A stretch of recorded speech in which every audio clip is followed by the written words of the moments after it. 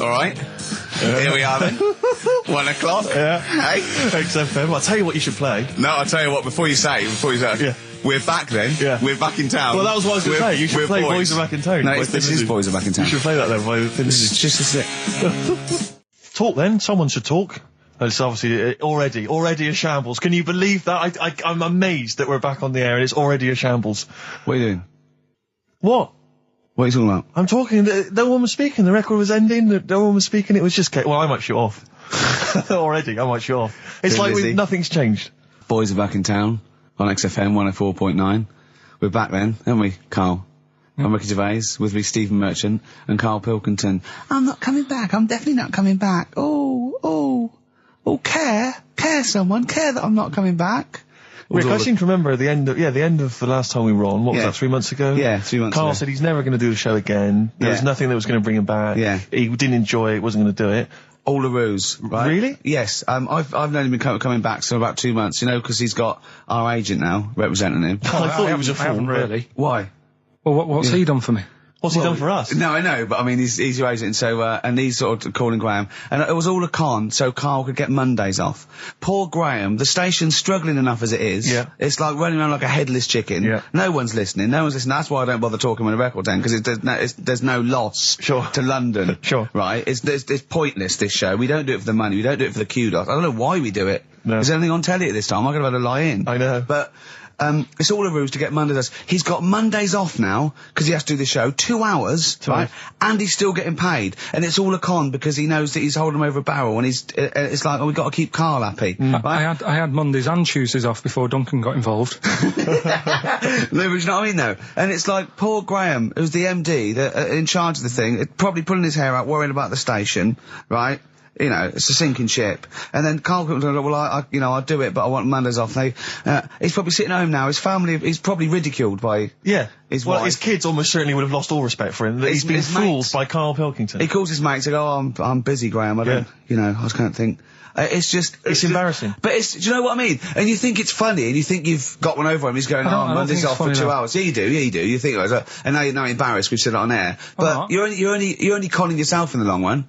Because, do you know what I mean? I hate that sort of, the world owes me a living, what can I get out of the world? What are you going to give back to the world, Carl? What are you doing now then? Are you going to prepare Mondays? What have you prepared for this show now? You've had 3 months to prepare. Yeah. What have you got? What have you got for us? Okay, what's happened in the last 3 months? What? In this place or just my life? Well, what have you got for us? 3 months, we're cloning about, you get Mondays off, you're getting paid for it, you've got a cushy deal, you're having a laugh, you're taking the piss out of the management, right? So, what have you got for us? Give it to us. I've kind of, updated Rockbusters a bit. Right, brilliant. Yeah. Right, so, and you said don't mess with it. If something's good, don't mess with it. What do you mean it wasn't good?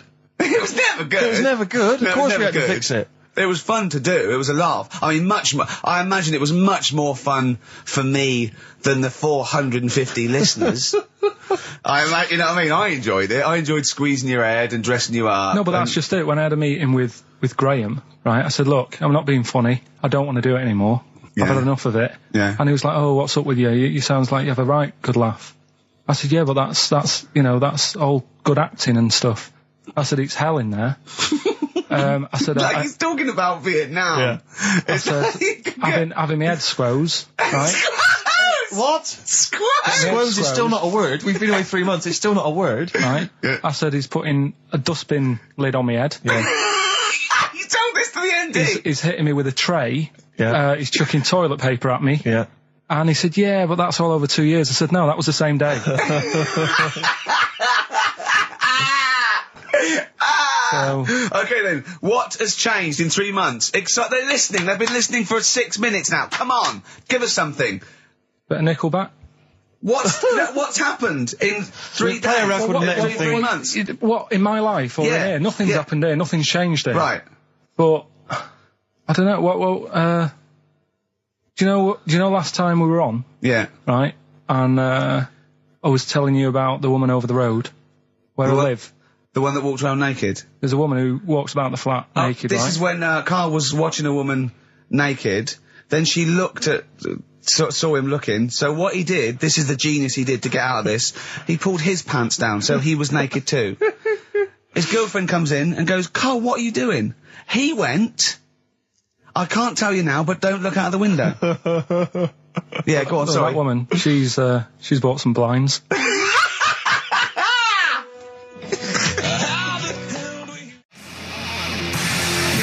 Darkness.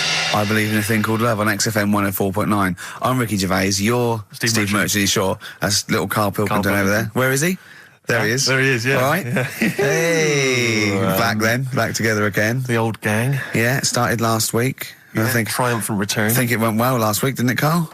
Good show, wasn't it? You loved it, didn't you, Karl? Brilliant, right? Yeah? Yeah. Now, you weren't speaking to Suzanne last week at this time because you said she had a haircut, probably quite an expensive haircut. She's a lady in media. She's got to look good. She probably doesn't go to the barber like you or just shave it at home. Probably spent quite a little bit of money on it. She came home.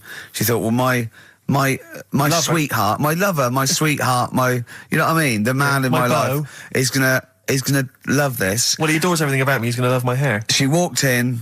Hello, Karl. All right. You look like Dave Hill from Slade. Is what Hugh said to the poor woman. And then talked about it on air. She was furious about that. So what did you do? Karl? She did listen, yeah. She wasn't happy. And she heard you slagging her hair off? Yeah. What so this is probably annoying her now. Well, no, it doesn't matter. We can do a lot today because she's at work. So, and of course, no one's going to tell her. Let's have a chat about a fat arse, shall we? Hold on. Oh dear. You are in so much trouble. That's... Look, he's realised he is a little bit worried. Oh, didn't you go and buy her a coat or something? Took her out on Sunday and treated her to a new coat and that. Yeah. But I offered, I said as well, I said I'd pay to have it done again. Oh no! Karl, you have... Oh God! Oh my Christ! So she listened to the show. What did she say? You got home, she'd heard you slagging her hair off. Imagine that. He thinks that's a good thing. We've won the polls. Brilliant. What are we doing? Well, you can have facial surgery now, love. It's sort of like... It's just... Christ! You offered to have it done again. Unbelievable. Yeah. But I got home and she's like, being moody with me, right? Yeah. You thought something's wrong, she must have listened to the show when I was slagging off her hair. Well, his first thought was she's probably looked at herself in the mirror. She agrees with me. Yeah, that barber's been round again. Yeah. And she just said, that wasn't very nice of you, was it? Oh. So I just said, hang on a minute. I said, that's what we do on the show. When I'm slagging off, Chinese people looking old or whatever, I said, you never interfere. Sure. I love the fact... She's got to get her priorities right. I love the fact that she's in the same queue as a billion people you've never met. Yeah. That's fantastic. She's in the same queue. Well, he didn't complain when I was slagging off. Karl, I don't think Karl has ever admitted he might be in the wrong. Ever. Certainly not to you or I. So did you admit... That is so true. Isn't it? That is so true. He's never admitted that he might be in the wrong. So did you, in this instance, agree that maybe you'd overstepped the mark? No, I just said she took it badly. Do you know what I mean? It's only a haircut. Yeah. Yeah. Well, Steve, you haven't seen it, so you can't start interfering on this one. No, okay. No, I haven't seen it, but I very much doubt she looks like Dave Hill from Slade, who, if I'm... unless I'm mistaken, used to cut his hair with garden shears blindfolded. Well. So, you know what I mean? And did her teeth stick out and she started speaking with a Brummie accent as well? I've got used to it now anyway. So, and so did you bought... So at some point you came crawling back and you said, do you want me to buy you a coat? I just said, let's leave that. Let's go out and have a good weekend. Sure. But get your hat before we go. And treated her to a new coat and that. It's a nice coat, so people will look at that rather than looking at the head. So does it do flash? It's got obscenities across the back. If anyone who knows Karl's girlfriend is listening... Tell her. And maybe you're a work colleague and you're listening to the show. Because I think this is terrible. Get her to phone him now. Get her to phone him now. I mean, forget her phone on the XFM number. What's the fat arse complaint line? Because you are in deep shite. That's Michael Stipe and his boys from Rapid Eye Movement. Bad day. I hope you're not having a bad day. It's Saturday, it's 1:05. I'm Ricky Gervais, with me Steve Merchant and Karl Pilkington on XFM 104.9. Big up and a big thank you to Alex Zane for the last 3 hours. I could do it. How long could you keep going with That's that? it. That's it? That is it. Because you see, Alex Zane, we came in while he was doing his last link, and he's an absolute pro. He really is. I was watching him, and he was, at home, you probably think that he's giving you his full attention. He's not. He was looking through a listings magazine, probably figuring out what movie or theatre piece he's going to check out, with a lady later. Yeah. Probably going to cruise down there with a couple of, chicks. And he really is an absolute pro. Yeah. Looking at you, Ricky, and it's you can sustain it for a while. Yeah. You're a talented performer, but it's sort of, I don't know what it is. Is it concentration with you? It just ebbs away almost instantly. And you try and do 2 things, 3 things at once, but normally on air, that's you eating, picking fluff out of your belly button. I never once, when we were on the set, we were filming The Office, and I'm trying to put off actors, just coming up ways, instead of remember lines, coming up ways to sort of ruin the shot or make them laugh. And you came out and went, Rick, it's like having your own TV show isn't interesting enough for you. Yeah. Just concentrate, it's lunch in an hour. I went, all right. Well, the radio show even less so. I mean, you really can't be bored. How long do you think your interest you sustain your interest? I came in too early because I got bored just before we came on air. Sure, okay.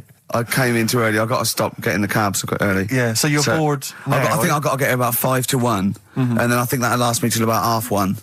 Again, as he was saying that, he's not giving you his attention. He was kind of leaning back. He's put his feet up now on the desk. Haven't I? And this CD rack's in the way. Sure. Well, you get yourself comfortable now. Get yourself settled. And then sort of... Because a lot of people will move the... There's the microphone moving now. That's the squeaking going on. You've broken the CD rack. You could actually, of course, you could move the CD rack by getting up and moving it. No, that's too much effort. You've got to try and do that whilst angled on the seat. I'm nearly laying down. It's almost horizontal. It's the most you can get. Well, I'll tell you what. I don't know what those listeners are thinking of what Steve Merchant say, but don't believe a word. All right? Oh, nice.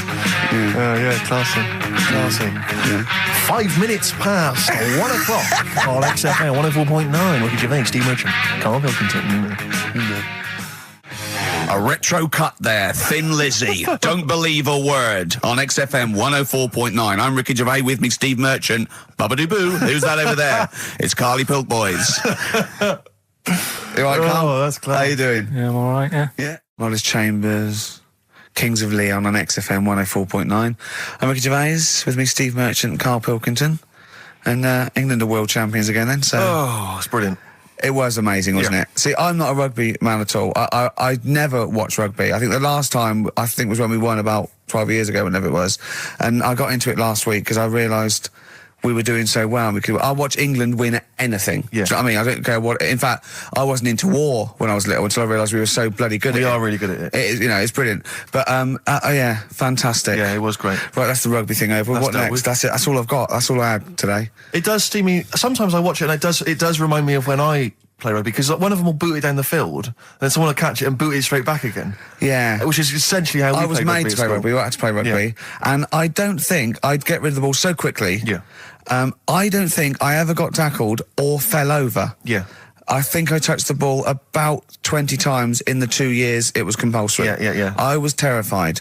Yeah, absolutely. That's the same as cricket. I can't... I'm a terrible batsman. I'm all right at bowling, but it seemed like the pastime for people I went to school was to injure you. Yes. It was funny to see someone poleaxe. It was funny to see someone get a cricket ball in the head. Absolutely, yeah. I never relaxed into rugby because the first day I was going to play it, my mum, I swear to God, my mother said, "You're playing rugby today, you got the kit and everything. Enjoy it, be careful." There was a kid at my school who broke his neck. And thanks very much for that.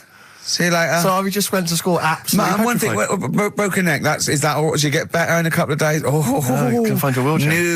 No. Enjoy the game, though. Yeah, no, it was absolutely petrified. I was just petrified from that day. See, at least American football, got helmets. The helmets. Yeah, but anyway, no injuries, thank God. Thank goodness. So, well, I tried to play rugby, but it's awkward when you've got glasses. I don't know, there's something about you didn't really play with glasses on? Yeah, of course. I couldn't see anything, could I? I couldn't see anything. How else was I going to play? Oh, my God. And so you're bound to be cautious, because inevitably you're a bit more cautious when you've got glass next to your face. But you were the tallest person on the pitch as well. Yeah. I mean, you were, when you were about 14, you were probably 6 foot already, weren't you? Yeah. And everyone else was, what, 5'2"? Yeah. So you were... towering above them. And with glasses on. Just with the glasses on. And you've got pretty cool glasses now. You've had a bit of a makeover. It's like Trinity and Suzanne said, first thing to go, the glasses. Sure, sort them out, yeah. And presumably you used to have those National Health sort of bottle... Pretty much. Yeah. Is it true you've never been able to mosh? I tried to mosh. Because I've always watched people stage dive in, moshing at concerts. I've always thought that looks like brilliant. You know, when they ride above like everyone's wave, heads, like they're surfing across someone's hands. And everyone's like, yeah. And I always wanted to do that because I'm a big rock music fan. And the only time I did mosh was at Rage Against the Machine.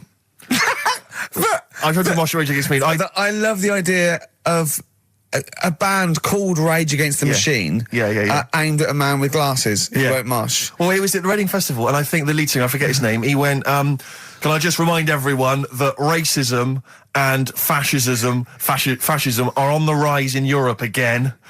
Let's not let it happen. What did you do? And we all cheered, obviously. I mean, if there's one thing that guarantees a cheer at Reading Festival, it's down with fascism. And what did they do about it after the concert? Pretty much went back and... went home and had a cup of tea? Probably, I don't know what they got up to. They didn't go to Europe then and try and start... I don't think they got involved politically in Europe. I think they just continued to rage. Against the Machine? Yeah, but largely in America, I think. Sure. I tried to mosh, and I got moshing, and glasses flew off. And I remember, because we were playing away, you know, you do what you tell me. And I was just going, careful! I've dropped my glasses. Can we be careful? Loads of kids in hooded tops. Yeah, exactly. Just going mental. Yeah, and they're all jumping up. So can we just calm down for a second? Let's not be silly. Yeah. It was absurd. And I had to kind of, scrabble around on the floor, and thankfully they were okay and they didn't get broken. So what couldn't you do then? What do you mean, what couldn't I do? What, at school? Can you not see without glasses? No. I mean, it's like that you couldn't do anything. It's a blur. Really? It's a blur, definitely. God. Yeah, it's like being kind of punch drunk or whatever. So yeah, you can't play sports when when you've got glasses. But why not contact lenses? Because they're not strong enough. No, they seemed a bit fiddly. Oh, brilliant. Bit of Lou Reed. Is that what you want? Yeah, Satellite of Love. Classic. A retro cut. Don't steal our son. Please, lads. Thrills. On XFM 104.9, I'm Ricky Gervais. With me, Steve Merchant and Karl Pilkington. Yeah. Little Carly Pilkington, little baldy mank, whinging little twat. How are you? Yeah, all right, yeah. What are you doing? Happy? Feeling a bit happier today? You look as full of spunk, as they say in America. Yeah, I'm all right. Just a bit of a miserable day, though, isn't it? Yeah. A bit miserable. Yeah. Walking in today, right? Do you know I walked through, like, the sort of the gay district of London and that? Right. You don't walk, you mince, don't you? Well, just walking through on the way to work, and I'm always interested in their little shops and stuff that they have, right? Loads of... their little shops. That's no be ashamed of. If you want to go in and buy something, go in and buy something. I'm just having a look at, looking in the windows and stuff. Little postcard just near the entrance. Yeah. That's meant to tease people in, to make people go, that sounds good, I'll nip in, right? Little postcard, free butt plugs with every sale. That's great. How did we get from 5p off milk to free butt plugs with every sale? Wow. What society come to? Well, it's because we're liberated, Rick. Yeah. It's an open society. What did you buy to get them? You didn't buy... No, I didn't. But what's the purpose? What, of the poster or of butt plugs? Butt plugs, because I really honestly don't... You shove them up your arse, don't you? Whoa, slow down, bum. Shove them up your bum. Yeah. But when? Is that just like when you're doing whatever, doing stuff around the house, or...? I think it's not to keep things out. Is it like you would use a plug in the sink to keep, the water in the sink? Oh, if you're not gay. Get that? Oh, yeah, no, I know what you mean, yeah. I don't know. No entry. What is it? I mean, I don't understand what that's for. I don't know. I assume it either feels good or are they... well, I've got to be careful here. Or are they sort of like breaking it in? Right, yeah. Do you know what I mean? Like it's like a shoehorn. Sure. or It's like when you stick paper in your shoes if they're a bit tight. Or those people who sort of like put little bits of wood in their lips, and then as soon they've got big plates in their lips. Yeah. Same as the butt plug. It means you can, you're ready for anything. I don't know, do I? And look at Carl's face. Well, if you know what butt plugs are used for, then why not get in touch? Ricky.Gervais at XFM.co.uk. What do you think? If there's any... I can't believe we're already on this subject. I know. It's 1:05 and we're I was going to say then, if there's any people who use butt plugs, and I was thinking that Carl would have said, well, they're not up yet. Yeah. Because they go out late. No, but what? We're award-winning people. We've written a TV not on show. radio, though. Not on radio. We're rubbish on radio. I know, We've got nothing to lose. But I always say to you, Steve, that I like educating people and that. Now, the way I see it is I didn't know what they were. Let's phone to go. Someone might know about butt plugs. All right, we'll get. No, get them on. Get them on. Ask them. No, because they might say something dodgy. Oh. Yeah, whereas what have we just been doing? Just take a chance. Take a chance and tell them not to swear. Well, you tell them. Okay. Right, Steve. I haven't got my headphones on. Hello, who's that? Hold on. Who, sorry? Nicholas. Nicholas, hello, mate. You're not going to swear, are you? No, I'm not going to swear. Keep it clean. Yeah. Keep them keen. What were you calling about? I'm phoning about your plugs. About, not my plugs, but sure, plugs in general. What, do you know much about them? No, are you a plug user yourself? No, I'm just thinking if maybe you've got some gay friends and you're spending the night at their place, you might want to use one. Right. What, you mean experiment with them, or...? No, so you can make sure they're not going to do anything while you're asleep. Could I suggest, just lock the door? I mean, that is easier to me. Can I make a bigger suggestion? That's probably the most homophobic thing we've had said on the show today. Thanks very much for your call. Right, okay, good. Well, that's why we shouldn't put people on the fly. Just, without checking first. I think Carl's made a good point. That's the calibre of listener we've got.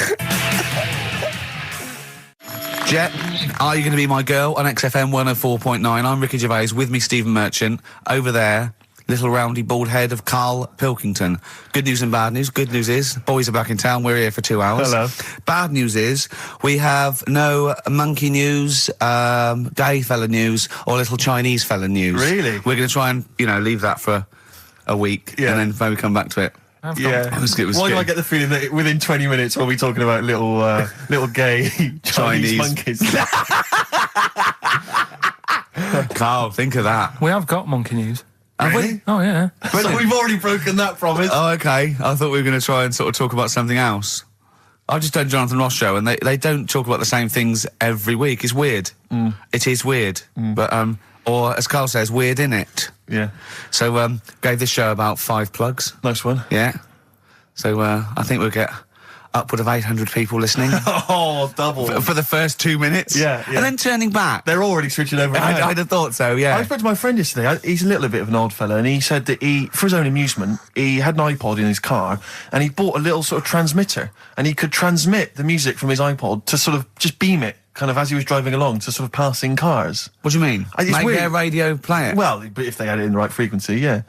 I mean, pointless, completely pointless, but not dissimilar to this show, I imagine, in terms of the number of listeners. Yeah, but I was going to say, what's the chances of people having this frequency Absolutely pointless. So it's probably about the same, yeah. Do you know what it reminds me of? When I was young, I wanted to get into radio. I was excited in radio. When I was sort of in my, I don't know, it was 11 or 12, my friend and I, we got a little mixing deck, and we used to host our own radio show. Brilliant. From his bedroom. We didn't have a transmitter, so we'd put some speakers in his front garden, in some bushes, and sort of broadcast it to people who were walking Again, by. probably over the week more listeners than this show. Almost certainly. I love the idea. It never happened, but I always was hoping that maybe some girls would just come by and just like sit and listen. These guys are great. I don't know where these sounds are coming from. It seems to be that bush, but... Or Noah Ledman's coming along going, who are these guys? Yeah. Can you get on my breakfast show? Can they stand in for me when I go on holiday? Yeah. Yeah. I did I did sort of pirate radio. No, go on. Got into hospital. Yeah, the normal radio, but you had an eye patch on. Go on. Dad was in hospital, right? And he was having some operation done, right? And went to see him and didn't have that much to say to him, right? So I was sat there. Well, it's awkward, though, isn't it, when someone's ill? Yeah. Sure. And you don't know Boring, isn't it? Boring. So I was flicking around on that little radio thing they have. Yeah. And I heard, they had a radio station in the hospital, so I said, I'm going to go and join this. So I wandered off to go and find it. Yeah. Sort of joined that. Did a little show on there. Thought I can sort of get out to the masses here. My mate made a little transmitter. Did a little pirate radio show from the... got kicked out because they found out, and apparently I put the station at risk because all the stuff could have been taken off us. But from Little Acorn, 16 years later, he's on a show with less listeners. Yes. Brilliant. Can you imagine if you've gone into hospital, you're already pretty depressed, there's the fear of these super bugs in the hospital. Yeah. Maybe you've got some quite serious illness, you know, you don't know if you're going to make it. His voice is what you hear to cheer you up. All right, weird, isn't it? I saw a programme about a parasite the other night. Yeah. Apparently, they get in through your eye and eat their way up through your genitals. Anyway, here's Radiohead. Yeah, exactly. Play a record, Carl. Stone Roses, yeah? Oh, Fool's Gold. Classic. Stone Roses, Fool's Gold. XFM, 104.9. Brilliant. Can't help but notice you've brought some sandwiches in, Rick. What's in them there? Cheese and onion. Cheese and onion? Yeah. Because I've never, ever seen you make sandwiches before. I've seen you take a piece of bread out of a loaf and sort of fold it in half. Crumbs everywhere. Well, Jane made that for me because I was in a bit of a hurry. I didn't think for a minute that you Why? Because it looks neat. Well, they're wrapped in the tin foil. A knife has been used. As opposed to chewing round the baguette. Exactly. Yeah, breaking it in half. Yeah. Albert Steptoe. Yeah, brilliant. Yeah. Nice. It's great, but the onions are strong. Are they? Making my eyes water. Yeah. If I can't breathe on you, it'll cure any sort of skin disease you might have. Skin disease. We watched that, Carl. You know, that Carl was raving about that thing about parasites, about worms coming out your brain and that. And I watched What is this? Is it a TV show? Yeah, called Body Snatchers. Right. And it was pretty fascinating. And, I mean, amazingly shot as well. I mean, it's got to win an award for photography. Yeah. And there was one bit that this little girl had been bitten by a mosquito and laid her eggs, and it went to the doctor. She had a lump on her neck, like a boil. And they pulled it out, and it was like a bullet, this maggot. And they put it down, and it was wriggling in her blood, right? But the hole left was sort of aesthetically pleasing. You know, like that feeling you get, like, I once had an ingrown hair, and I quite liked it when I pulled it out. And it's a perfect little hole. And I thought, I wouldn't mind having those as long as they sort of, like, healed over. What are you talking about? I don't know. It's weird, isn't it? But why would you want a hole in your body? No, it's got pulling something out, sort of like pulling something out of your body. It's sort of cleansing, I don't know what you're talking about. No, but it's sort of like, I don't know what This is it. You watch one programme recommended to you by Carl, you've turned into Carl. You want a hole in your body? No, it was like, you know, like squeezing a really good sort of like spot. I mean, I haven't squeezed spots for ages, and I'd never had spots, but maybe that's it. I didn't have spots. Right. And I always thought that'd be nice, squeezing a spot. I don't know what you're talking about. Why would these things be pleasurable? Why would an ingrowing hair? That's great fun. That was good, because I got it. It was like a little lump, and I pulled it, and then it pulled out, and it was like left a little... I know what you mean. Because I get thick hairs and like really... Oh, and when they come out, it's like a bit of wax. Yeah. Like putting out a little candle. And I love that. What? Yeah. Because I've got not much hair on my head, no. Right? It sort of grows thicker on my face. No, not true. Sure, but go on. Yeah. No, it does. Not true, baby. Go on. No evidence for that. Just made it up. So it grows sort of thicker on my neck and that, and now and again I'll see like something that's like a twig. Right, it's really thick. Yeah, you feel it, and then you think, oh, I'm going to have that, and then you work at it, and then when you get hold of it, it's brilliant. It's like pulling out, it's fantastic. It's waxy and build up, and it pulls it out, and it stretches your skin, and it leaves a hole. I've just realised why we talk about Chinese people, monkeys and gays every week. Why? Because this is the sort of replacement. This is what we've got if we're not talking about them. But it was great as well. And there's this parasite, right, that lives in a fish, right? And what it does... it changes the fish's behaviour. Because to breed, it has to get its body temperature up, so it has to get into a bird. Right? What needs to get into the bird? The fish? Parasite. To the parasite needs to get into a bird, right. So it changes the behaviour of the stickleback, and it makes the stickleback sort of suicidal. So the stickleback doesn't flee when it sees a heron, it gets caught. Right. Because this stickleback has changed its behaviour. Carl didn't quite understand this, did you? I still don't really get it. I watched it, and you see, like, the fat fish and that, and you go, oh, it's not well. But I don't understand. Well, all it does is, it has to get into a bird, because it has to breed, to lay its eggs, it has to have a raise of body temperature. So a fish is cold-blooded, so it has to get into a bird which is warm-blooded. There's lots of things, there's certain things at that level. Why is it doing that? Because it needs the temperature. It needs the heat energy for its reaction. Just like, for example, that's why your balls are on the outside. Because the cells have to be a certain temperature to survive. I don't know if it's the sperm or Sertoli cells, but they have to be a couple of degrees below body temperature. Otherwise, they'd be in a nice cage and we wouldn't get kicked in the nads. What do you mean? That's why your testicles are on the outside of your body. They have to be a couple of degrees below body temperature. Yeah, but that isn't why they're there. You see, this is like the chat we had last week about the giraffe having a long neck. What do you mean? They're there because that's where they happen to be. They didn't go, right. But that's what evolution is. It's a selection process. It's not a will. The balls didn't say, look, I'm too hot, let's get us outside. Let's get outside of here. All right, hang on a minute then. What? So a little man monkey, right? Theirs are in the same place as ours. Yeah. But they're walking around naked, so it could be anywhere. They could be, like, on the back. It doesn't matter where they are. They call it... Well, they could be on the back, yeah. So why aren't they? This is a completely different... Steve! You started it! I wash my hands of the whole affair. And we're not only back to balls, but we're back to monkey balls. Yes. In one thing from about parasites, we're back to monkey ball news. Yeah. And we're back to chimp testicle news. All right then. So this worms in a fish. Yeah. It's like a little platyhelminth. I think it's some sort of. But what I mean is, why are they about? What do you mean? They evolved. But why haven't they died out? Because they're very successful. Yeah. What do you mean? Yeah. What do you mean? Yeah. Well, tell me the brain event that made you say yeah in that 1 second gap. Because in a way I don't get it, and if I think about it too much, it hurts a bit.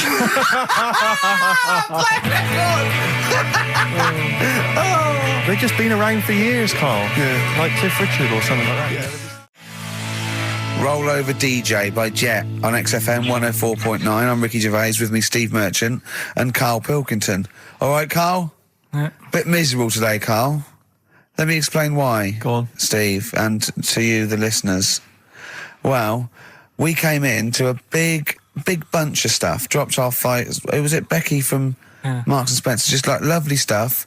Food, presents for the cat, books, just, to Ricky and Steve who do the show, right? Ricky Gervais and Steve Merchant. GQ presenters of the year. Creators of The Office, right? Award winning. Carl's looking over. I go, well, maybe, it's not for you, no.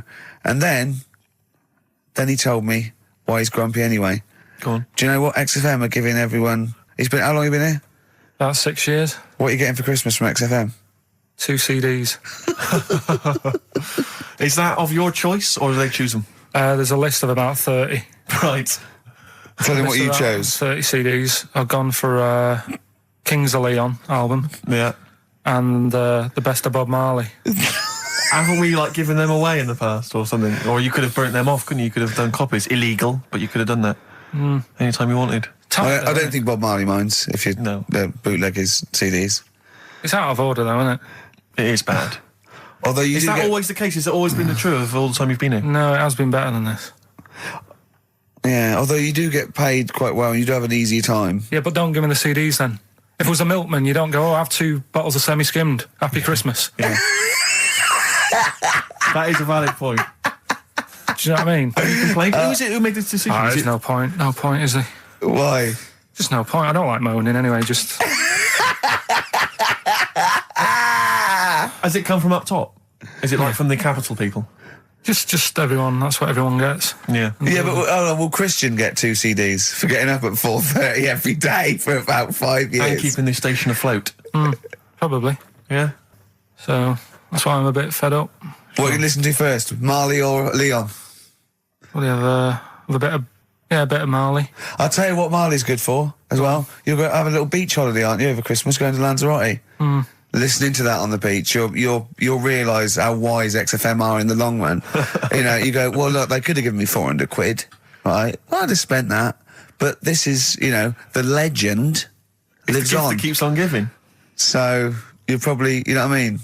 Think how much what you got to think of is how much all his great songs took, not only from the depth of his soul and, all his sort of angst and knowledge and love, and then all the studio time, the marketing, and they're just giving you one like that. They go, don't worry about that, Carl, just have it. And you go, what? All the time we spent with Bob Marley and everything. You go, have it, Carl, have it, Carl.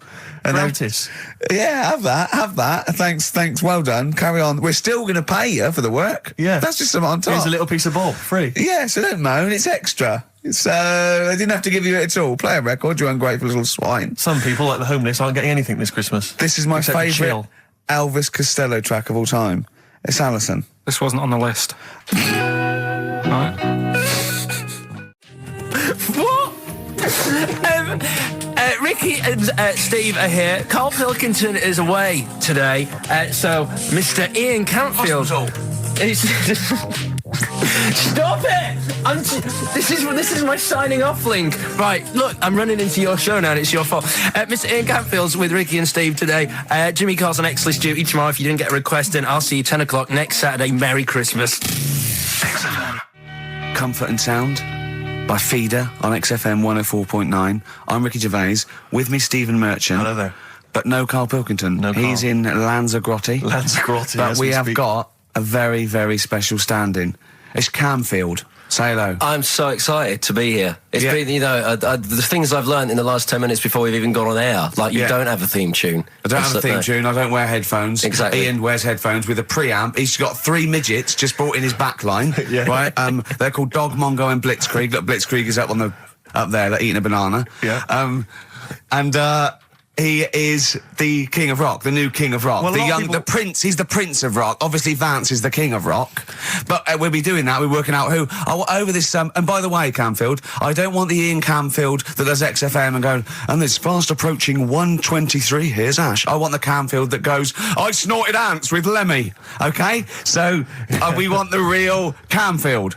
All right. I bought in Metal Christmas, is that all right? That's my only request from this show, that we do play Paul Di'Anno's version of Santa Claus is Coming to Town. The rest of it's over to you. Yeah, we're going to play some Christmas tunes. We're going to play some, our favourite hits of the year. But mainly, this is the rock programme. This is the rock programme. What worries me, Rick, is there's a lot of people who listen to our show and they're not regular XFM listeners. They just kind of crawl They're out not regular people. Stupid on a Saturday afternoon, put the show on. So they might not be familiar with Ian Camfield is a young man. He's been in he's about 14. He's been in radio. It's weird, he's 14, but he's been in radio for 15 and a half years.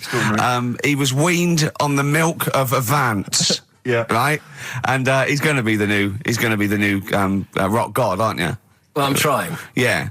No DJ Camfield. Just go, right?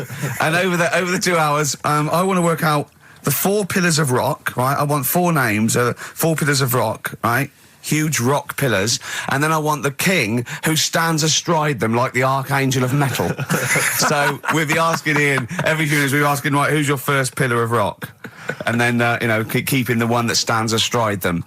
Okay. And how many do we need? Well, we need 5 names then, don't we? The 4 pillars of rock and who stands astride them. Right. Okay. Like the Overlord with these Axe Attack albums. Yeah. This is Oasis. Christmas. That was the record before us, and here we are, pre-recorded, because we did this a few weeks ago, because we're not here at the moment, are we? We're away in that. I'm Ricky Gervais, with me Stephen Merchant. Hello there. And Karl Pilkington. He's not actually with us. He'll be in some of the best of clips that will be coming up shortly. Yeah, this is just us, isn't it? This is just us. We did this, when did we do this, Rick? A couple of weeks back. Hold on, what is it? It's the 27th today. Yeah. I enjoyed Christmas. I loved Christmas. I loved Christmas. I had a great time. What did you get? Loads of presents. So did I. I'm glad they made it to number 1. Oh, I'm really glad. Stroke, he, she. Yeah. I'm really glad that the pop idols, Cliff Richard, Westlife, made it to number 1. Bo Selector. Yeah, just delete that. Okay, well, we're going to play some of the best of, some of the greatest moments of the last 3 weeks. Yeah. Ever heard on XFM 104.9. What about this? Do you remember this one? Oh, which one is it? I'm Ricky Gervais, with me Steve Merchant. Over there, Karl Pilkington. The man who believes anything. I think it might be a condition due to his little round head. Mm-hmm. It's sort of like, it might be a new condition that we can call cranial spherity, and because it presses on his lobes, and the only sort of upshot of that is he's normal in every way, but he believes everything he reads or sees on Anna Nova. All right. Talking of which, Rick, I don't really follow the news. No. It's mainly boring, isn't it? Wars and stuff. Yeah. But I don't know. Well. Yeah, well, it is a war. It's all this nonsense before and after. When it's a war, it's it's in the middle of the war. You can watch it on telly. True. You get results. True. You know what I mean? Like, you know what I mean? Yeah. Like a test match or something. But it's all this just rubbish before and after. It drags on. This recent war seemed, I thought, just generally it was better presented than the previous one. Because I remember the first Gulf War, it was often during the night, and I couldn't stay up. Yeah, because I think the American had rights to it, like the Tyson fight, so we had to get it at 2 in the morning, exactly. Which is annoying. They had it, their prime time and that. And a lot of it was in black and white, when the bombs went in. When the bombs went in. So this time there seemed to be a lot more colourful stuff. Yeah, it's much better coverage. I think they should win awards. Yeah, well, I'd like for to see it. awards, So like Channel 4 won for cricket. Yeah, I mean, a few times as well, I was quite pleased to see they actually had footage of the bombs exploding. Yeah. No, good. Well done. Generally, good on you. Well done. Good on you.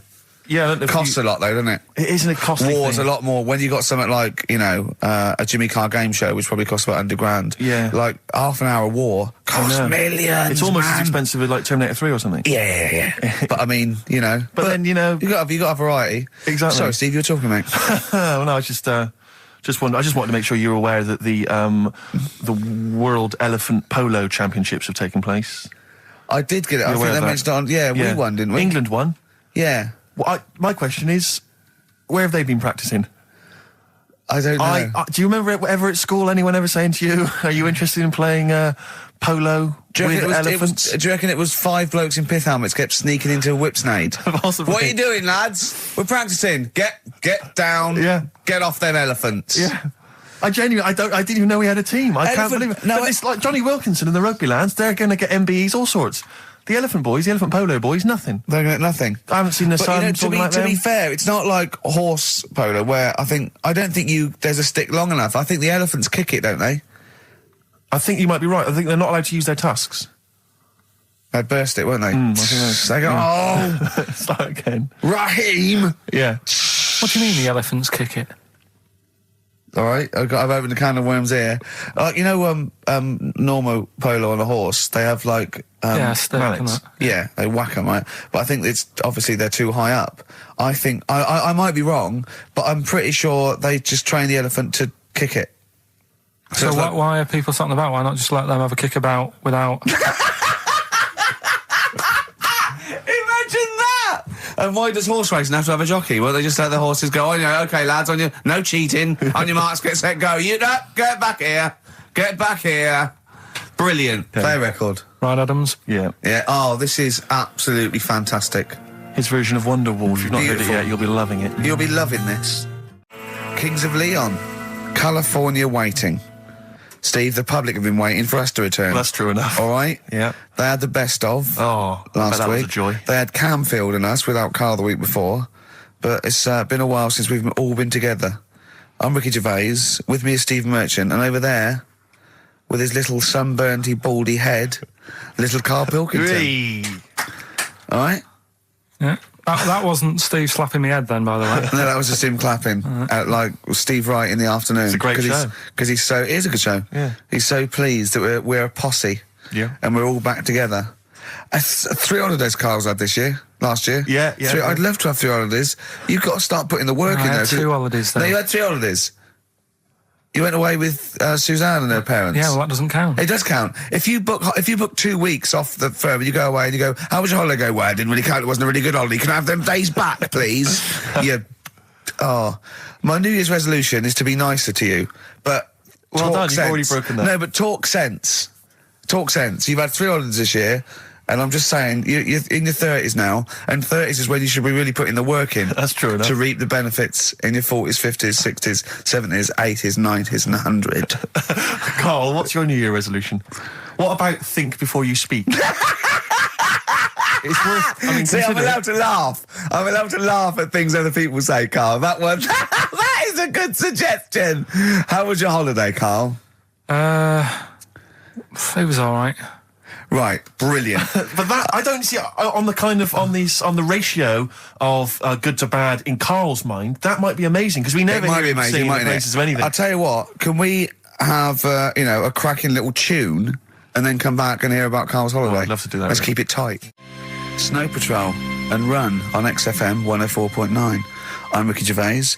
With me is Steve Merchant and Karl Pilkington. Yep. That's 3 for 1. I don't know. All right. Exciting. News.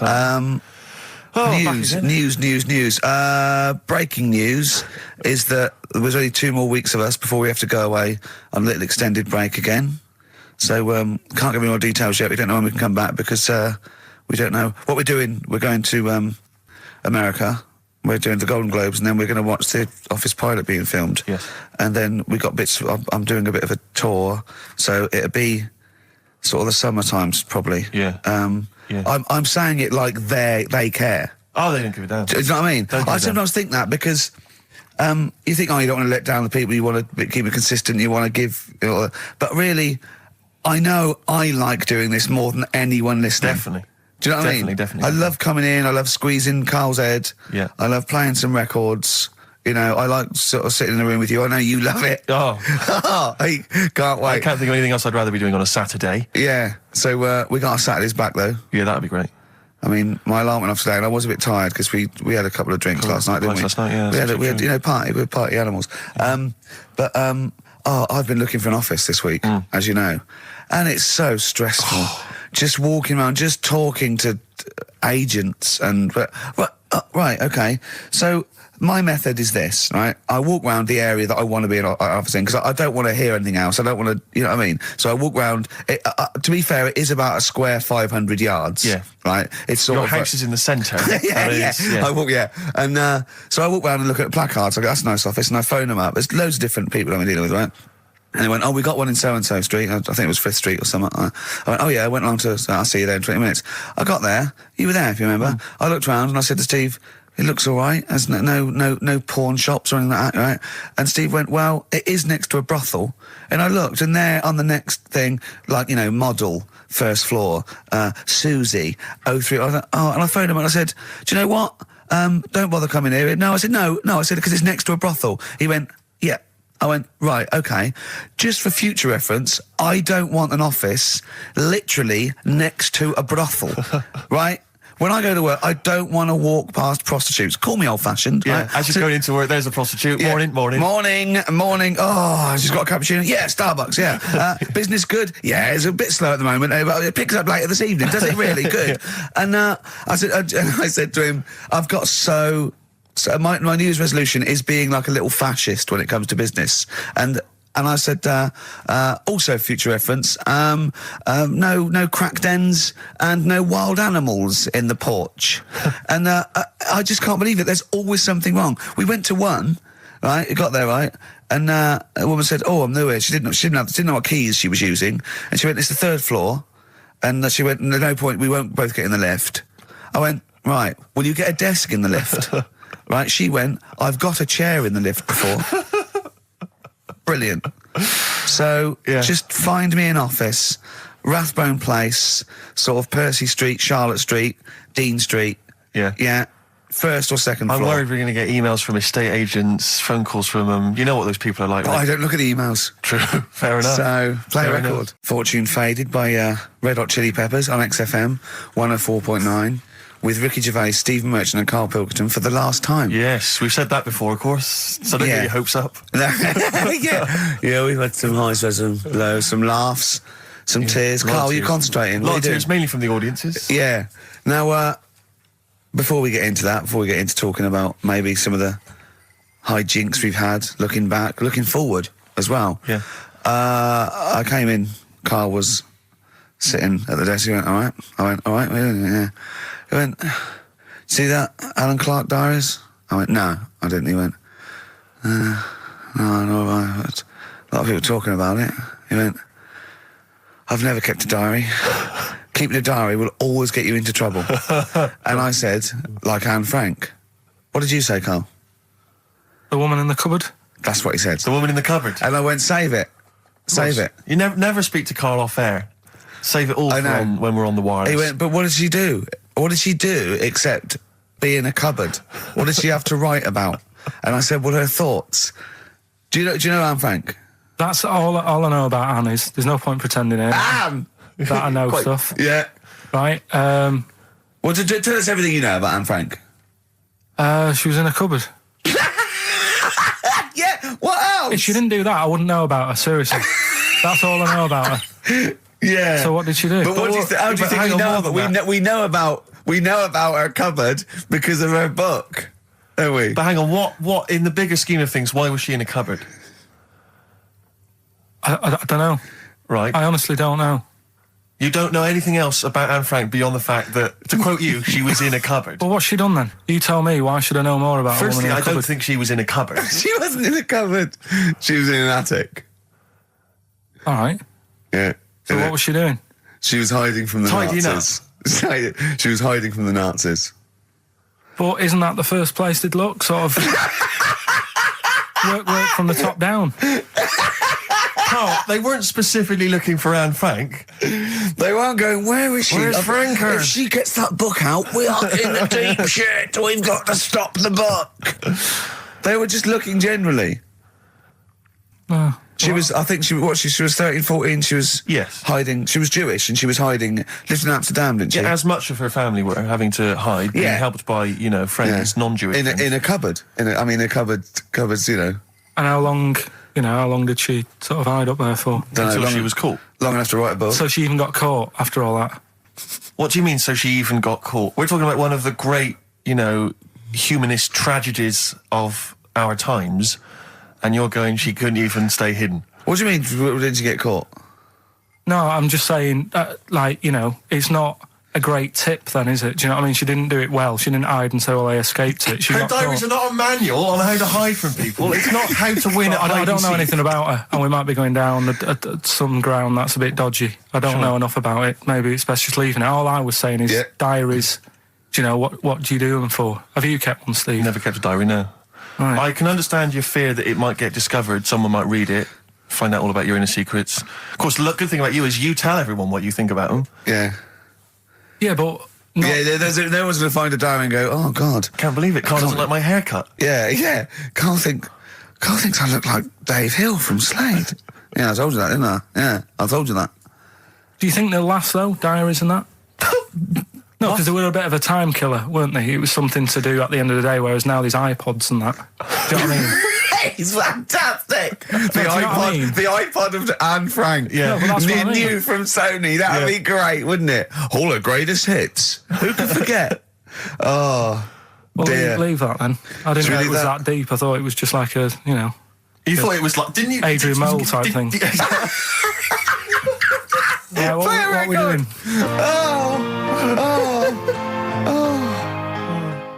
Since you've been gone, Rainbow. Since we've been gone, Steve. What's been going on, mate? Well, so much has happened, hasn't it, in the world? Politics and stuff. There's been an election and the like. I'm Ricky Gervais. With me, Steve Merchant, and our producer. I say producer. Karl Pilkington. All right. Yeah. Very good. We've been away for a while. I think the last show we did was January 2004. Yeah. And nothing's changed. Nothing's changed whatsoever. Nothing's been mended. I'm pretty sure I threw that away in the bin before I left. Yeah, there are some of your old bacon rinds from that sandwich. Yeah. The spare ribs on the floor. Yeah, nothing's changed at all. Oh, no, that's not true. The listenership's changed. It went down slightly, didn't it, on the last radio show? Well, I don't know. I don't know. Is that what happened? Did it go down slightly, Carl? A little bit, I think. I don't think XFM gets new listeners because I think what happens is, because the reason it goes down just very slightly each time is that their old listeners die. Yeah. Definitely. Old Cure fans dying of... Yeah, smack addictions. Gout. Yeah.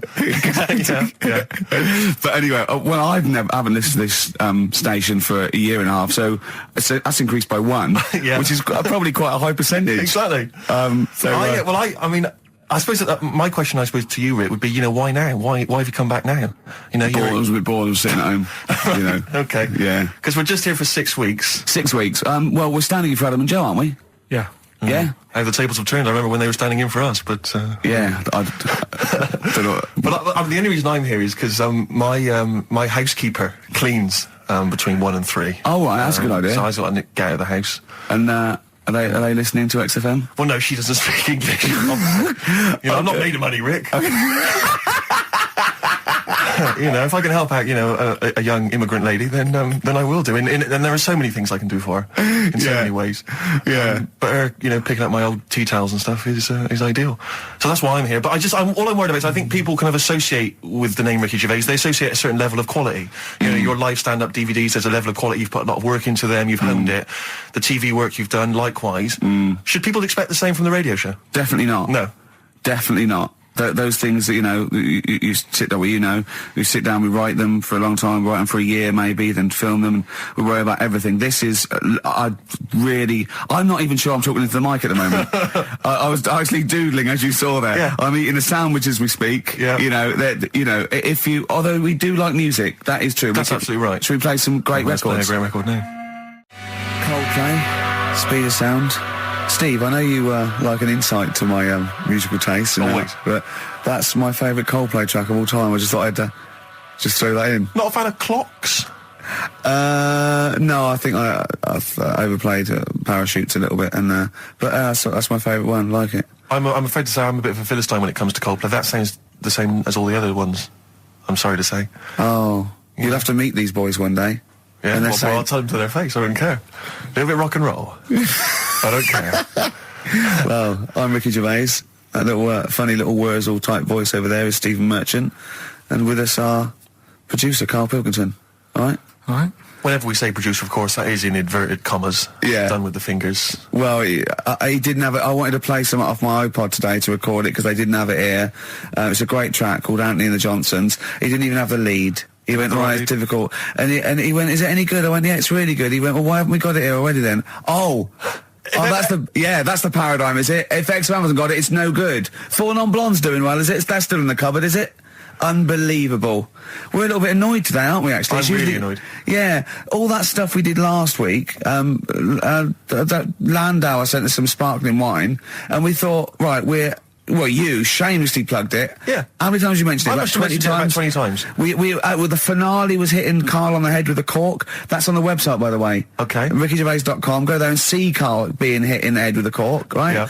Yeah. We said, look, send us free stuff. We'll talk about it. Nothing. The cupboard literally is nothing. empty. The cupboard is bare. No one has thought. I tell you what, there's those guys from The Office. Yeah. I mean, let's be honest, Rick. We are taste makers. We're opinion formers, you and I. Yeah. And you'd have thought if anyone was going to send us some free stuff. Yeah. You know, it makes me unbelievable. fume. And do you know what it is? It's because people, PR people and that, they've realised no one's listening. But not only are we going against all our principles and losing our dignity just for some free stuff. And integrity. Yeah. We're going against XFM policy because obviously they would have got thousands of pounds for Landau to be mentioned last week. 20 times. No, it wouldn't. It's 40 quid, isn't it? XFM, Rick. It's 40 quid. Yeah. For 40 quid for a 9-minute advert. Exactly. So advertise your quality stuff here. Yeah. Jeff's Garage. Cheaper than some other garages. Anyway, actually, if there is we play an advert once for a tattoo parlour? Yeah. Do you remember that? I'm sure we played an advert for a tattoo parlour. What tattoo parlour can afford to advertise on a radio station? Unless it's a tin pot one like this. Oh, God. Oh, I've got some good music today, though, Steve. Oh, really? I hope so. I'll be the judge of that. Go on. AC/DC. Oh. An Honest Mistake by The Bravery on XFM 104.9. I'm Ricky Gervais, with me Stephen Merchant and Karl Pilkington, our producer. In inverted commas, heat put. Yeah. They know. How are you doing, all right, Karl?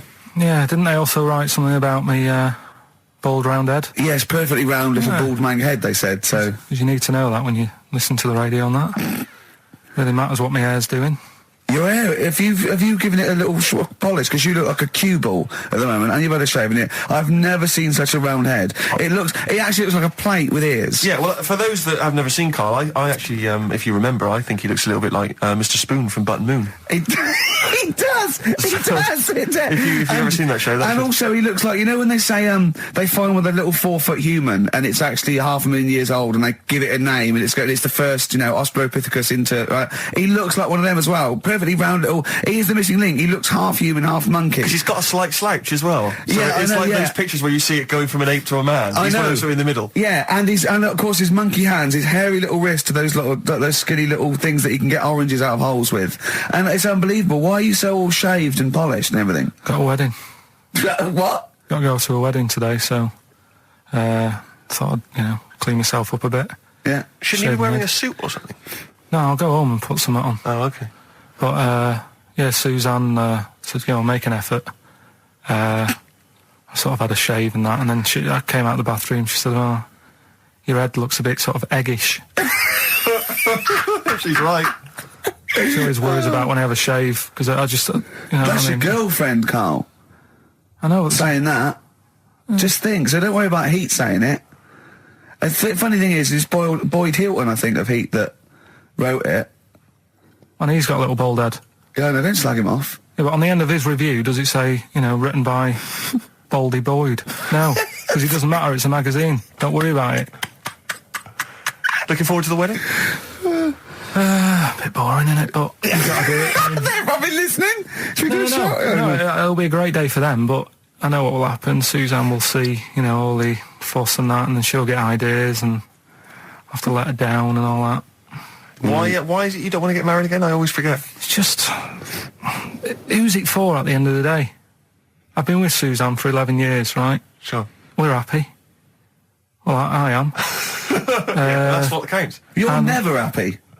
I am. I'm all right. Yeah, no, I know you're happy with Suzanne and everything, but apart from that, you're never happy. You are the most grumpy, moany thing in the world. I mean, I get annoyed, but I'm always happy. I was annoyed here. I was happy coming here, but there was a bloke behind me walking and scuffing his feet. He had a pair of those stupid skulls on, and he was clicking and scuffing. Wear some shoes. You don't have to click. Pick your feet up. Flip-flops annoy me. You know, but I'm happy. I'm just annoyed. You are just like, oh, the world's on me. It's rubbish, this.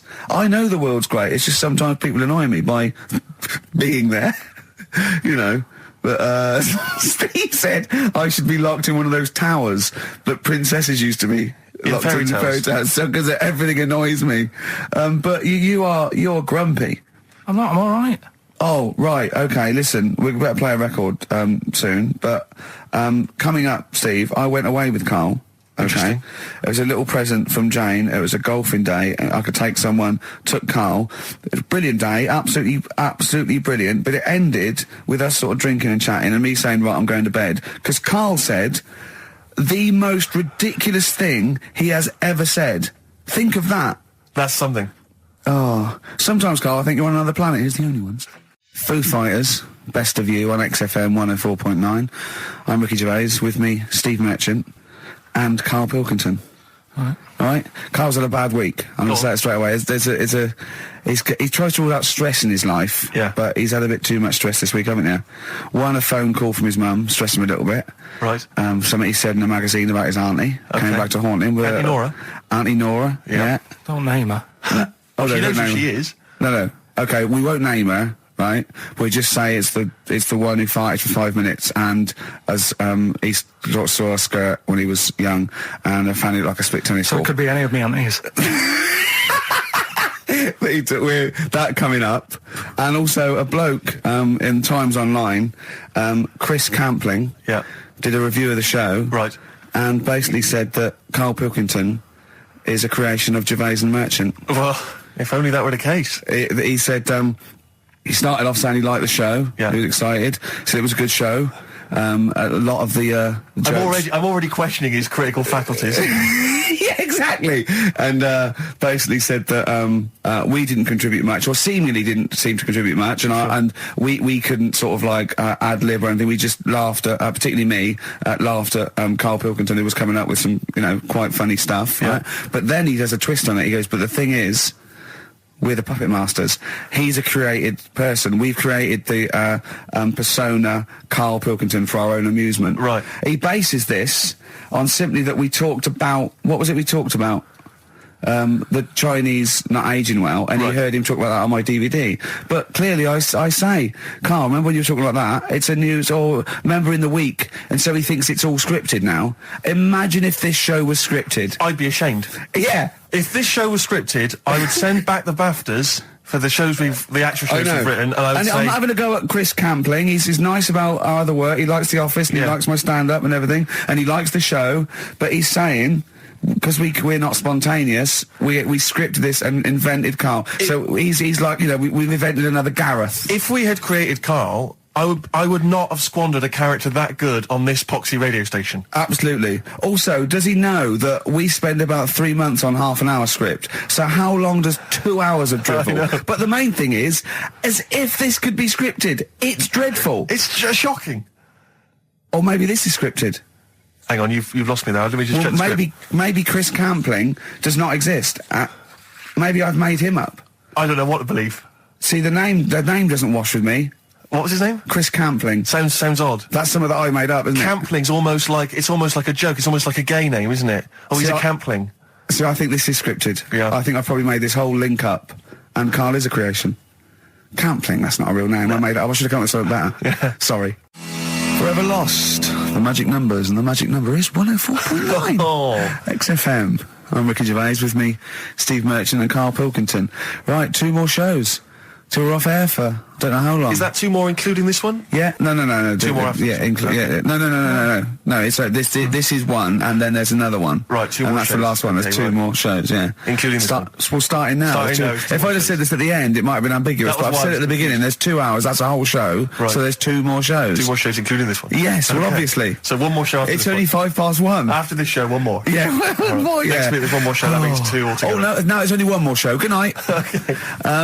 Now, it better be a good one, Karl. Have we got Rockbusters? Yeah. To win those prizes? Check. Have we got Monkey News? Check. Is it a real Monkey News, or is it something that's slightly made up that you... What? Always is. Check. Okay. Knob News? Yeah, we've got a bit of knob news, yeah. I'm worried that knob news, because it's only about penises, is a little bit sexist. Have we got any fanny facts? Can we sort that out for next week? I don't want to alienate our female audience. Welcome to Minge London.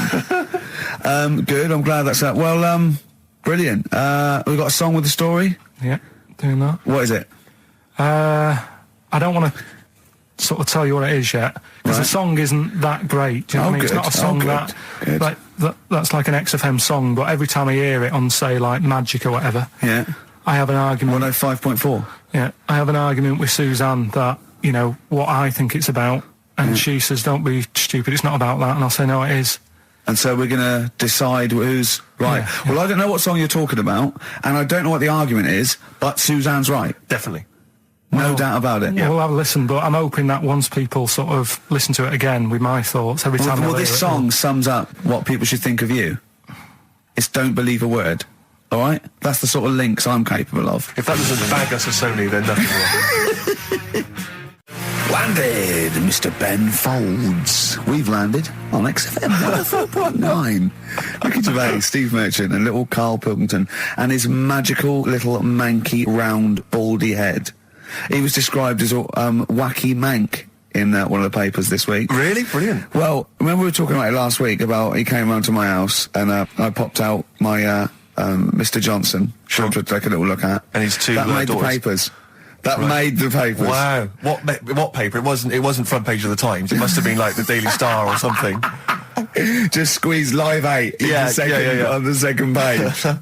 Yeah, so Wacky Mank. Wacky Mank, that's Wacky great. Mank. Wacky Mank. We had an email from someone that reckons they remember you from body popping round Salford way. Yeah, Eccles Precinct, apparently. You know that, I wasn't doing it round there, though. What do you mean? I was round Stretford. Arndale. And what were you doing? What sort of body popping was it? Just a bit of everything. Caterpillar. Bit of moonwalking. Do you have a little piece of line you used to carry around? Well, mates had that. Right, you didn't borrowed theirs. Were you any good? You weren't breakdancing, well, you weren't spinning on your head and stuff, you were more body popping. Well, I hope he wasn't spinning on his head, because, you know, that can sort of give you little brain damage and things. Well, it can give you brain damage. Also, it can wear your head down, and also it makes your head perfectly round. Yeah. Because the gravity is pulling on. But if you keep on doing it, obviously it's going to wear your hair out, yeah. So you become sort of like a...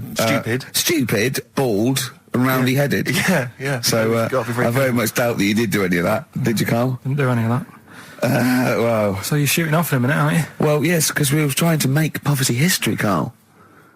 Yeah. People are making poverty history all over the place. They're putting on a wristband, and it seems to be working, because I haven't been poor for ages. I haven't been poor. And Alex had a stop bullying.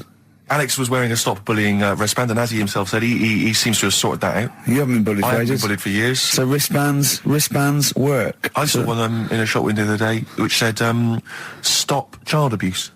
And I bought one, obviously, because... a lot of people say, you know, does it make a difference? But it was only £1, and I'd only spent it on kiddie porn.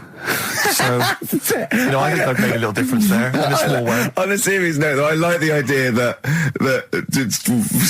child abuse, if you're a paedophile, and you're walking along the street in your Mac, right, you got a puppy in one hand, a bag of sweets in the other, and you see this wristband, and you go, oh, stop it.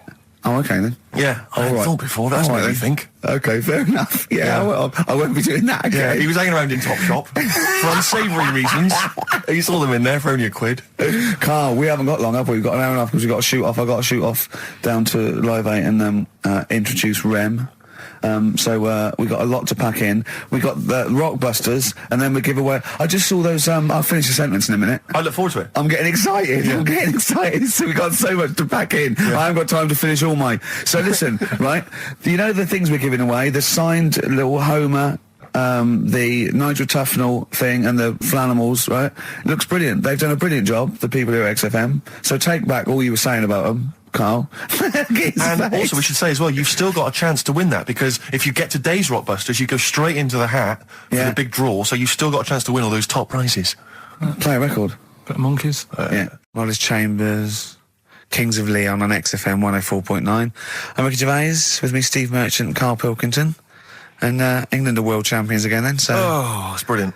It was amazing, wasn't it? See, I'm not a rugby man at all. I never watched rugby. I think the last time, was when we won about 12 years ago, whenever it was.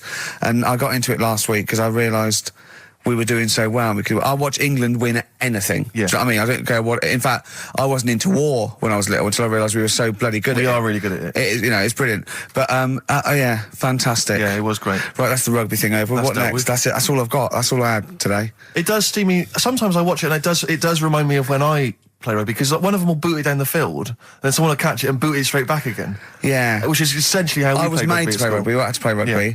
And I don't think I'd get rid of the ball so quickly. Yeah. I don't think I ever got tackled or fell over. Yeah.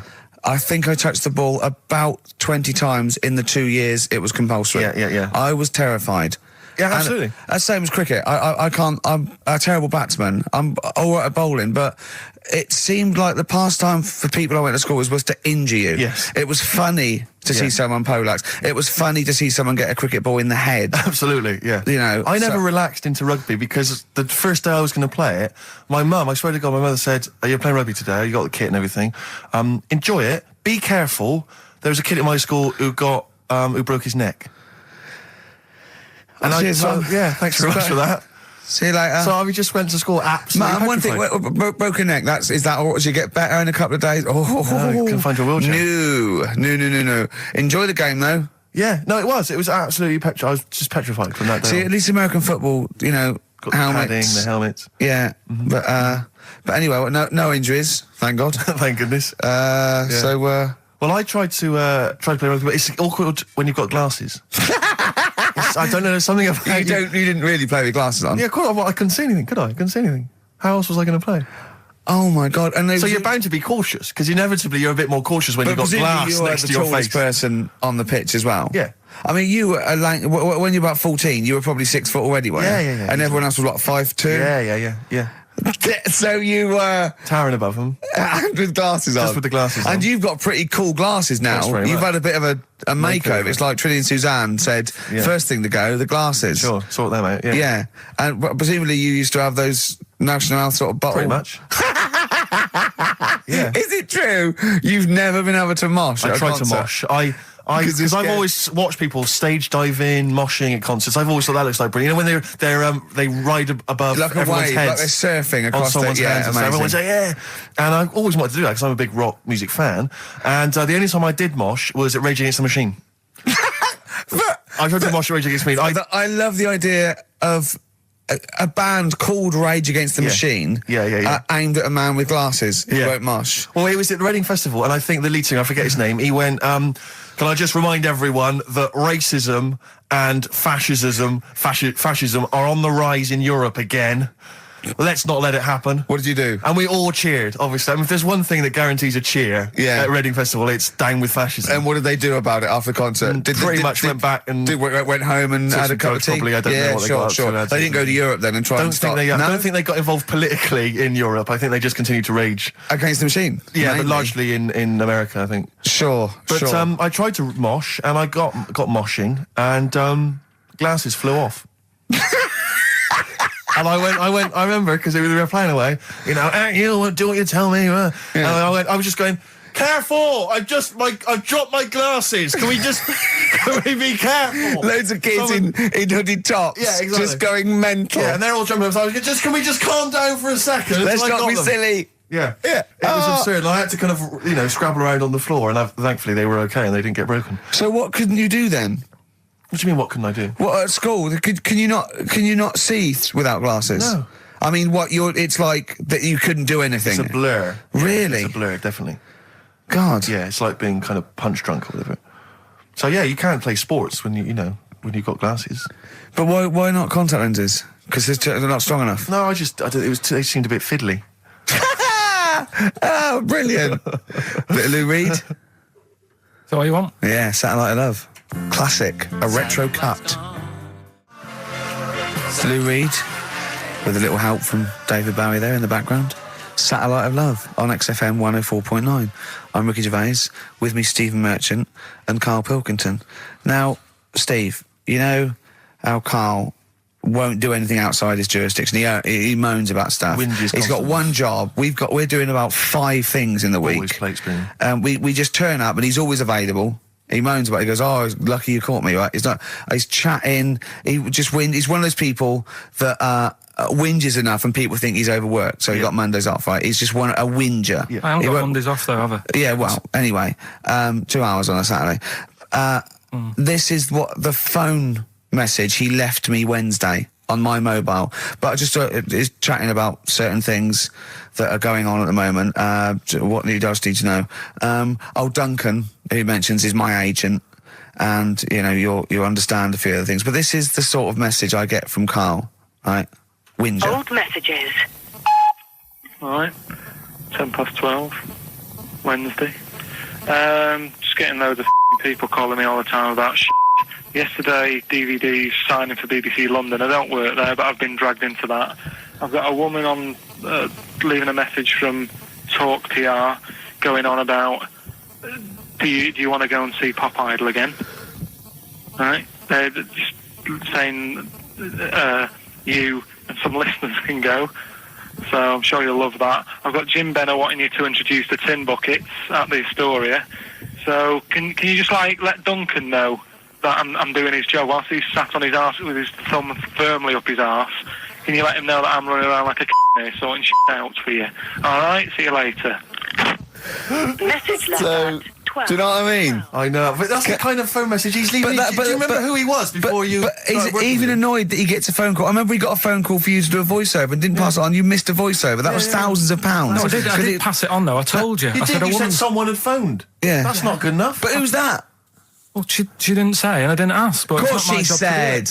She didn't say. Rubbish. So you didn't take the number down? Just when she went, "Oh, can you tell Steve to call me?" And you went, "Yeah."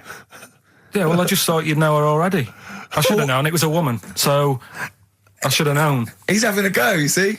Unbelievable. I don't know how it's come back on me. You're the one who was picking on it. Yeah, exactly. I'm saying. I'm defending. Why is he having a go at you? He never picks on Ricky because he knows you are his bread and butter. Seriously, do you know what I mean? The only reason he's got Mondays off is because you're still doing this show. Yeah. That's why he's scared of you. That's why he has a go at you on the phone, but he always picks on me because he knows, I'm a pushover, I'm a nice guy. He's scared of you. I can't believe I don't know how it works. Is that true? Steve, I'm always sorting you out. I look after you. Sorted you out with tickets. I sorted you out with lager out. I got you today. Why are you picking on me? What do you mean you're sorting out tickets and lager? What's this? Right, whenever you want tickets. Yeah, sorry, I don't want to use this as moaning time and that because I don't like to moan. I'm busy and that, right? I've sorted you out tickets for gigs. Yeah. Right? What somebody doesn't even turn up to. Yeah, we won't even go on about that, right? Lager. He got sorting out the Cure, he complained it was boring. Yeah.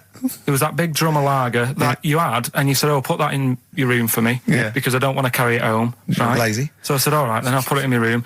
It goes missing, it gets nicked. Then you have a go at me because it got nicked. Yeah. I get you another one. You make me carry it around town for you for half an hour. Then you say, "Oh, I can't be bothered taking it home. Can you take it back to work for me?" Yeah. But interestingly, this is like a year ago, so it's obviously still pressing on you. Oh, hang on, and I forgot the one when we had an argument over 50p. When I went out for a coffee. You didn't want to give me 50p back that you owed me. That was the same day you'd given him about 40 quid worth of lager. But see, this is my problem. This was my point at the time. It's not the 50p in terms of money is not what's important. The fact that you think you don't have to give me money back because it's only 50p, that was the point at stake. It's me who makes a decision, don't worry about the 50p, not you. It's only 50p, I'm not going to give it to you. Do you know what I mean? There's got to be rules, otherwise it's chaos, Carl. Come on, mate. All right? I don't want to fall out about it. No, that's not all right. Should we kiss and make up? Do you want that? It's all right. Yeah. Well, should we play a little record and come back to this? Because I can't believe it started with you slagging him off, Rick, and I've ended up as the monster. I know. Bit of R.E.M. Yeah. R.E.M. and Animal. To sing that animals would be R.E.M. and their Animals. What are you talking about? Well, no, I'm just thinking. I wonder if they've done a video for Animals and the animal on a DVD, an Animals DVD. Huh? What are you I'm just saying. about? It's R.E.M. there. It's just a good link. R.E.M. Animals on a DVD would be. I've got an Animals DVD out. My DVD. My live stand-up's out. Buy it. HMV and I don't Virgin. think you should. Well, no, I'm just saying. Animals. No, it's funny. I don't think you should plug your stand-up. I'm not plugging it. It came up in the Animals from R.E.M. I don't think you should plug your DVD. Well, buy it now. It's a really good stand-up DVD. If you're going to buy anything, I think I ought to balance this out really. If you're going to buy a DVD, you should probably buy the Office series too, because I get money for that. That's been on telly. Animals. See, Animals hasn't been on telly. The Office has been on telly. It's bored with it. But I don't get any money for no, the I know, Animals but that's DVD. what I mean. I get everything from Animals, whereas I've got to share The Office, where it was with you and some of the other actors, whereas I get the lion's share. Lion's an animal. The lion's share of Animals. It's all mine, you see. So, the truth of it is that it's not. I mean, it's your stand-up, and it's not great. It's a bit weak. A lot of the observations are quite poor. No. You're a great actor. I'm rubbish in The Office. One trick pony. Well, I just touch my tie and I look at the camera, bored with that. Yeah. Animals, whole new side. Yeah. But frankly, you've been 15 quid. You've been doing so much publicity on TV that, if people have seen it all, they'll have probably seen all the best clips. No, and, there's only a couple of decent gags. It's only really the dance, and you can get that on a JPEG. Some other great stuff Don't in buy there. The Office. There's some other great stuff in there. No. Phoenix Nights is better than The Office. So buy Phoenix Nights, don't buy The Office. Okay? What? Right, let's get on with it. That's that. Right, what else is happening? You've probably heard most of the stand-up observations on this show, so... Right, what have you got for us? Available in HMV. Go on. Oh, well. I'm annoyed. Office. I was walking away from the show last week. I was walking towards Berwick Street. I like to look at the records and the record shops. And I was on my mobile phone, and I was chatting away to someone, and what can only be described as a prostitute... Go on. Stood on the street corner. Was she a woman that gives you sex for money? Yes. That is a prostitute. Yes, that's what I thought. Go on. And as I was walking by, she said, "Do you want to buy sex?" Now, you sure it wasn't a market trader giving 6 plums away? No, it was definitely... 6 for a quid? No, it was definitely a prostitute. Yeah. And what annoyed me about it, what I wanted to pick her up on something, was the fact that I was on my mobile phone. It's like, can you imagine? Who would what, am I going to hang up? Sorry, Mum, can I call you back? You say you want me to meet more women. And you sent me that 30 quid exactly. for my birthday. Yeah. Sorry, Mr. Johnson, I'm really excited about the job. Can I call you back? I'm just going to negotiate with a whore. And it was just sort of, you could tell that she was clearly probably desperate for crack or a latest fix of smack. So she was literally the normal etiquette of prostitution. That they hang around, they show some thigh. I've seen this in films. Will ya? Yeah, exactly. Yeah. Take you out for a meal. That sort of thing. That had sort of gone out of the window, and she was just there, desperate, running around. Did she go out of a window? Because that's another thing they sometimes do. Specialist ones. But I was shocked because I've never been propositioned before like that. Really? In London. It's weird, isn't it? Carl, thoughts?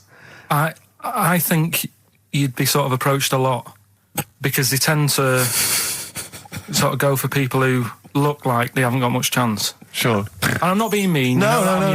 What do you mean? Sorry, I'll let you go back to it. In what way aren't you being mean? By saying that Steve Nose is a little bit odd looking. I don't think... Well... No, he does.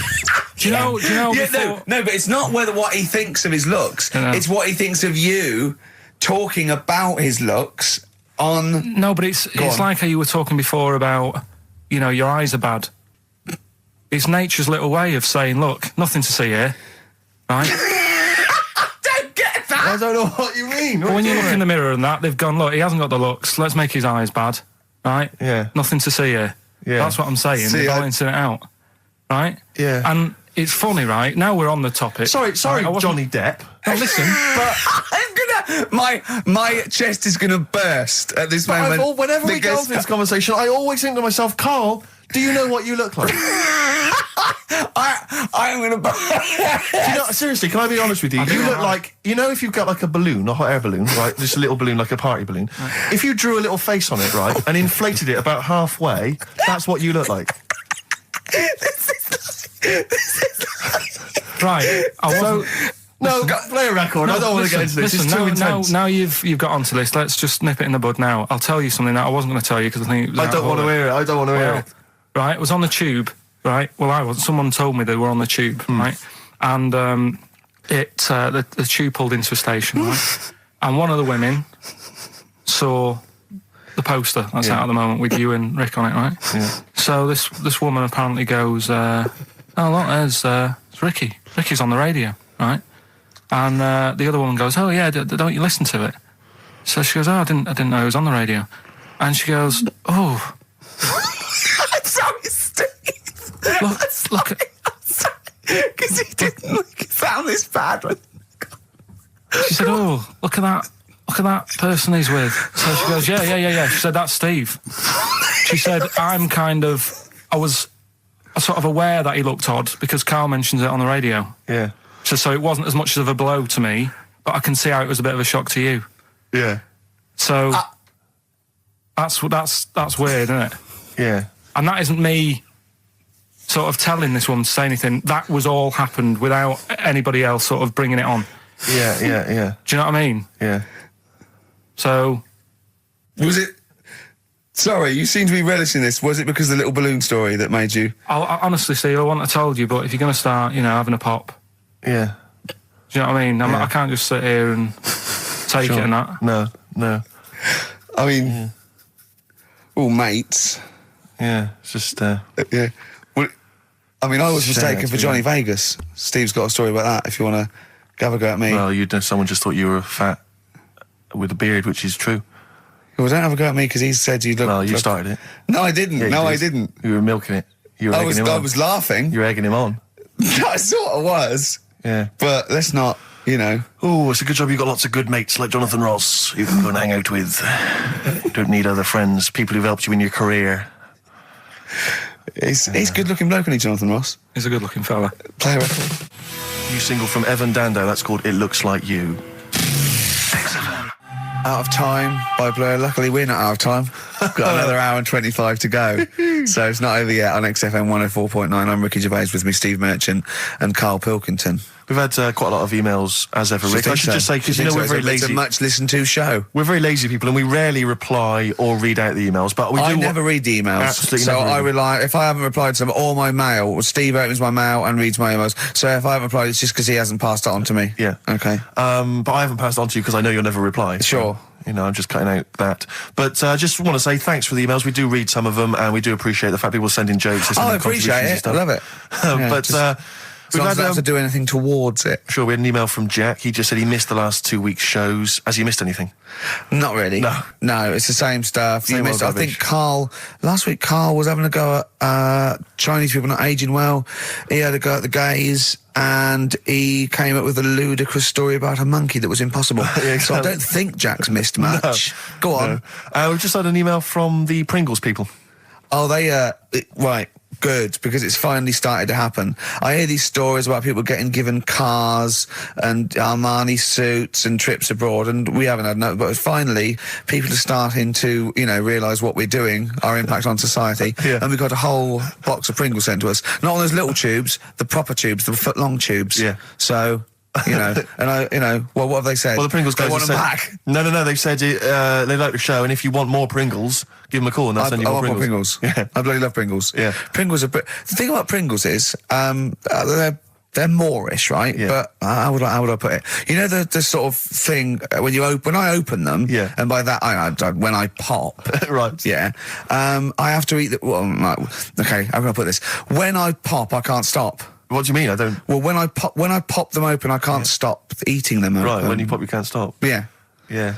I think that's because of the chemicals. I think that might be the reason. But they're good. Chemicals, they're good chemicals. They're the best chemicals. Pringle chemicals. They're not bad chemicals. Lovely. Like using chemical warfare. Yes, I want some more Pringles. Yes, what else do they do? More Pringles. It's interesting, actually, you were saying that like other people, you know, like Kylie, I imagine, would get given sort of maybe sexy underwear. You got Robbie Williams where he gets the Armani suits. You get sent the crisps. Yeah. Which seems appropriate. Yeah. Oh, it's nice to be sent. Go on. Talking of Pringles, on the Finchley Road tube station, early on my way in. There's a lot of Pringles there, isn't there? Well, I'll tell you a job I don't like. What? I wouldn't want to be doing. The woman, there's a little woman who sits in the little snack stall on Finchley Road station. Yeah. And I don't know how to describe it, really. She is surrounded by snacks. She can't move for snacks. Does it look like American Beauty, but with different... Not dissimilar to that. Yeah. It's a little hut on the station. And it's like, if you go to the seaside, you can put your head through one of those cardboard cutouts and it looks like you're a big fat person or whatever, and you can have your photo taken. It's like an equivalent of that, but it's just snacks everywhere. She's got bananas up to her chin. She's got chocolate coming down to her eyes, crisps either side of her. She can't move. She can't do 360 degrees. She's like packed in there. I don't know how she gets in there. I think they put her in there first, and pour in the bananas. Yeah. And then they go pour in the nuts. She has 2 hours of makeup before they open. Dressing her in there. Because I'll ask for something from the fridge, and she cannot turn her head to see. She has to go by feel alone, just to feel the fridge and get stuff out and pass it. And often I'll say, that's not what I wanted, but she can't. You've got to let her off. It's extraordinary. Dear. But there's no music playing. Does she have to sell her way out of it? Exactly. If it's a slow day, she's stuck there till the next day. Yeah, it's like a world-breaking attempt. Yeah. Oh dear. That's Finchley Road. So if you're on Finchley Road or just want to pop down there, have a look at the snack woman, because it is. It's how does she get refills though? I don't know how it works. I don't know how she goes to the toilet or eats. I don't know what she does. Yeah. But God bless her. That's one of the jobs you wouldn't have. That's jobs I would not like. I've always worried about working in one of those big photocopying places. Sure. Because it's just that constant taste of toner. Yeah. You know what I mean? It's so dry, and I just imagine going to work with a hangover. Yeah. 8 hours in that sort of environment. I think it's those jobs where what's the best that can happen that day? Do you know what I mean? The photocopying shop. What's the best? Well, they probably have interesting things, like people going and photocopying porno mags. Can I have 30 copies of my art? Right, yeah, exactly. Yeah, I couldn't make it to the staff party. Yeah. But I wonder if I could do that in here. Yeah. Carl, what job wouldn't you want to do? Well, any job. You're a lazy... You're joking, aren't you? I've done loads of stuff. I'm quite happy now doing what I'm doing. Yeah? You look happy. I think you sound happy. Yeah, I mean, calm down. You on drugs? I'm all right. Are you on E? Before England have won and that. I'm happy for them. Yeah, go on. Happy for them. I'm happy in that. Yeah. What do you mean happy for them? We are England. Happy for us. Yeah. I mean, we didn't play. I did very little towards it. No. It was mainly Johnny Wilkinson. Yeah, I barely contributed. Switching on the TV was about as much as I did. Exactly. And shouting, "Come on!" Yeah. Talking about jobs and that, though, I was reading the other day about rubbish jobs that people have had and stuff. I haven't got time when I'm at work, man. I just get on with it. I'm like Squiddly Diddly. Fingers in pies, different jobs. Go on. Do you know Ivor the Terrible? Ivan. His Russian. Yeah, that was the Welsh fella. It was bloody awful, but not as bad as his Russian cousin, Ivan. Go on. He had a fella doing some work for him. Right, this fella built his house. After it was done, right, the terrible fella was like, fella Ivan. He was going, "Oh, it's brilliant. You've done a good job there. Yeah. I don't want you to build another one like that." Took his eyes out. Just stopped him making an house like that. One? Blimey. That's bad, isn't it? Why didn't he take away his trowel? Then he could have seen, but he couldn't have built a house without a trowel. You can't build a house without a trowel. Yeah. I suppose he probably later thought that once he'd been nicknamed Ivan the Terrible. Yeah. He thought, why? Because you gouge people's eyes out. Yeah, but I didn't want to build another house. I know, but take his trowel away. What would I have been then? Ivan the Crafty at most. Exactly. Yeah. Ivan the Jealous. Ivan the spoilt brat. But yeah. Gouge someone's eyes. That is bloody terrible. I'm surprised you're not called Ivan the... Do you know what I mean? You're going to get on in history like with Vlad the Impaler. Yeah. He's mainly remembered for impaling people. Yeah. He did a lot of other stuff. Did a load of great charity work he did. The impaling is the thing that's really gone down in history. When were you reading about Ivan the Terrible? No, it's just... Or Ivor the Terrible is the thing you remembered from this informative article? No, it was just little bits like that. Talking about him, there was a thing about someone who worked for... That fella who painted the ceiling.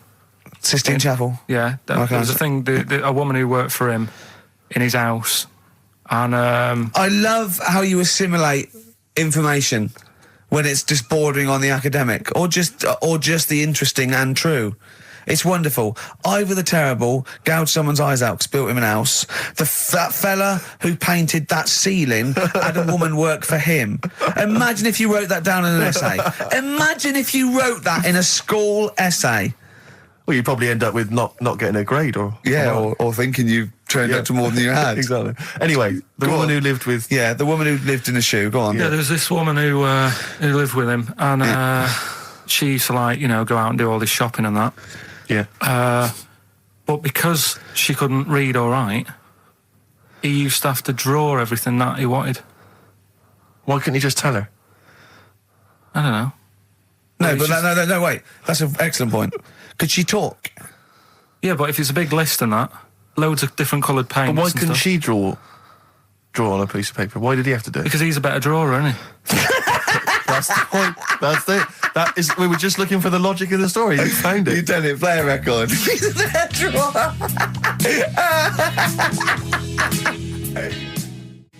I Don't Owe You Anything by the Smiths on XFM 104.9. I'm Ricky Gervais. With me, Steve Merchant and Karl Pilkington. Karl, over to you. This is the time where we play, the world famous quiz, isn't it? Rockbusters, isn't it? Yeah. Which is Blockbusters, but with music. See you later. Cryptic clues and that. Do you want to say? Not really cryptic, but go on. We've got a number of DVDs to give away, including some teachers' DVDs. We've got a bunch of CDs here, and also Ricky Gervais's live stand-up DVD. Animals, which cool. is not good at all. I really would not encourage people to buy that. It is weak observations, poorly performed. I would recommend The Office Series 2 on DVD. Rubbish in that. I'm awful in that. You can actually see me forgetting some of my lines. That's true. Go on. Right then, so cryptic clues, just an example, might be new, I reckon. People will be staying in today because it's raining and that, so might not have heard it before. So, like... or they have and they're not listening. Yeah. Well, whatever. Good, you gave up on that, did you? Well, give us an example of the sort of thing. Jesus. All right, maybe don't. Listen, I'm a broadcaster. Words are my tool. Go on. All right, forget that. Come on, Baldy. Right, three clues then. Here's the first one. It's a band or an artist. Yeah. Right? I'm going to the northeast. What are you going there for? Good point. Good question. Right? If it had been why you're going to the northwest, that's a different matter. Go on. Going to the northeast, what are you going there for? Right. Yeah. S is the initial, so it's a band or an artist it starts with an S, and that's the clue. Right. Second one. She's related to the man in the lamp. Right. That's G. Right. She's related to the man in the lamp. Right. And the third one is the Jamaican fella would love to live there, but it's a little bit pricey. Oh God, I feel an accent coming on. That's one way you're gonna have to think about it with the accent. I imagine. There, DS for that one, right? So the Jamaican fella would love to live there, but you know it's a bit dear and that, a bit pricey. So, so give us some again quickly. Right, the first one. I'm going to the northeast. What are you going there for? That's S. She's related to the man in the lamp, you know. That's G. Changes and a bit. the Jamaican fella would love to live there, but a little bit pricey. Mm-hmm. And that's DS, so email in or text and that. Ricky.gervais@xfm.co.uk. What's the text? 83XFM. What's win those prizes. Brilliant. Right. Play some ads? Yeah. XFM. Steve, is there anything wrong with a bit of old-fashioned rock and roll, yes or no? I do not believe so. Well, then there's Jet, so roll over DJ on XFM 104.9. Who are you? Ricky Gervais, who are you? Steve Merchant. Who's that little bald mank whinging twat over there? Karl Pilkington. Yeah, sure. Lonely. All right. No. Oh, go on. Rick, as you know, there's always junk lying around in this studio, and not all of it is Rockbusters prizes. No. And there's I've just been flipping through the playlist. Yeah, exactly. And I was Just flipping through an old copy of the Guardian Guide from last week. Sure. You know, the little listings thing. Yeah. And, you know, I don't know if people might have seen it. There was a documentary on this week about the transfer of British sitcoms to America. Yeah. And we did an interview for that because I'm remaking the show over in the States. I'm just flicking through and I noticed there's a little write-up about it here. And it says, blah, blah, blah, blah, and it says, quoting me, it says, "We don't care if David Brent becomes a woman," burbles Steve Merchant, eyes bulging with imagined riches. No, my eyes bulge normally. That's not me being greedy, that's just me. The thing I did on it when I sort of like rub my fingers together and do that stupid Brent... People take that seriously. I know. Yeah. It's extraordinary. Oh, some people got it, but I think it was something in the paper the next day said Gervais's mannerisms could have been transferred as dollar signs. Well, I was doing it sarcastically. Exactly. I was doing it like that. I was pretending that I just cared about the money. Yeah. So, irony... you see, people say Americans don't get irony. Most people here don't get irony. Absolutely right. That's why they think this show's rubbish. Yeah, I know. We fooled them. Yeah. We've had the last laugh. Exactly. We think it's really good. Exactly. Carl, come on. Let's have some news. Let's do some proper radio. Have you? Although all your news comes from Ananover, doesn't it? What will Dr. Fox do about now at 2 o'clock? He'd do some amusing news. It's coming up for 2, and here is the news with Karl Pilkington. Well, like I said, it's just headlines and that. I don't bother reading on if I like the headline. And it's all from Ananover, not from a newspaper or... It's not made up or anything. These are real okay then. Well, let's see. Okay, imagine Trevor McDonald doing this. These are real news headlines. Okay then. Wow, they're real to Karl. Okay, here we go. And here is the news with Karl Pilkington. Bong. Man hid in wardrobe to avoid work. Yeah, good. All right. Bong. Teenager gets stuck in washing machine. Bong. Dutch man has 2 right feet. Bong. Cow hit by train lands on farmer's wife.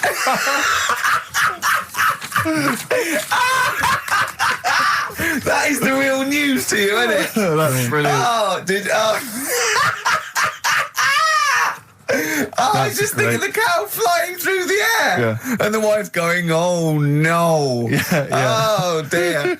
Dutch man has 2 right feet. Yeah, he's having some operation or something and... They put the wrong foot on him? He's got 2 right feet or something. Well, maybe it was only a right foot that was available. Good dancer. Yeah. Oh dear. What in real news, I followed that thing with it was that fella that got into the palace when Bush was there. Right, an undercover journalist. Yeah. I mean, it would have been a problem if he was a terrorist, but it's sort of like, and as the palace said, you know, all our tests are to expose terrorists, not journalists. Yeah. I just think it was no big deal, really. Yeah. I think it was much more big a deal for the journalists than anyone else. It was like, all the journalists in the world can pop up as long as no terrorists get in. Yeah. We're all right. Exactly. Yeah. A bloke just got through a terrorist. No, an ice cream seller. Yeah. That's all right. Then. It was like they're waiting hand for thinking, I can't believe it, it's Baz Bammingboim from the Daily Mail. Yeah. And I think that's Gary Bushell. That's fine. That's fine. Don't worry about it. Yeah.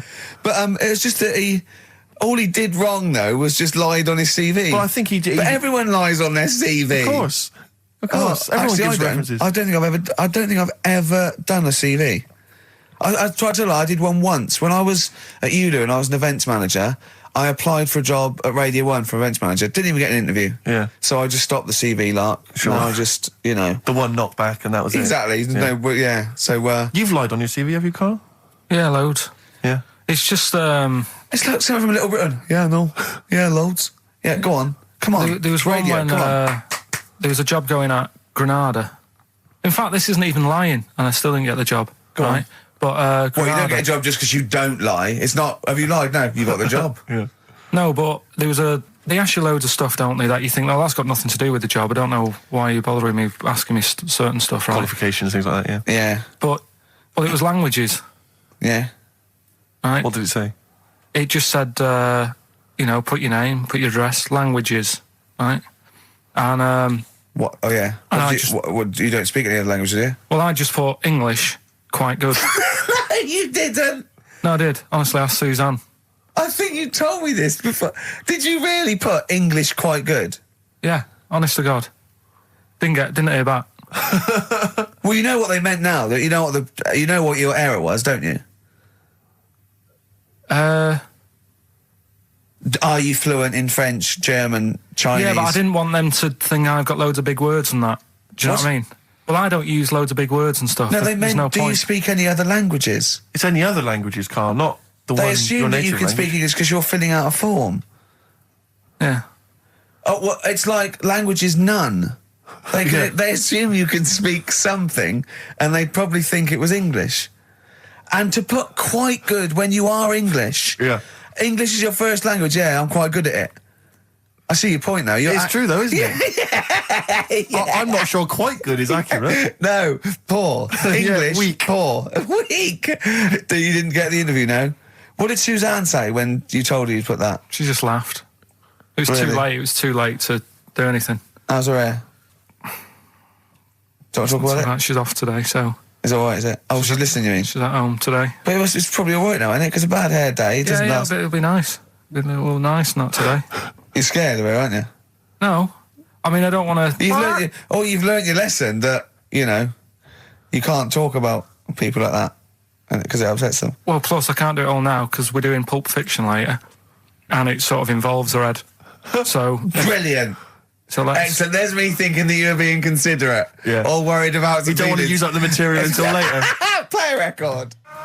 Wild is the Wind by David Bowie from Station to Station on XFM 104.9. Adverts. XFM. Travis, beautiful occupation. What's the best job you've ever had still, Carl? Talk about occupations. It is still paper round. Is it still the paper round? Yeah. That's ridiculous. No, it was good though. If you look at it, like, you know, what I liked about it, you're your own boss. No, you're not. You're not your own boss. No, the guy who runs the news agent is your boss. All right.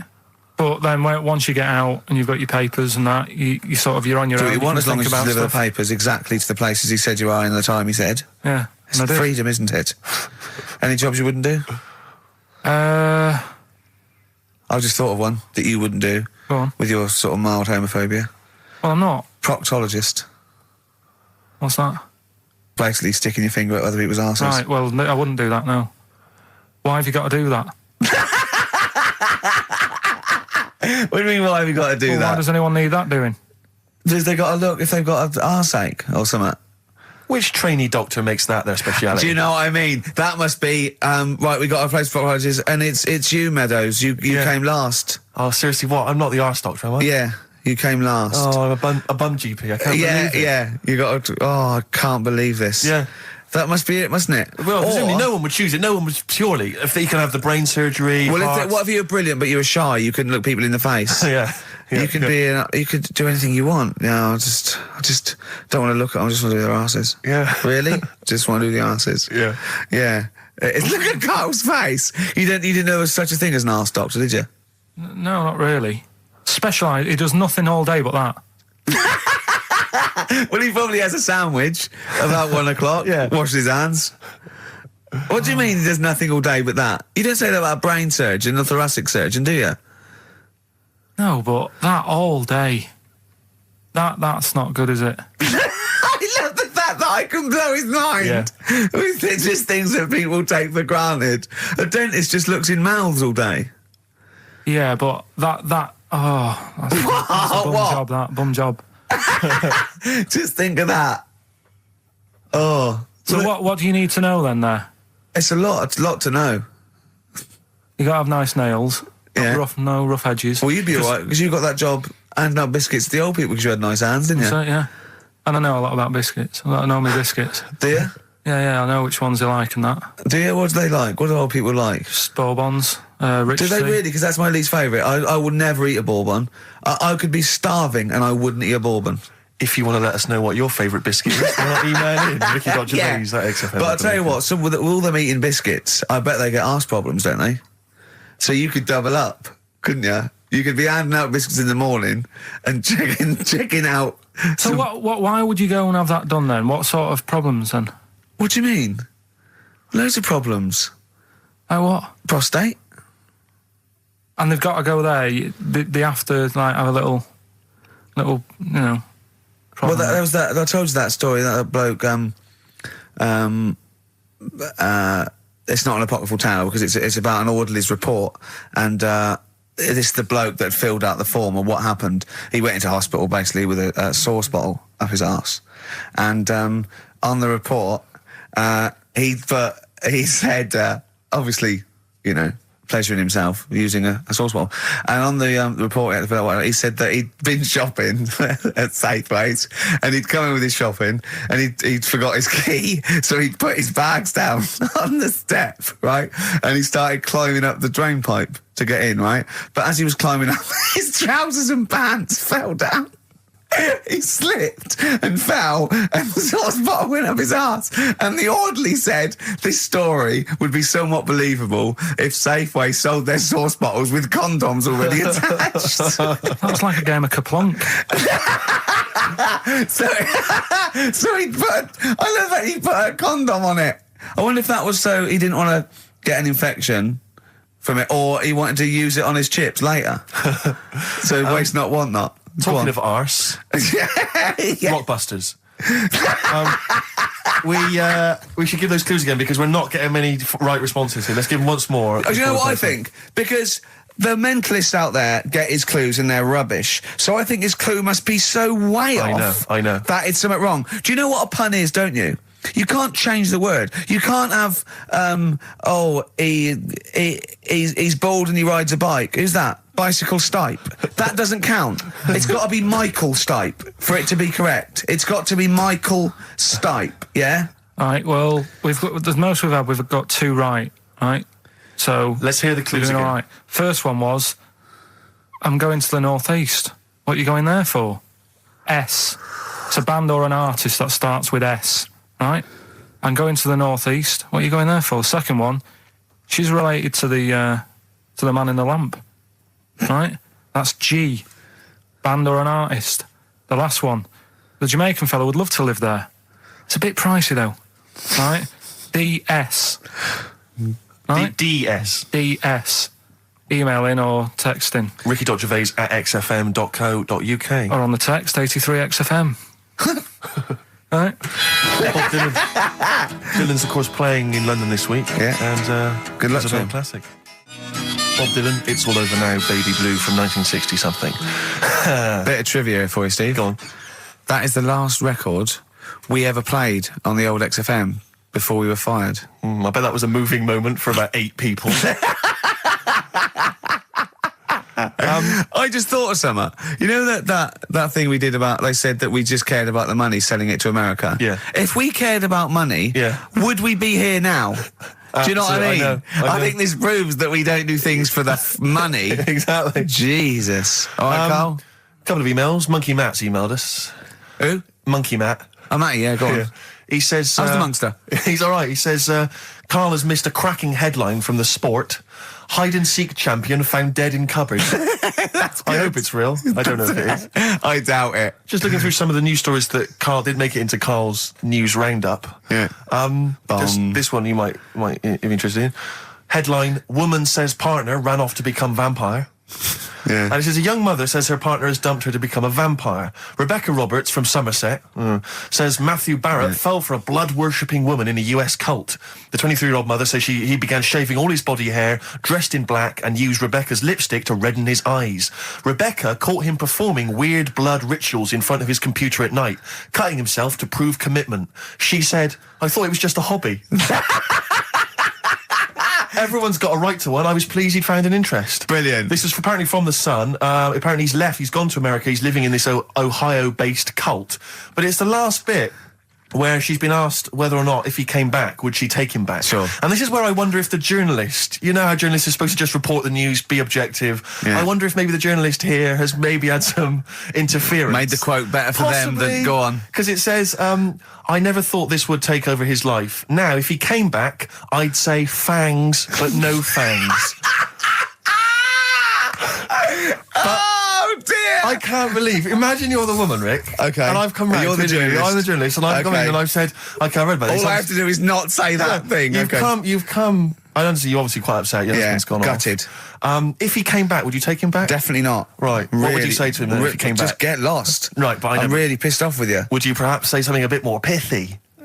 Not in this situation, no. You're upset? He cuts himself, he drinks blood, he's left me. Sod off. I'm not interested, mate. Because I tell you what. Go on. I mean, I like what you said there, but I wonder if we could condense that a bit more. If he came back, would you say... Go away. Would you ever say something like, thanks, but no thanks? No, because it makes it flippant, because I'm really angry. I know you're annoyed. And I'm upset, so I wouldn't say... I certainly wouldn't say thanks. I might say no thanks. But what if you sort of said it, like, aggressively, like you're giving him the finger, thanks, but no thanks? Like, you didn't really mean sort it. of sarcastically? Sarcastically, would you possibly say I might say thanks, but no thanks, and that'll be it. And that's and I'd leave it there. I'd never change that. Sure. I'd never change those words. Can I ask you a question? Go on. Do you like puns?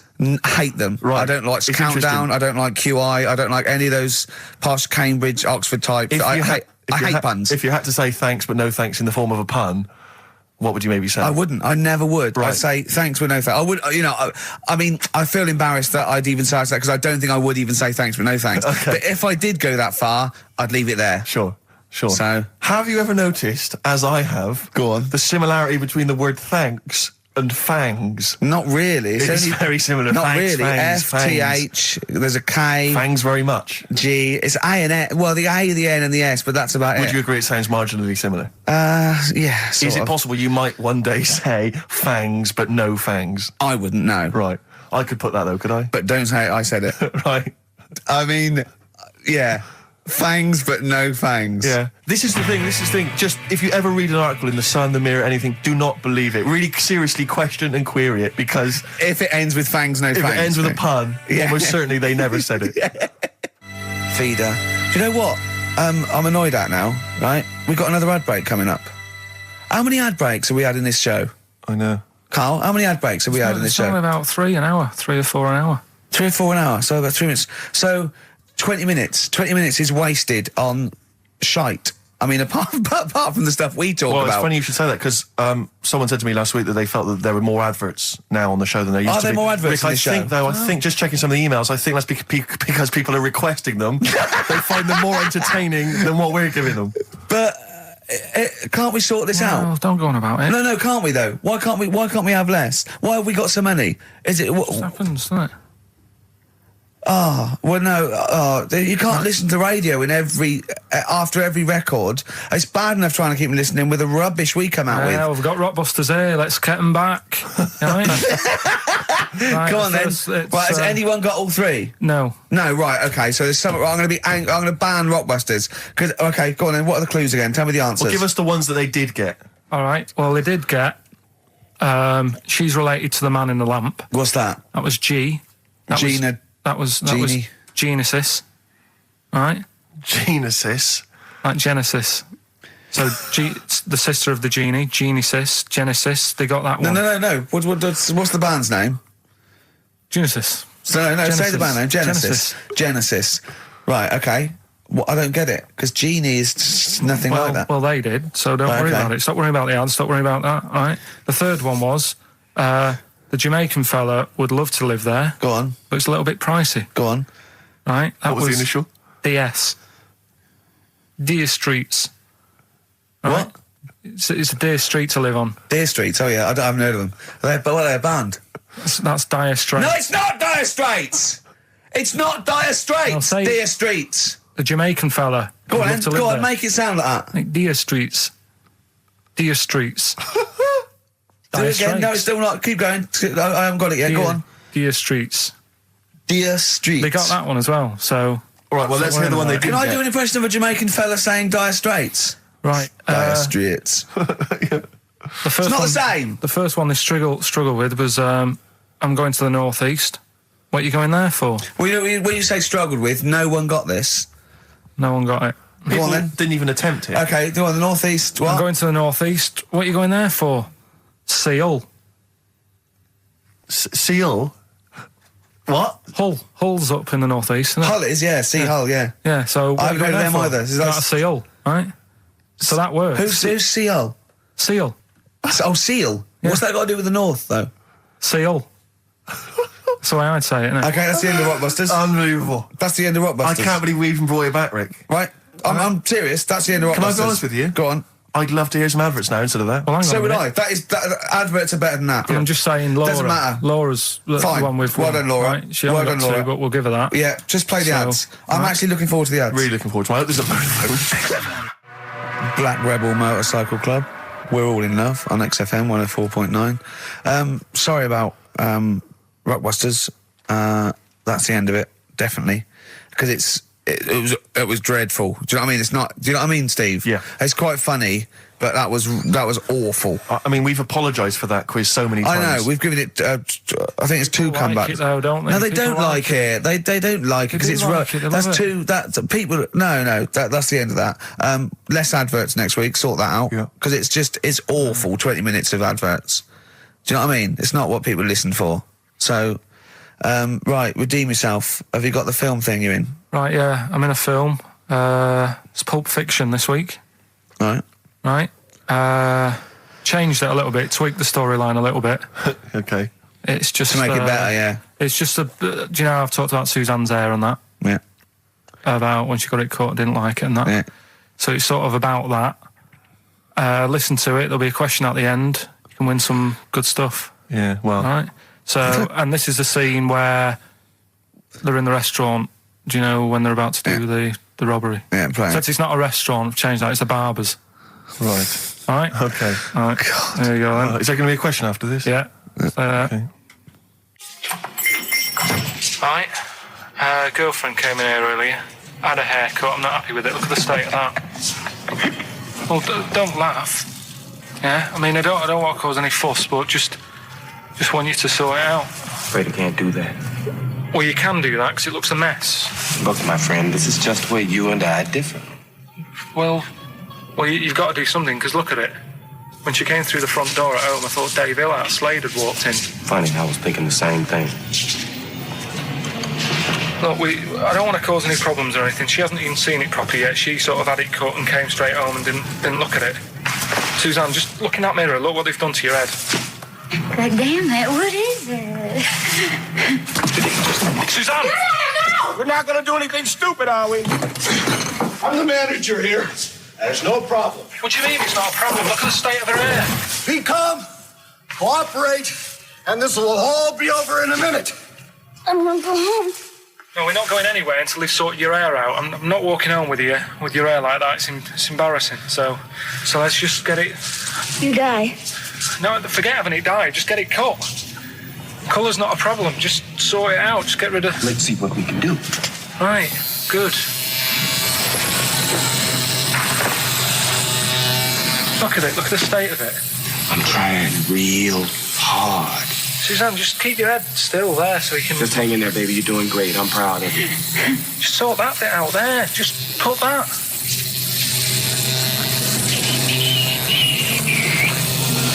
My barber says I've got the hair of a Chinaman. Have you heard that before?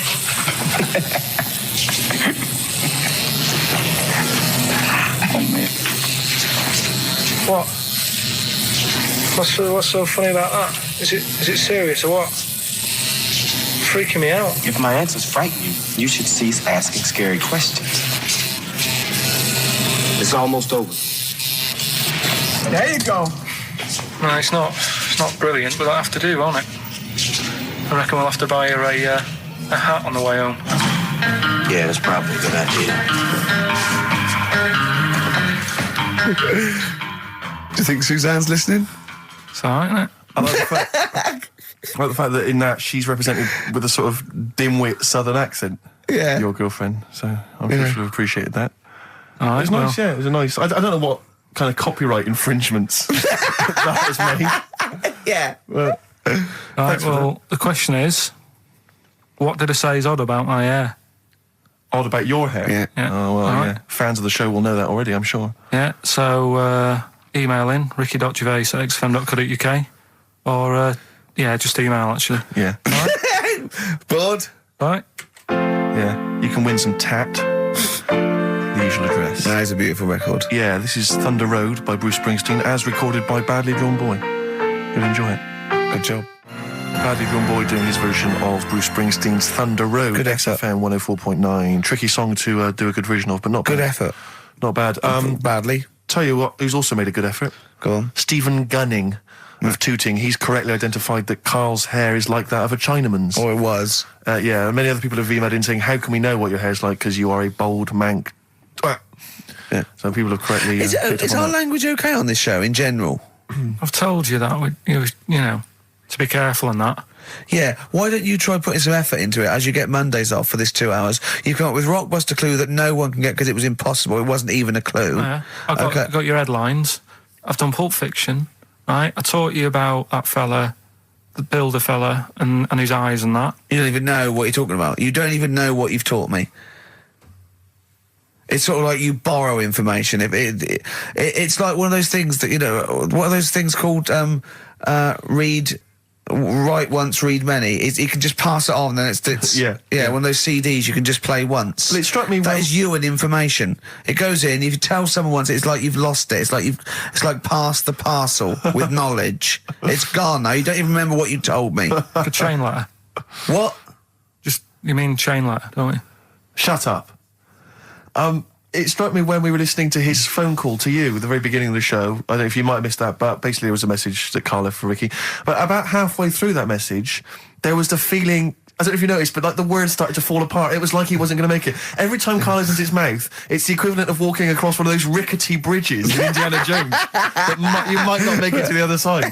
I know, yeah. Oh, look at him. Anyway, we've had a few laughs and we've had a few insults. Yeah, but, so we'll try and I'll try and sort out something else as opposed to Rockbusters next week. Less adverts, I think. Ideally. What else? Oh, better chat, better music, better presenters. No, come on. They got rid of Monkey News.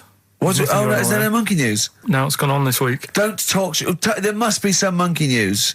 It's not like it's real news. You tell us stories about chimps from the 18th century. It's not. Don't give me nothing happened this week. You just didn't look at the internet. Did look. And there's no news. Nothing happened. There was one little bit of Monkey News about how you can now buy tea that's been picked by little chimps because it tastes good.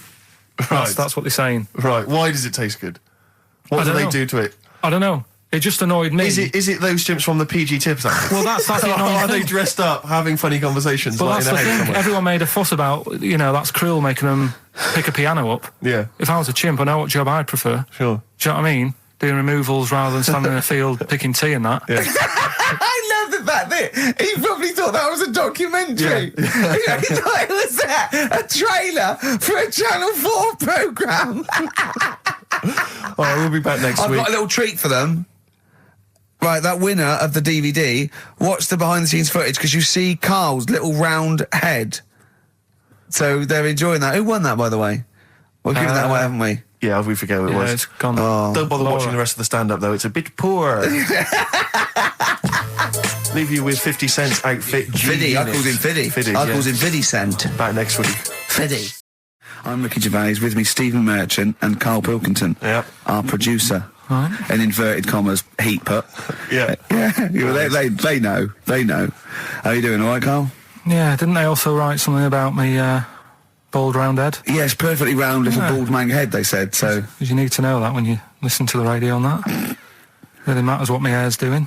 Your hair, have you given it a little polish? Because you look like a cue ball at the moment, and you've had a shave in it. I've never seen such a round head. It actually looks like a plate with ears. Yeah, well, for those that have never seen Carl, I actually, if you remember, I think he looks a little bit like Mr. Spoon from Button Moon. He does. If you've ever seen that show, and also he looks like, you know when they say they find with a little 4-foot human and it's actually 500,000 years old and they give it a name and it's the first, you know, Australopithecus into. He looks like one of them as well. Perfectly round little. He is the missing link. He looks half human, half monkey. Because he's got a slight slouch as well. So yeah, it's like those pictures where you see it going from an ape to a man. He's one of those in the middle. Yeah, and of course his monkey hands, his hairy little wrist to those skinny little things that you can get oranges out of holes with.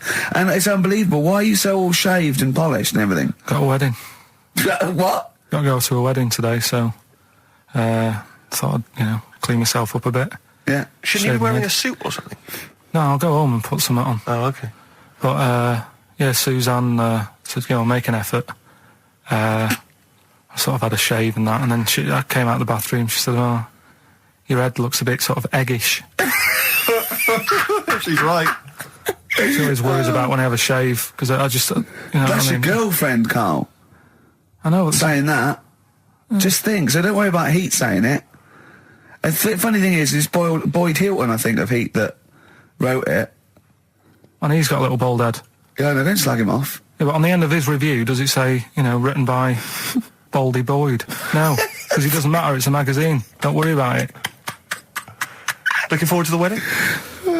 A bit boring, isn't it? But you've got to do it. They've probably listening. Should we do a shot? No, it'll be a great day for them, but I know what will happen. Suzanne will see, all the fuss and that, and then she'll get ideas, and have to let her down and all that. Why is it you don't want to get married again? I always forget. It's just... Who's it for at the end of the day? I've been with Suzanne for 11 years, right? Sure. We're happy. Well, I am.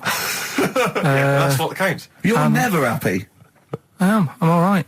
Yeah, no, you're happy with Suzanne and everything, but apart from that, you're never happy. You are the most grumpy, moany thing in the world. I mean, I get annoyed, but I'm always happy. I was annoyed here. I was happy coming here, but there was a bloke behind me walking and scuffing his feet. He had a pair of those stupid skulls on, and he was clicking and scuffing. Wear some shoes. You don't have to click. Pick your feet up. Flip-flops annoy me. But I'm happy. I'm just annoyed. You are just like, oh, the world's on me. It's rubbish, this. I know the world's great. It's just sometimes people annoy me by being there, But Steve said I should be locked in one of those towers that princesses used to be locked in fairy towers, because everything annoys me. But you're grumpy. I'm not. I'm all right. We went. It was a great day, wasn't it? Brilliant round of golf. Absolutely brilliant. Such a beautiful place in Stoke Poges. It's like a really posh place. And are you a good golf player? Well, we'll get to that. Oh, okay. Wow, he bought the shoes especially for it. Oh, I'd love to have seen him in those little shoes. I know, and they were no good because they were metal spikes. We had to change them. He was annoyed straight away. He spent over £22 on these golf shoes. We hired a buggy that was brilliant fun. I was bombing along, wasn't I? I don't drive, but it was great on that buggy. Well, you've been on a buggy with me, and you were a bit scared. Yeah. What? I nearly killed us once. I was just taking banks and things, but you don't see sort of bunkers, and he'd scream and go, stop! And he'd put his foot down the brake, and then I reversed. At one point, he sort of did a handbrake turn next to the lake, and then we had to reverse, right? And you just flick a switch and put your foot down. He did that without looking. I looked behind, there's a big oak tree there. He screams, watch the tree, right? So... Dukes of Hazzard. I kept jumping in and leaving him behind because I had to go to my ball. Anyway, the first shot, I got on the driver. I honestly did one of the best shots I've ever done. It went straight down. It was great. I thought, phew, got away with that, because it's always the first one because it's a clubhouse and you want to look good. Yeah. So. He tees up, and I've been saying, buy some balls. He just got 6 balls. I was going, what if you lose me? I won't lose 6 balls, right? He tees up, right? Whacks it. It goes miles, like right angles, straight into the woods, right? He turns around, he goes, go and buy some more balls. So I'm laughing, because it's like impolite to laugh, but he broke the ice for me, and I was falling around. And then his second shot, I go, you're off a 3 now. If you take another shot, he went, oh, right. So it's his third shot, he puts the ball down. He hits the ground before it and misses the ball altogether. And I was on my back, wasn't I? Unbelievable. Actually rolling about on his back. I was rolling about, and we were terrible. I went round 107, he went round in like 119 or something. Sure. It was just rubbish. How long did it take? 5 hours. Of course. And there was no one around, luckily. But it was fantastic. So then we go and have our meal. What annoys me, I said, right, I'll go for a run. He went, I'll have a bath. I said, I'll see you at 7:45. At 7:55, I have to call him. He's not ready, so he's let me down there. Well, I can't stand lateness or laziness. You hate lateness. Yeah, and he's let me down. Do you know his excuse? He fell asleep in the bath because there was no light bulb. There's no light bulb in the bathroom. So instantly he fell asleep, and he was late. No, do you know what I mean, though, Steve? If you're sort of, like, nice and warm and what have you... I was tired anyway. I've been stressed out for 4.5 hours, right? My life flashed in front of me a few times in that buggy. So it's all sort of wears you down a bit. I thought, right, I've got a headache. You're going for your run. I'm going to have a bath. I walk in, put the light on. For some reason, it didn't come on, but I thought, it's all right. I'll just You know, doesn't matter. You can have a bath in the dark. It's summer, so it's light anyway. Well, there's no windows in the bathroom, so... So you were in the darkness? So I'm in the darkness. I nod off because I'm shattered. He calls up, hassling me. So I said, well, it doesn't normally take that long for me because, you know, I haven't got, like, long hair. I've got a dryer and I can sort of one wipe. Yeah. He's already 10 minutes late, though, when I called. Well, 10 minutes. 10 wow, minutes. This is late, next. Doesn't matter. Dinner wasn't until 15:15, so we had, like, another 20 minutes anyway, so it doesn't really matter. Yeah, but we said 1:45. So he's calling up, hurry up. So I said, yeah, all right. So I get out and drying, like, my tackle and what have you. Calls back again 30 seconds later. You know? No, I don't, no? I don't You're like that. not going to do that, though. Give it a wipe. 30 seconds later, come on. So I end up going downstairs to the meal area. Naked. With a wet shirt on and wet socks. I've got headache as it is. Meant to be a relaxing weekend. But anyway, so we have our meal, which is really nice. And then we're sitting in the bar. I'm having a cigar by the fire. Yeah. Like, we're having a rather nice Pinot Grigio. Yeah. He's there going, I've got headache. Is this 1955 that you live in? I know, yeah. It's so right. We are knackered because, you know, he's not used to work. I've seen him moaning, falling asleep. He's not used to it at all. And you've been on your feet for over half an hour. Yeah, right. So, we didn't even walk around the golf course. We had a buggy. Yeah. Wasn't even exercise. So we get onto conversations. Talking about, he's asking me stuff about evolution. Tell me that. Why did the giraffe? What's that rubbish about the giraffe getting a long neck? I said, well, it didn't try and get a long neck. It was selected because, anyway, I went into evolution for him, and he said, but why would evolution do that? I went, well, you think that evolution didn't do anything? There's not this consciousness, there's not this will that a giraffe has to stretch its neck to reach the leaves. One had a long enough neck to survive and pass it in. He was going, yeah, but why did evolution... this isn't. But by the way, this isn't the most stupid thing. This is warming up. This is about 8:45. Right? He said, why didn't evolution make a giraffe good at carpentry so it could build a ladder? Right. Yeah. Okay. All right. Okay. So he's thinking around it. He's trying to pick holes in evolution. Yeah. We get on to, I said, well, things are, I said, we can see the speed of evolution in lower life forms like bacteria, viruses, they evolved. That's why soon we won't have an antibiotic that can kill some certain bacterial strains. And he said, and this is about 11:30, then I said, I'm going to bed, right? He said, in the future, they reckon that you'll be able to wake up and eat a yogurt you can have a chat with. I don't know what that means. Let's put a song on, right? And we'll come back to it. So you're going to explain that? Yeah. You've got an explanation? The Verve and Sonic on XFM 104.9. I'm Ricky Gervais, with me Steve Merchant and Karl Pilkington. So let's just get this right. What did Karl say? He's just specifically giving those words again. He said, they reckon, and I said, I'm going to bed. He went, no, really? I said, no, I'm going to bed, Karl. There's no point now, because, it's just like you're talking gobbledygook. You know what I mean? I might as well talk to a pot plant. Yeah. He said, in the future, they reckon, I don't know who they are. Sure. I don't know, people who post things on the internet that he reads. I think the Telegraph. Anyway, complete the sentence. They reckon that in the future you'll be able to wake up. I love it. There's a little scenario, an embellishment, like this little. Oh, hello, darling. It's your yogurt. Hello. You'll be able to wake up and eat a yogurt you can have a chat with. All right. Well, thanks for that, Rick. I'm looking at you. I'm going to throw that over to Karl now. Right. It's when I was away on holiday, right? I don't normally buy the Telegraph because it's too big and that, innit? So, but they were giving it away for free on the plane, so I thought, ding dong, might as well have it. Mm-hmm. And I saw a couple of things in it. I thought that'll be interesting. I saw this thing about the future, and it was talking about evolution and what have you, right, which I always find weird, because I always think that maybe we've sort of done it wrong anyway. Do you know what I mean? I sometimes think by definition, evolution can't get things wrong. Things change, that it's not successful, it can't pass on its genetic material, but if you're around, it's working. If you're around, it's working. Slugs are as evolved as they need to be. Slugs are as evolved as you and me. That's true enough. Yeah, no disrespect, but it works. It works. Sorry, they're around. Anyway, what's your point, Karl? No, I mean, I think we probably would have been better off staying as a fish. Just because there's more water than land, isn't there? Right. And you wouldn't drown. This is why I went to bed. No, I can imagine. I'm thinking of dozing off now. Yeah. No, but do you know what I mean? From, what was it? It was bacteria, it was fish, mermaid, man, onwards and what have you. So anyway. God! Oh, God! No, there are a few knowledge gaps in your theory of evolution. You generally got it right, though, so but, I mean, basically, yeah, it went bacteria, fish, mermaid man. What's next is the big question. So it was telling you all about this and what have you, and saying how, like, we shouldn't have interfered, because maybe if we wouldn't have invented planes and what have you, maybe we'd be able to fly and what have you if we really needed to and stuff like that. Okay. So we've interfered with evolution, you see. Right.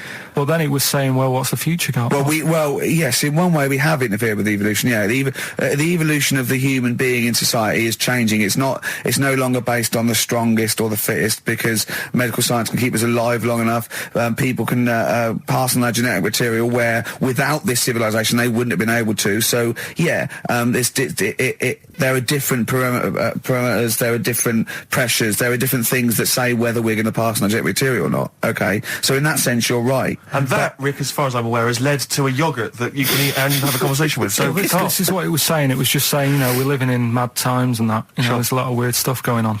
One of which is... And the fellow was just saying, you know, with computers and stuff like that, the way it is, we'll be able to wake up... Go on. Have a chat with your yoghurt and have something to eat. What do you mean, have a chat with your yoghurt? Because of the amount of... I mean, you have them yoghurts already, those friendly yoghurts. Those bacteria-friendly ones, so this is just a really friendly one. Yeah, they don't... Oh, God! I might burst! Do you know what, sometimes, Carl, I think that we're having a chat with a yoghurt. Do you know what I mean? There can't be any difference. Yeah, but then I'm always reminded that would be more entertaining. That would be more informative. So we just had a text here that says, and I don't know what truth there is in this, as ever, but John says there is apparently a nude bike ride today in Hyde Park. Now, I can't believe that's the case, because I don't think it's allowed, is it? You can't ride around with your veg check, can you? I don't know. Why would you want to? Well, good point. On a bike. On a bike, I like the fact that that's what disgusts him. Do you know what? If we did appeal for a nudist to call in, I'd want a very specific sort. I want a German nudist, a middle-aged man called Helmut. Okay. If there is any, or the closest one to it. So I want a middle-aged man from Germany. If your name is Helmut, you're in. But I'll accept hands. Carl would be good, wouldn't it? All right. Yeah. I think I'm wondering if the age might. Maybe we could broaden out. Okay, just a German nudist bloke. Right. Could he at least be fat? Can I find a fat German fella? If your name's Helmut, we're going to give you a big prize. Yeah. But, you know, any fat German fella who likes to get his sausage out. Sure. Okay? It's sauerkraut. Yeah. What's the phone number? 0871 222 1049. It'd be good just to get an email or a text with a contact on it, and then I can just call them up in the week. Sure. And 83936 is the text number. I don't know what our audience demographic pans out like, Rick, but I'm suspecting that's probably a fairly small fraction of our listenership. I know, but you know, there must be someone out there. If you know a fat German who likes to get his tackle out, phones are going. Straight away. Just answer it, Carl. Just answer it. Just potluck. It could be anything. Well, just see what it is. To be fair, it could be a nutter. But just say hello. Just tell his nutter straight away. He'll stay there, won't he? He'll stay there. Well, answer it. Answer it. Leave it. Answer it. Oh, you see this? It's gone. There you go. He bottled it. So, just as well. Well, you took too long to answer it. There's a vicar in Australia who started sort of doing his services and all that in nude. Hot, isn't it, out there? Yeah, where'd you get the churches aren't. Churches are pretty cold. It was on some website. Of course it was. Yep. Just saying about a vicar and that who's there's a lot of nudists and that who want to get married. Do it, you know. Don't mess about with the wedding dress and that. Just snip up. Cheaper, isn't it? Well, I also suppose it's so. I suppose if you believe in God, you believe that that's the way to be, innit? Because Adam and Eve and that. Yeah, but then in Adam and Eve, the shame made us dress up, didn't it? Yeah. Eating the apple and things. Yeah, but God didn't want that, did he? No, he wanted to see it all. He was loving it. He was having a whale of time getting a life full of all of that, and then the snake said, cover yourself up. Stitched him right up. Yeah. So if you believe in God, which clearly I don't, do you believe in God, Carl? Don't know, I don't really worry about it. It was ages ago, wasn't it? So, you know, if he's about, whatever. Not that bothered. Adam and Eve is pretty interesting, though, isn't it? It's not. Well, how is it interesting? He made man out of dust. Then just because he could, he's having a laugh. Then he made her out of one of his ribs. Again, he'd like to vary it a little bit. Then they had 2 sons, which gave rise to the entire human race. What was going on there then? What would have happened if they didn't get on? That's interesting. Sometimes with pandas, they don't fancy the other one, do they? They go, well, that's my choice, one. You've brought me one panda from Lisbon Zoo, and I've got to shag that. What if I don't fancy it? What if they bring in a right slapper? Do you think what if it's the equivalent of, like, Love Island, whatever it's called? It was like Celebrity Love Island. Yeah, and they're going, I am not shagging that slapper. Every panda in the world has seen that dirty old mott in magazines. Why am I meant to mate with it? I've got some dignity. Are you talking about Adam there, or Panda? Was that... either is fine, I suppose. No, do you think that Adam had any say? When God was making Eve, was he saying, can make the boobs a bit bigger, would you? And then... I'm a blonde guy, I'm into blondes, really. I mean, I don't know, did he have any input, or was it just... I don't know. Well, I suppose it was one of his ribs. I know, but it's probably restricted. You go, well, I'm working with a rib, Adam. Give me a break. There's only so many things I can do. Well, he was probably in kind of intensive care, wasn't he? With the whole. They go, well, I can't just keep making the boobs and things bigger because her legs will get short. I don't mind short legs. Yeah, make the legs longer. I don't mind no legs. As long as the boobs are sizable. I tell you what's weird though, Steve. Right? Everyone's heard of like Adam and Eve. Yeah. What's the surname? Yeah, where'd they get their post from? Unbelievable. An email from Suzanne talking about your tea that night. Was Suzanne out on Wednesday night? Was the an England game or something? Yeah. So you were alone. You were home alone, were you, Wednesday night? Yeah. Did you enjoy your meal? Was it a quiche? Go on. Right. From Suzanne to Karl. Take the quiche and put it on the baking tray. Cook for 30 minutes on 190. Take lettuce and put on plate. Take 3 tomatoes, wash and chop into quarters. Place on lettuce. Take an avocado, chop in half. Remove the stone. Peel skin and slice. Place on salad. Put salt and pepper on and a dribble of olive and balsamic vinegar dressing. Right? In brackets, small bottle behind the cafetiere. Right, in case he's reaching for bleach. Yeah. That's it. Should have put everything else away. Right? Then sprinkle a smidge of parmesan on top. Remove quiche from oven, cut into quarters and put on plate. Eat. Oh, wow. Does she have to do that every single time? She's like... No, it's just that I'm not that good at cooking, right? And to be honest, that was a lot of hard work. I didn't bother warming it up. And I did without the avocado. Why? Too much messing about. He didn't even do that with instructions. It was too much. But yeah, I'm not that good at cooking. And did you genuinely? That's not cooking though, is it, Karl? That's heating up a quiche. That's cooking. It is making the quiche. Yeah, but I'm just. Could you have figured that out if she hadn't left that note for you? Why did she have to tell you what the olive oil and balsamic vinegar was? Because I've put sort of cooking oil on my food once, and I said, oh, it's a bit... It's ever since, right, years ago... I'm gonna die! Years ago... leaving Mr. Magoo at home! It was ever since I put sausages in the toaster that... What do you mean? I nearly set the flat on fire. Because, do you know, like, when you're grilling food in a pan and all that? Yeah. Sort of sausages spit and it goes everywhere, doesn't it? And it makes everywhere greasy. In the toaster. So I thought, well, just want to warm them up. Yeah. Bung them in the toaster. Yeah. What happened? And she sort of caught... Well, she stuck and then sort of caught on fire, I imagine. She came in just as I was sort of plunging it, and Matty came in from work. Said, what are you doing? I said, I'm in sausages. Well, the oven isn't on. I know, they're in here. What, you turn it off? Panicking and that. But I've never been into it. I've never been into cooking and that. At school and stuff, I didn't bother doing it. Oh, every time Suzanne comes home, she must think, please be the house still there. Yeah. Please not let me hear a fire engine as I come round this corner. Oh, God. She comes and goes, oh, God, thank God. I bet she's always happy to see you when she gets home and you haven't burned the place down or introduced some howler monkeys or something. Unbelievable. What I find extraordinary is there are people who are in sort of care in the community who don't need instructions on how to prepare food. Oh, they do. They can do it. Yeah, you show them once. Yeah, they do. Whatever you do, don't put sausages in the toaster, Johnny. Do you know what I mean? Yeah, and they've learnt it. They don't put sausages in the toaster. Yeah. What did they put their fingers in? But, yeah. Chris Campling did a review of the show. Right. And basically said that Karl Pilkington is a creation of Gervais and Merchant. Well, if only that were the case. He said he started off saying he liked the show. Yeah. He was excited. Said it was a good show. A lot of the jokes. I'm already questioning his critical faculties. Yeah, exactly. And basically said that we didn't contribute much, or seemingly didn't seem to contribute much, and we couldn't sort of like ad lib or anything. We just laughed at, particularly me, laughed at Karl Pilkington, who was coming up with some, quite funny stuff. Yeah. Right? But then he does a twist on it. He goes, but the thing is, we're the puppet masters.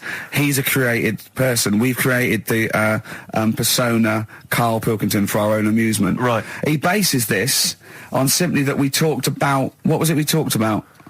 The Chinese not aging well, and he heard him talk about that on my DVD. But clearly I say, Karl, remember when you were talking like that? It's a news, or remember in the week, and so he thinks it's all scripted now. Imagine if this show was scripted. I'd be ashamed. Yeah. If this show was scripted, I would send back the BAFTAs for the shows the actual shows we've written, and I would say... I'm not having a go at Chris Campling. He's nice about our other work. He likes The Office, and he likes my stand-up and everything, and he likes the show, but he's saying... Because we're not spontaneous, we scripted this and invented Karl. So he's like, we've invented another Gareth. If we had created Karl, I would not have squandered a character that good on this poxy radio station. Absolutely. Also, does he know that we spend about 3 months on half an hour script? So how long does 2 hours of drivel? But the main thing is, as if this could be scripted, it's dreadful. It's shocking. Or maybe this is scripted. Hang on, you've lost me now. Let me just check the script. Maybe Chris Campling does not exist. Maybe I've made him up. I don't know what to believe. See, the name doesn't wash with me. What was his name? Chris Campling. Sounds odd. That's something that I made up, isn't it? Campling's almost like a joke. It's almost like a gay name, isn't it? Oh, he's a Campling. So I think this is scripted. Yeah. I think I've probably made this whole link up, and Karl is a creation. Campling, that's not a real name. I made it up. I should have come up with something better. Yeah. Sorry. Down to the River by Bruce Springsteen on XFM 104.9. So, that little fella in the Times thought Karl was just a puppet. We created him. He's an actor. What's his actor's name? Brent Hogwell. we got him from Spotlight. Yeah. Brent Hogwell. This stupid, dopey Mancunian accent, he just puts that on every week. Yeah, exactly, yeah. Yeah, he speaks rather like Hugh Grant. Yeah, yeah. And we just got this whole world around him. We set a whole... What do you think about that? He had his head shaved, especially. Exactly, yeah. So, yeah, would he think that, maybe if he's looked online and seen me head, and he's noticed how round it is and that, does he think it's sort of been, morphed into that shape just for the show, just for 2 hours on a Saturday? Yeah. You spend 5 hours in prosthetic makeup like John Hurt in The Elephant Man.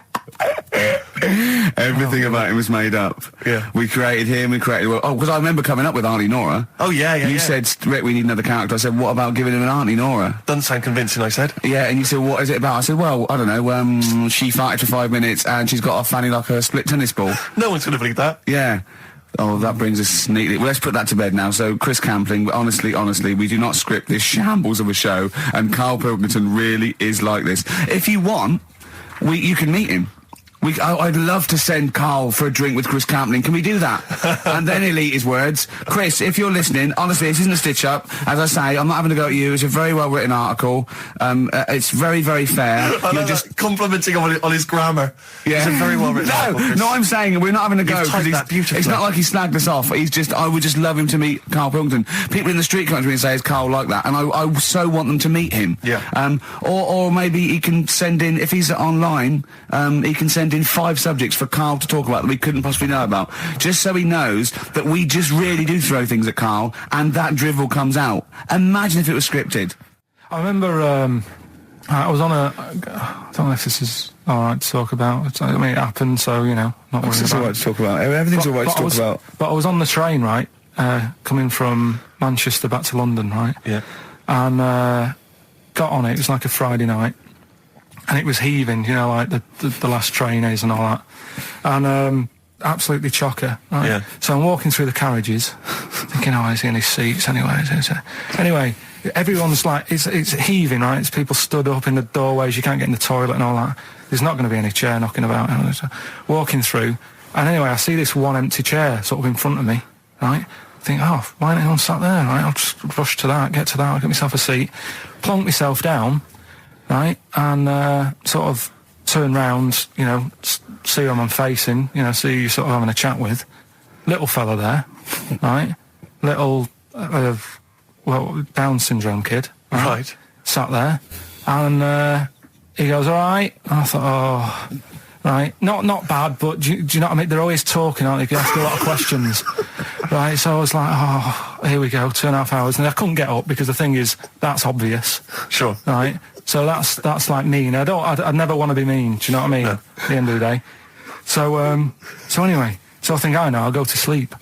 Clever. Right. So I shut my eyes, and he leaves me alone. All right. So then my phone goes, and I think, right, what do? Do I ignore it, or do I open my eyes and see what it is? Anyway, I open my eyes. It's Ricky calling about something, about nothing probably. Actually thinking about it, wasn't even worth answering. Right. So anyway, but I'm awake now, aren't I? So he's like, hello, and I'm like, all right, mate. And he says, you're muscly. You're right. Oh, God! And I said, yeah. And he goes, you know, why? So I said, no, just am. It's, again, stressing me out, because I was thinking, why am I muscly? I don't go to the gym. And, you know, I mean, I'm not muscly, I'm in good shape and that. Well. So then he wants an arm wrestle. On a crammed train from Manchester, so I've got another hour and a half of this. Oh, well, you talk back, he'd soon have got up and left. If you'd have started asking him questions, he'd have got up and left with the drivel you come out with. So anyway, do you know when you're under pressure, you're thinking, well, he's said that I'm muscly, right? So do I do it or not? What? And there's people watching, you know, not joining in, not sort of having a laugh and that with me, just like watching but pretending they're not. Oh, and I'm God. at one of those table seats, and he kept saying, come on, I want to arm wrestle. So, and he was getting loud, and I thought, I best just have an arm wrestle. What do you mean? What do you mean? I best just have an arm wrestle? Well, what do you mean? Get it over and done with. I had to... if he's going to keep asking, I had another hour and a half on the train. Oh, God. So anyway... Oh, my God. I'm thinking who won. Well, were people putting bets on? It was working. It was stopped, and just as well, really. What do you mean it was stopped? Was it game? No. He was winning. I was struggling a bit, right? Yeah. And he was really like, you know, taking my arm down. And then he sort of let go and started laughing. And I thought, thank God he let go, because I would have made, you know what I mean? If I lost that, everyone's in the train looking, and all the rest of it. I never felt it suddenly serious to him. He's got to win this. Anyway, Pilkington. But then he just, then we were chatting about favourite food and that. He likes sausages. And I said, you know, he said, do you like sausages? I said, yeah, they're all right. I like a bit of Chinese and that as well. And he was saying, oh, I can't have Chinese. Not allowed Chinese. Why? Don't know. He just said, it's not allowed to have it. But yeah, I had a good long chat about stuff and that. But so you enjoyed it in the end? In the end, it was all right. Yeah, it's just. What do you expect? Okay. No, but it's that thing, isn't it? It's always whenever you're faced with something different, it's always awkward, isn't it? And that's the thing. You're talking about him now, are you? And I think I did all right, because everyone else was ignoring him, but I probably made his day pretty good. Yeah. We were a nice bloke. I like the idea that newlywed couple are probably thinking that's going to be a similar journey down to Cornwall. Did you have to have that thing done where they say, what side do you wear your member? What side you dress? They don't say what side you wear your member. That would hardly be a euphemism, would it? So they say what side you dress, sir. It means what side your little John Thomas leans, doesn't it, on rest, usually to the left, isn't it? Your little left testicles. If I said to you now, what side do you wear it on? Do you know? It would be left. It would be the left. That's what I mean. If standing there, right, with nothing restricting it or holding it in or holding it up, right, it sort of leans, your one ball is sort of like slightly back and lower, isn't it? And your little John Thomas rests there, so it's left. And the reason they ask it is so they don't put the tape measure up on the left and squash your willy or touch your willy. So it's nothing to do with, like, well, you'll need a bit more room of sort of more material on that side, or... Well, no, I don't think they compensate. It's just when they put when they stick that up into your groin, they don't want to come in contact with your. The thing is, I don't know what side I wear stuff on. I just sort of pull my pants up and wherever it wants to go that day. But maybe it's not big enough to sort of make any, real decision. But, like now, I'm sat here, right, with my jeans on. I don't know where I am. Well, that's clear from hearing you talk. No, but what I mean is, if a fella said to me, what side are you, what side's your member on? Member? What is this the use of the word member suddenly? I'd go... Well, it's usually not appropriate, and also, I imagine in the old days they had big baggy pants that used to sort of like hang down, and now, like with those stretchy boxers and briefs, it's sort of held up in a nice neat little parcel, isn't it? So it's probably not appropriate. It doesn't come in contact with your little snake. So, did you ever, have you ever heard that? Are you telling me a tailor has asked you that and you went, what do you mean, mate? No, I've never, I've not really had one made to measure. I had one made when I was a kid, but since then I've sort of bought a suit off the hook. But when you were saying about buying a suit, I know that question sort of crops up and I don't know what the answer is. It just annoys me the way I don't know, there's no surprises anymore. Do you know what I mean? People know. What do you mean? He's going to go, right, I'm going to measure you now. Which side shall I measure? Go, well, pot luck, go and have a look. Right, there you go. Oh, you got it. You checked me out. What do you mean there's no surprises anymore? What are you talking about? Everything you say is a surprise. Everything you say, every opinion you have is a surprise to me. What I mean is, why aren't people just happy just to go, well, depends, doesn't it? I'll just pull the pants up wherever it wants to go. I'm happy. What do you mean? Why is this such a big issue? But Carl, when they ask you this question, they're not making a note of it somewhere. It's not statistical research to find out what the kind of common leaning is. It's a question so he doesn't touch it when he's using his tape measure. Just be careful. But he is being careful by asking the question. But what's wrong with him touching it anyway? If he's, it's only like a slight. Fair enough. But if he just sort of, knocks it a little bit, you can just go. Do that again? To me, it's the same as the prostate thing. It's just happening all over again. But the doctor doesn't go, what side's your arse on, sir? Trying to avoid the arse. He wants to go, he knows where your arse is and he's aiming for it and he wants to get it up there. He's aiming for it for a good cause. This little fella's going, well, I've got to measure his leg. I don't want to touch the knob. I'll just ask him, sir, do you mind telling me where your cock is so I can avoid it? It's a big difference. But like I'm saying to you, I'd have to have a look first to let him know. I don't know where it is now. I don't know. It could be the left, could be the right. Are you telling me you don't know where your knob is without now? looking? Well, what do you mean without looking? How could... Well, you're saying it as if like... Should we have a guess? Well, have a look and tell us where it is. What are you wearing? What sort of pants are you wearing? I've got my jeans on. But you got pants on underneath them? Yeah. What are they? Briefs or boxer shorts? Boxer shorts. Boxer shorts. Well, it's probably free, but the jeans are probably strict in it. I think it's probably either in the middle, dressed in, or just slightly to the left. Have a look. We'll tell the listeners after the break where's Carl's knob. It's a good competition. Oh, brilliant! We've got to send this to the Sony Awards people. Well, big question. Where was Carl's knob? That's what people have been hanging on for. Yeah. Where was it?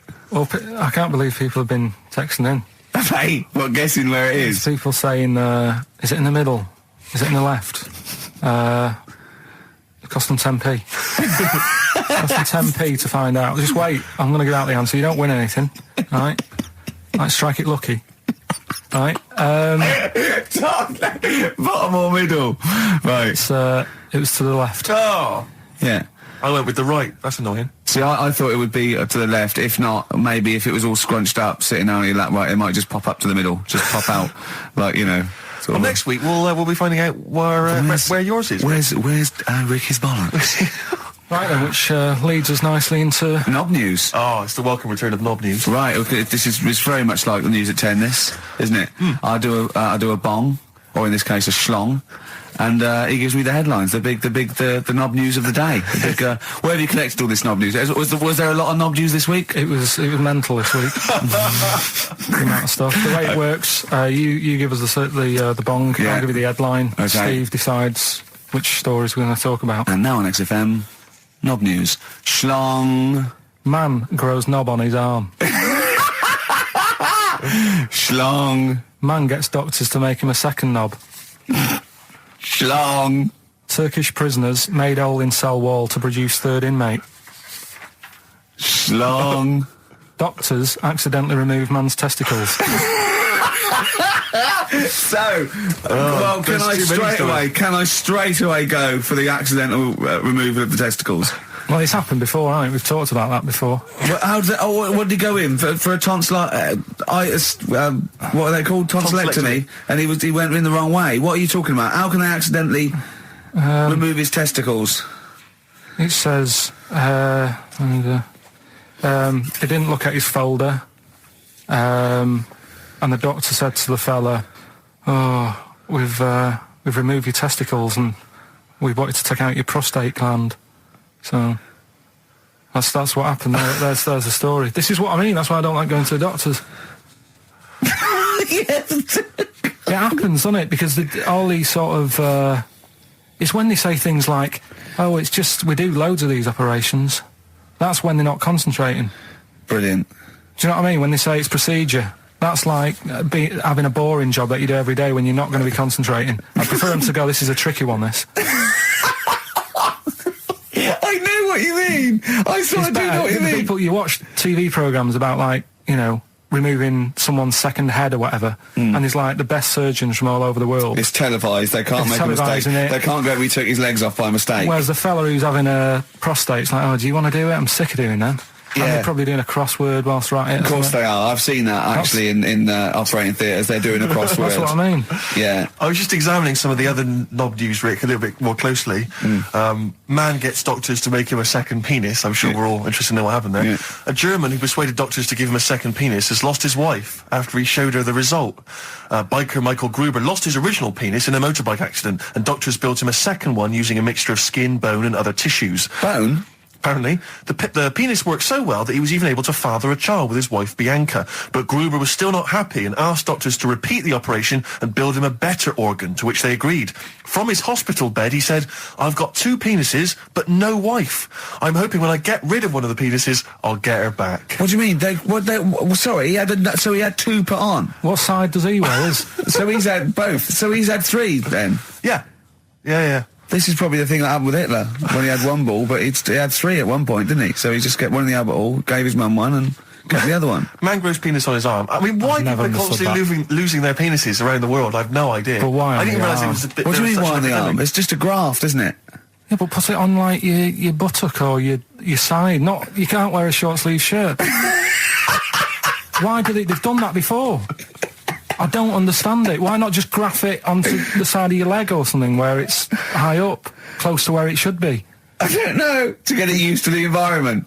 Like when you were, like, released a duck into the wild. I've never understood that. If there's a doctor, again, you know, we had a doctor last time, if there's someone who can let us know why they put it on the arm. So they can keep an eye on it, presumably. He's not going to work with this knob on his arm. He's probably in a hospital bed and under examination. Right. So what do you think? They pop the knob on the arm, say, "Come back in 3 weeks." What do you do, by the way? "I'm a mechanic. Keep the knob, keep the long sleeve shirt," because the blokes go, "Why have you got a knob on your arm, mate?" What are you talking about? He doesn't go back to normal as a teacher. "Sir, what is it? What is it, Simpkins? You got a knob on your arm. No, don't worry about that. Do your maths." What do you think this bloke's walking around with a big knob coming out of his arm? Why on the arm? So they can keep an eye on it. So it's not... But if he's in bed, just get him to not put any undies on or whatever and just have a little sly look at how it's going. Even in hospital, if you're in a shared, like, little hospital room, people going, "Oh, I've had heart problems. What's your problem?" He's there with his arm out. He's got his knob out. Yeah, but I don't think it counts as indecent exposure when they're grafting a knob on your arm, sticking that out the bed. Imagine if he's driving, he's just got it out the window. People driving by. Yeah. At the end is that bloke giving me the finger?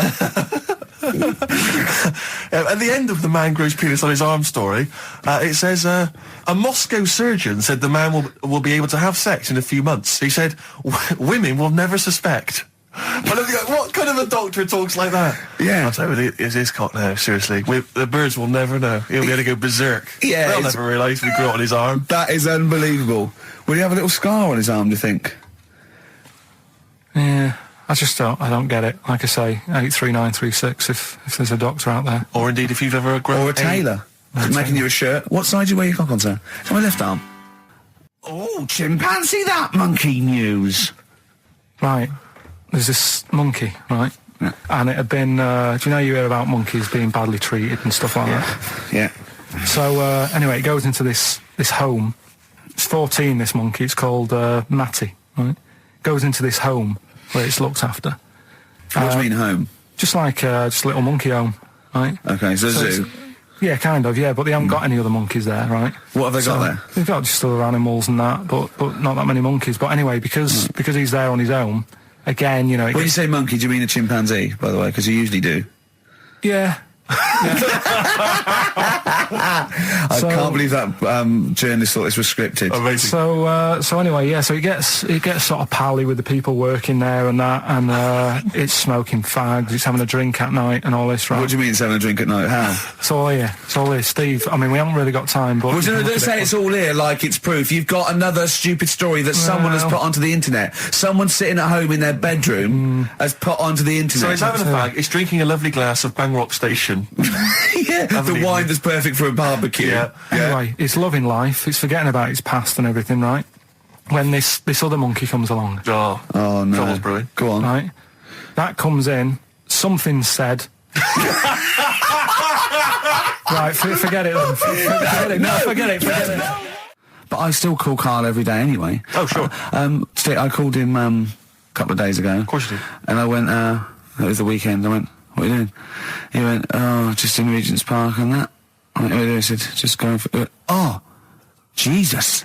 I went, what? He went, a caterpillar just fell out of the sky. I went, what? He went, a caterpillar just fell out of the sky. God, it's there, it's wriggling around. I went, sure a bird didn't just drop it? He looked at it and went, oh yeah. Of course he did. Yeah. For a moment he thought caterpillars were raining from the sky. I thought I was in Chicken Licking. Yeah. Unbelievable. Why did you think a caterpillar had fallen out of the sky? I don't know, it just startled me a bit. I love Karl being startled. I like the idea of him straight on the phone to Trevor McDonald. Look, Trevor, there's caterpillars, insects falling out of the sky. They're falling out of the sky now. Put it on the news, quick. Are you sure there wasn't a bird? Oh, there was a bird. Yeah, sorry, Trev. Bye. But it was after, like, I hung up the phone and that from you. I sort of sat there for a bit watching it. I imagine him cross-legged, just in front of it. But do you know what? Because of his shape, the shape of his head, and his sort of IQ, I bet the caterpillar was thinking, Mama. Yeah. Do you know what I mean? Yeah. It's unbelievable. Go on. It was sort of running about all over the place, right, Steve? So the caterpillars have loads of feet and that, don't they? Wow! Well, they have 6 legs. They're actually a larva of an insect, so they have 6 legs. But they have little sucker things to hold on to the back of cabbages and that. No, they've got more than that. I'll tell you, they've got 6 true legs. Trust me. Trust me, I'm a scientist. And you were thinking what, Karl? Well, but they've got little pods. They've got little pseudo pod legs and little suckers. Yeah. But it was running about like everywhere, right? Mental, but sort of running off to the left, and then it sort of went back to where it was. Then back, went right and what have you. I'm just thinking, whoever gave him the legs, right? What's the point if they don't know where they're going and that? Do you know what I mean? If you can get about... Imagine that sentence. Did you hear that sentence? Can we play that sentence back? No, I don't think we can. Imagine who gave him that legs.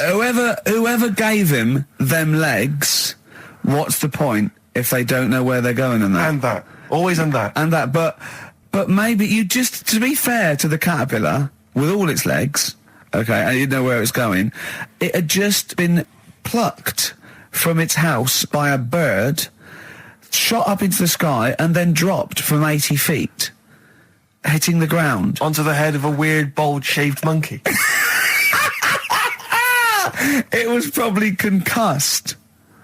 Yeah, it's one of them things again, though. But it still knew more about the world than you. How does that make you feel? I just think it's a waste of time having all them feet. It's the same thing as the... now it's got feet now! It has a nightmare buying shoes, doesn't it? Another holiday.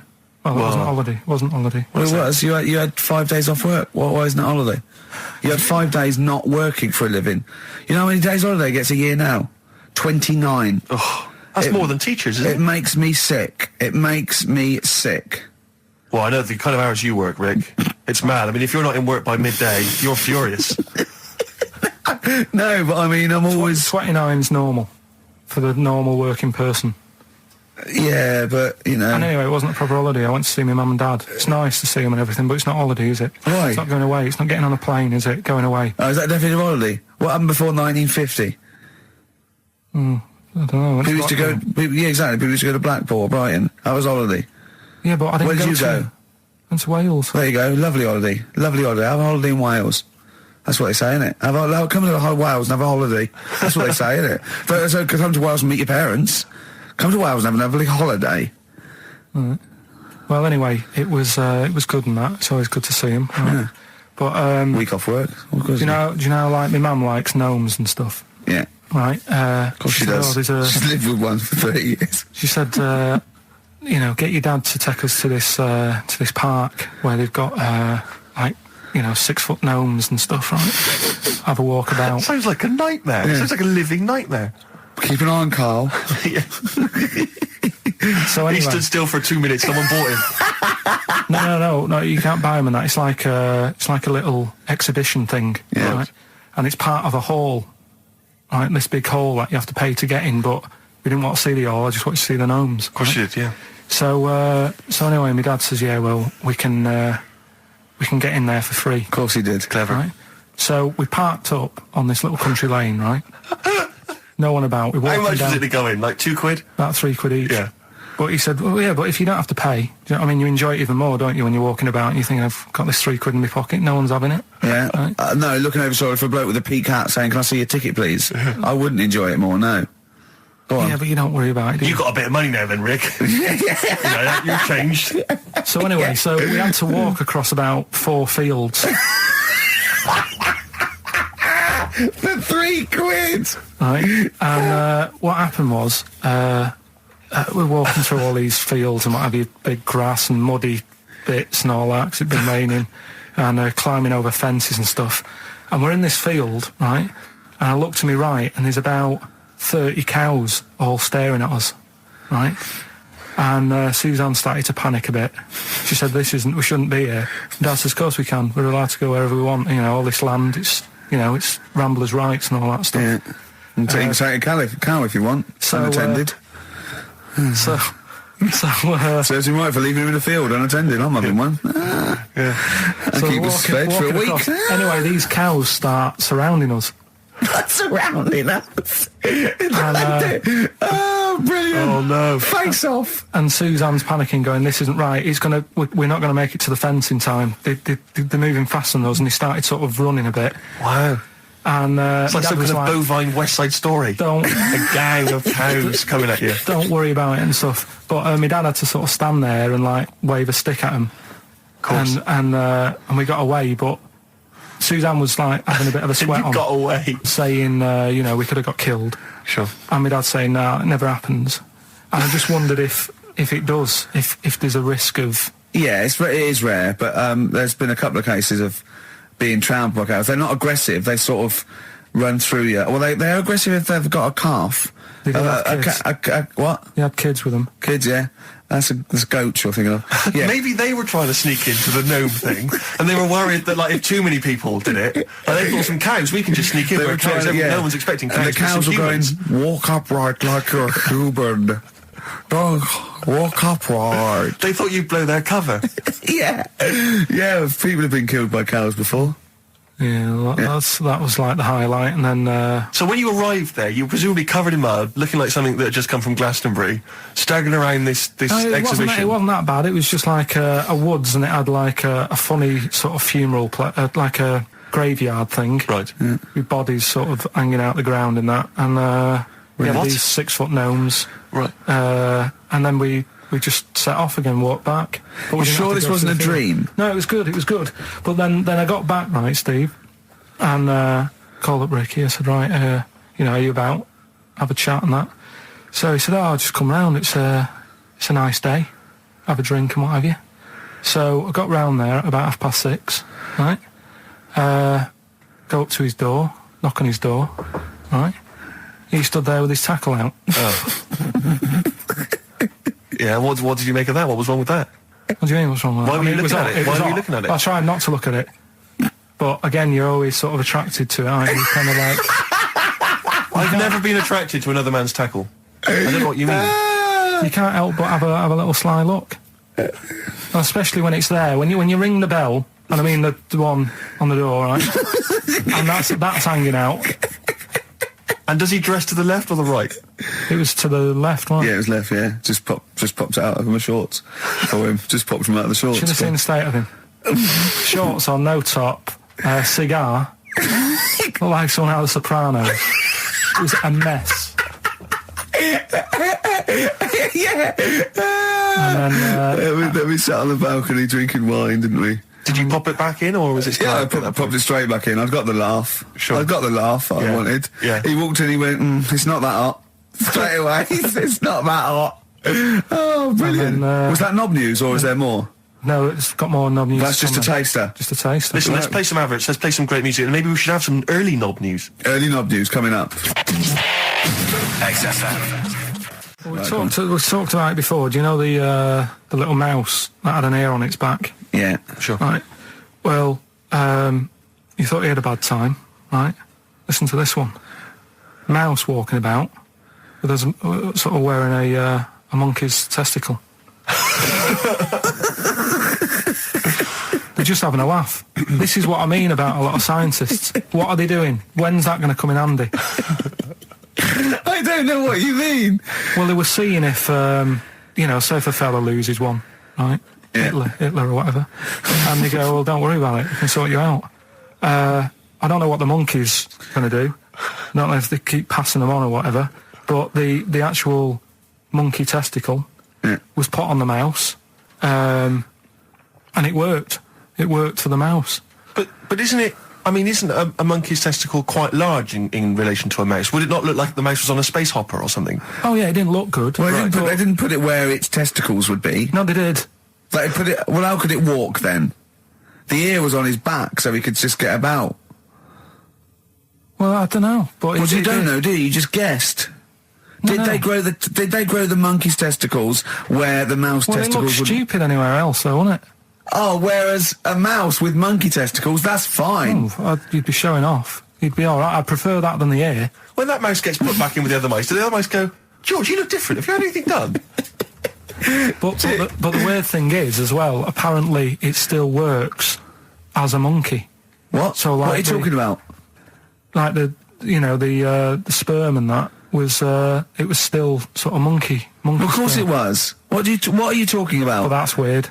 But what, Carl? What do you? It's only a thing to give it nutrients. That's all the thing they're testing. It's like grafting at that level. Right. What's your question? Because I'm right. What do you think? It would change eventually. It would have changed into a mouse testicle because it had been hanging around a mouse for so long. No, I thought the actual sperm of it though would be a mouse's. Why?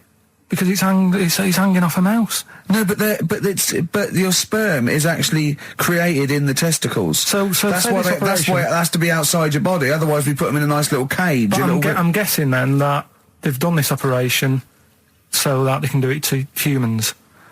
Yeah. Why would I want a monkey testicle if my kids are going to be monkeys? What use is it? No, think. That's no. That's going to happen anyway, Carl. No, yeah, but think. Think of what you're saying.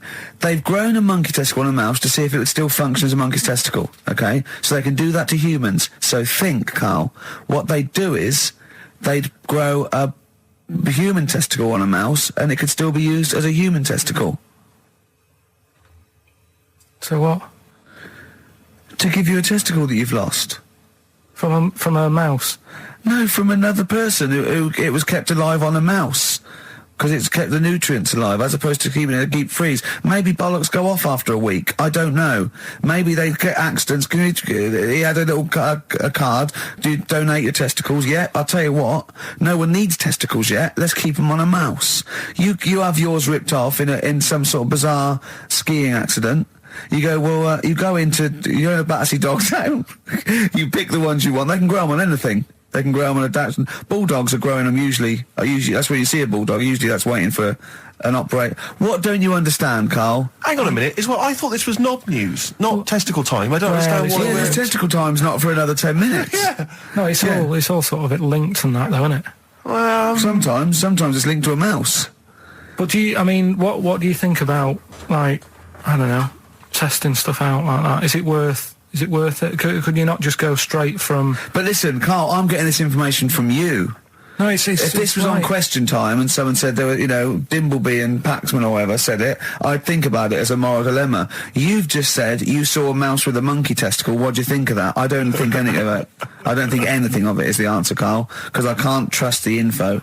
I cannot trust anything that comes out of your mouth. Well, it's true, but it's just all this. It's the same thing, innit? It's the leeches in a blender. It's the fella looking at an electron. Yeah. It's the mouse with an ear on its back. Yeah. I don't know what the point is. But you don't read on. Because I've seen you read something and you're going, look at that. Man survives on eating knee. And I go, what else? You go, I didn't read on. I didn't read on. You look at the mouse with the ear on the back and you just think, that must be murder at a concert. You don't think. You don't think.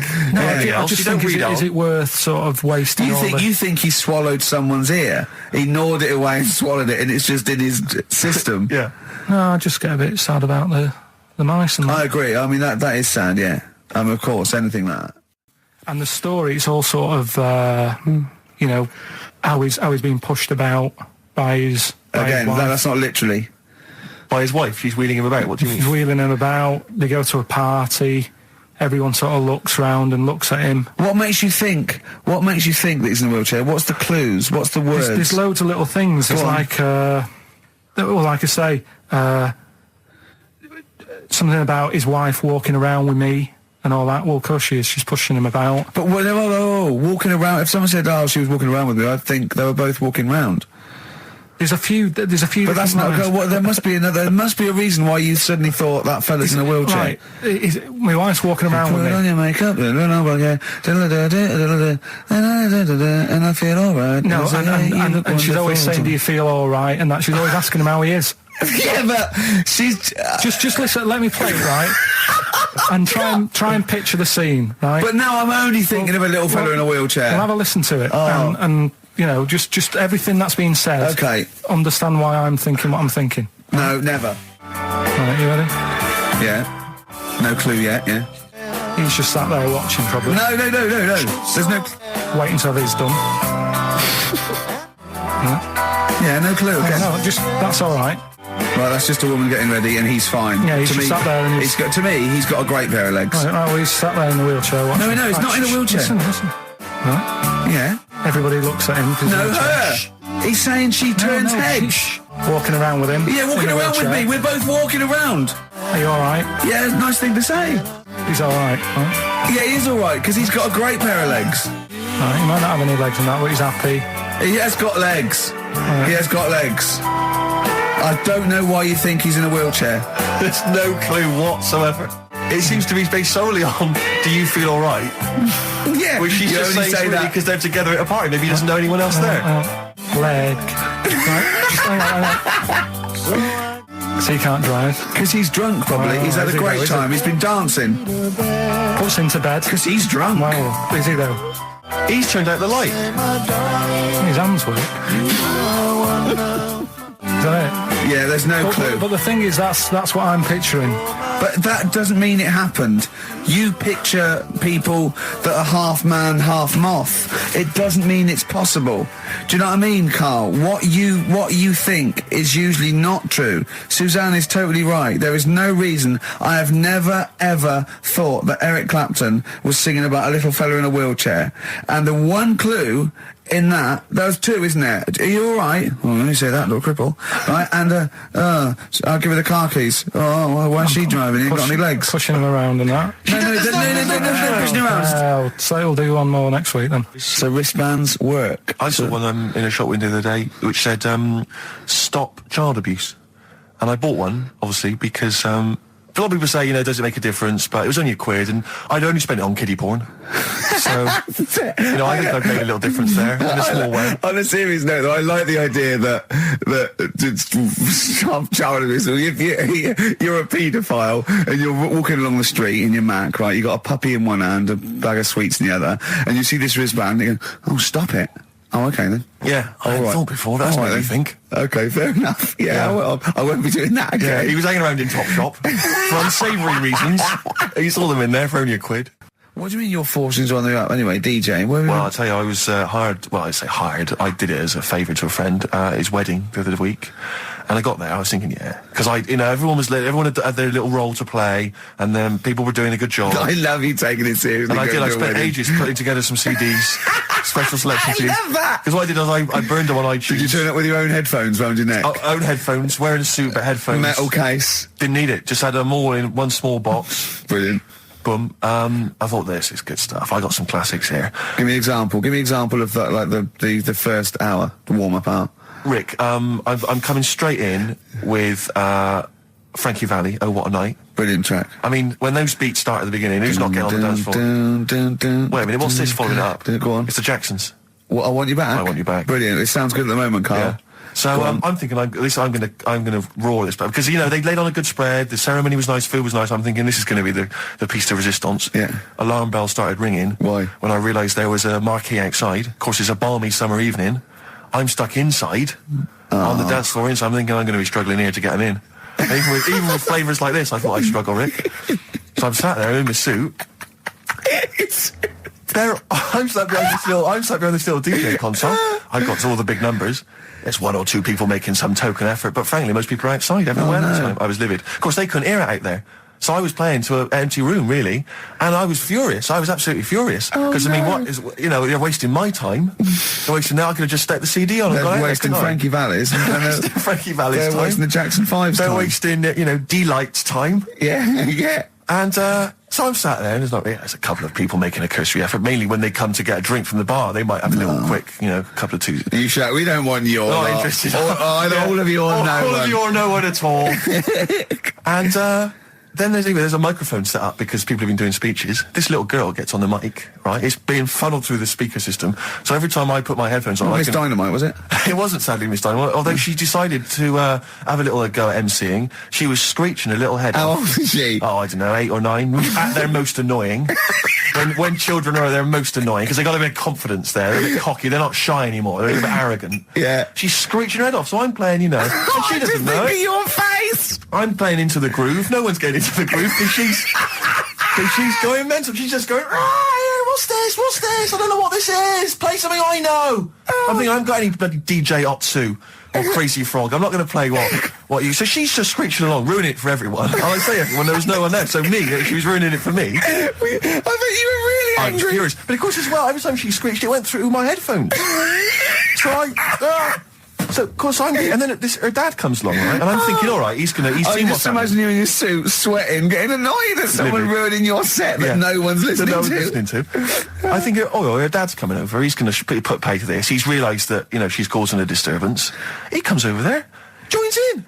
No. Sits her on his lap. He's just saying, hey, she's having a whale of a time. I'm thinking I'm furious. I'm thinking it's his responsibility to shut her up. He's not going to do anything. What can I do? I can't step in. No. And I know very well that if I interfere, he's going to say, oh, well, she's enjoying herself and no one's dancing anyway, and we'd have just got into a fracas. Yeah. I didn't want to start a fight. No. Because I don't know, but he'd have knocked you out, wouldn't he? Someone would have got knocked out.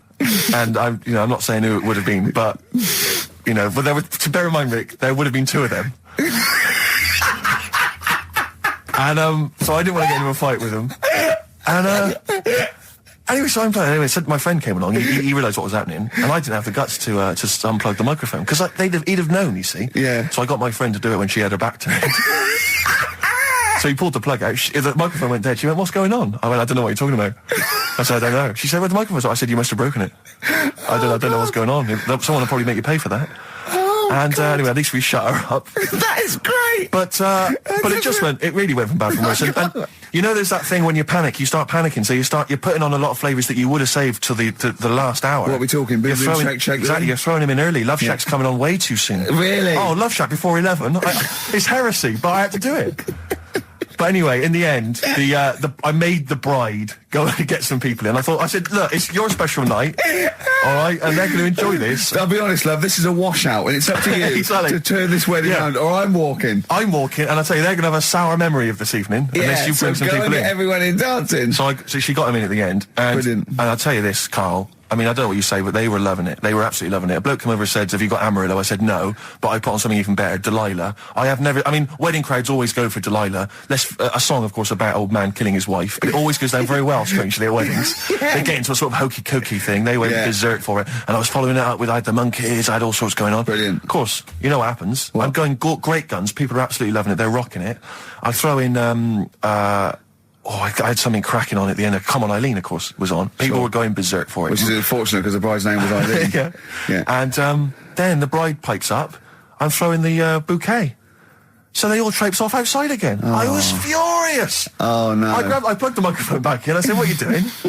We got, but they went out there. And, of course, you can't get them back once they've done that because all the women are running around. I got the thing. And then they got to wave everyone off, throw the confetti. They ruined your day. I was having a great time and they ruined it. She ruined your special day. She ruined my special night. Oh, no. It's on her head. What would you put on about now, Carl? What if I was DJing? Yeah. Probably a better world party. Go on. Interesting. I've never been a religious type. If people want to do it, I let them do it and what have you. Good of you. But out of all of them, I want one that's not going to take over your life. I don't want one where you've got to get up 3 times a day and you've got to go and pray and that you've got to get up early. Forget that. It's getting in the way. But if it's something like... I was walking to work the other day, right, across Oxford Street. There's a little Hare Krishna fella there. And he sort of had... he had a leaflet and stuff. And he said, are you interested? And I said, what do you do?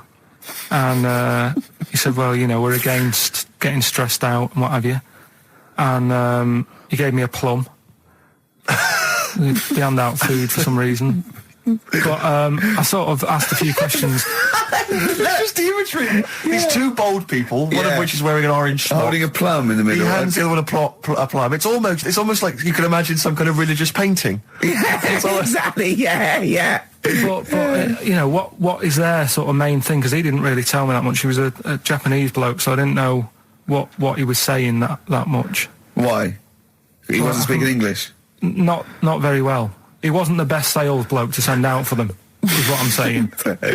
Yeah. But what's that? Are they... You're saying they're nothing like... Well, I believe Hare Krishna is a kind of, as an offshoot of a sort of Buddhist faith. It is, I think they are Buddhist, aren't they? Yeah, and obviously their kind of trademark, as it were, is that they have to say, I believe they have to say Hare Krishna, Hare Krishna in a certain rhythm, in a certain order, a certain amount of times per day. That's why you see them all down the street saying Hare Krishna, Hare Krishna, because it's actually a sort of religious chant which they're obliged to do.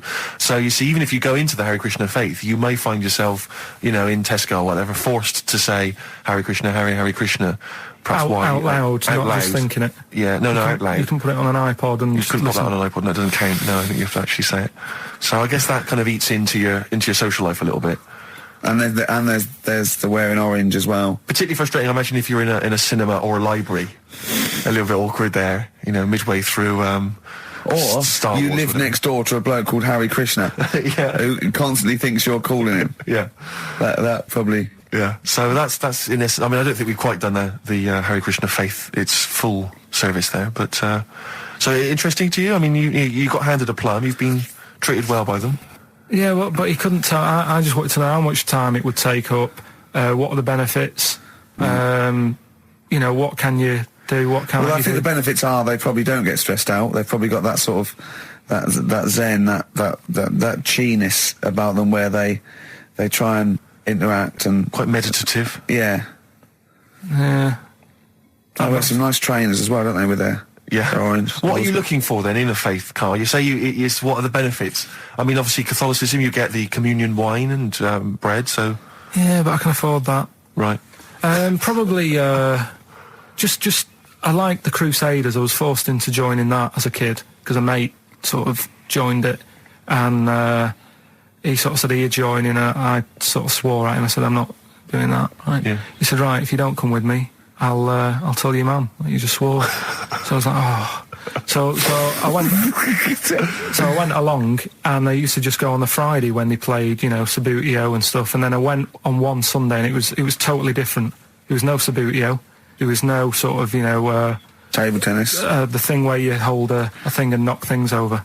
Skittles. There was all that on a Friday. Went on the Sunday, it was rubbish. He said, right, sit down in this room. They gave me a Bible. Thought, this looks too heavy, this is too big. I'm not interested in this book. And I never went again. I used to hide on a Sunday when they came round.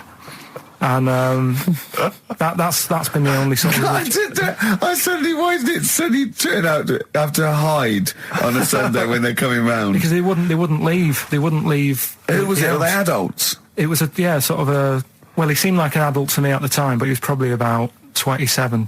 Well, that is an adult. Yeah, but do you know what I mean? He seemed a lot older when I was a kid. Yeah. And he came knocking and that, and he used to say to me, Mum, I'll just tell him I'm ill or something. And they used to hang around to see if I'd eventually come out to play and that. And if I did, I think they would have grabbed me and took me there. I love the idea that for you, religion has to bring with it some kind of gift. It's like, join our faith and you get an alarm clock radio.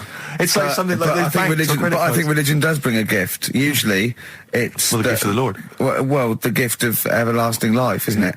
And that's the problem with it, A lot of people believe in it because they think... But for Karl, his feeling is like, that should be a given. That's safe. I'm definitely going home with eternal life. But what else can I have? Is there an iPod? You have to have a religion? Because obviously I don't have a religion. I don't miss it, and I wouldn't want one.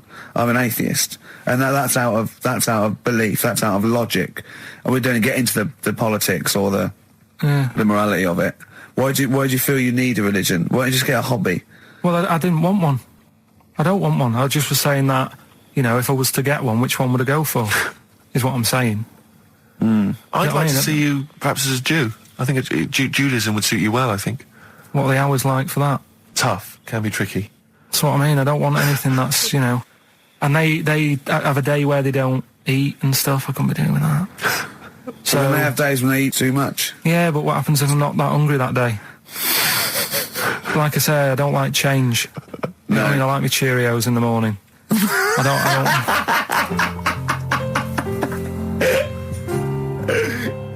feel drained today. Do you? Go on. This is the strangest radio show in the world. Yeah. Isn't it? Yeah. Because we can do that. We can talk about this and go, I feel drained today. Just like he's not...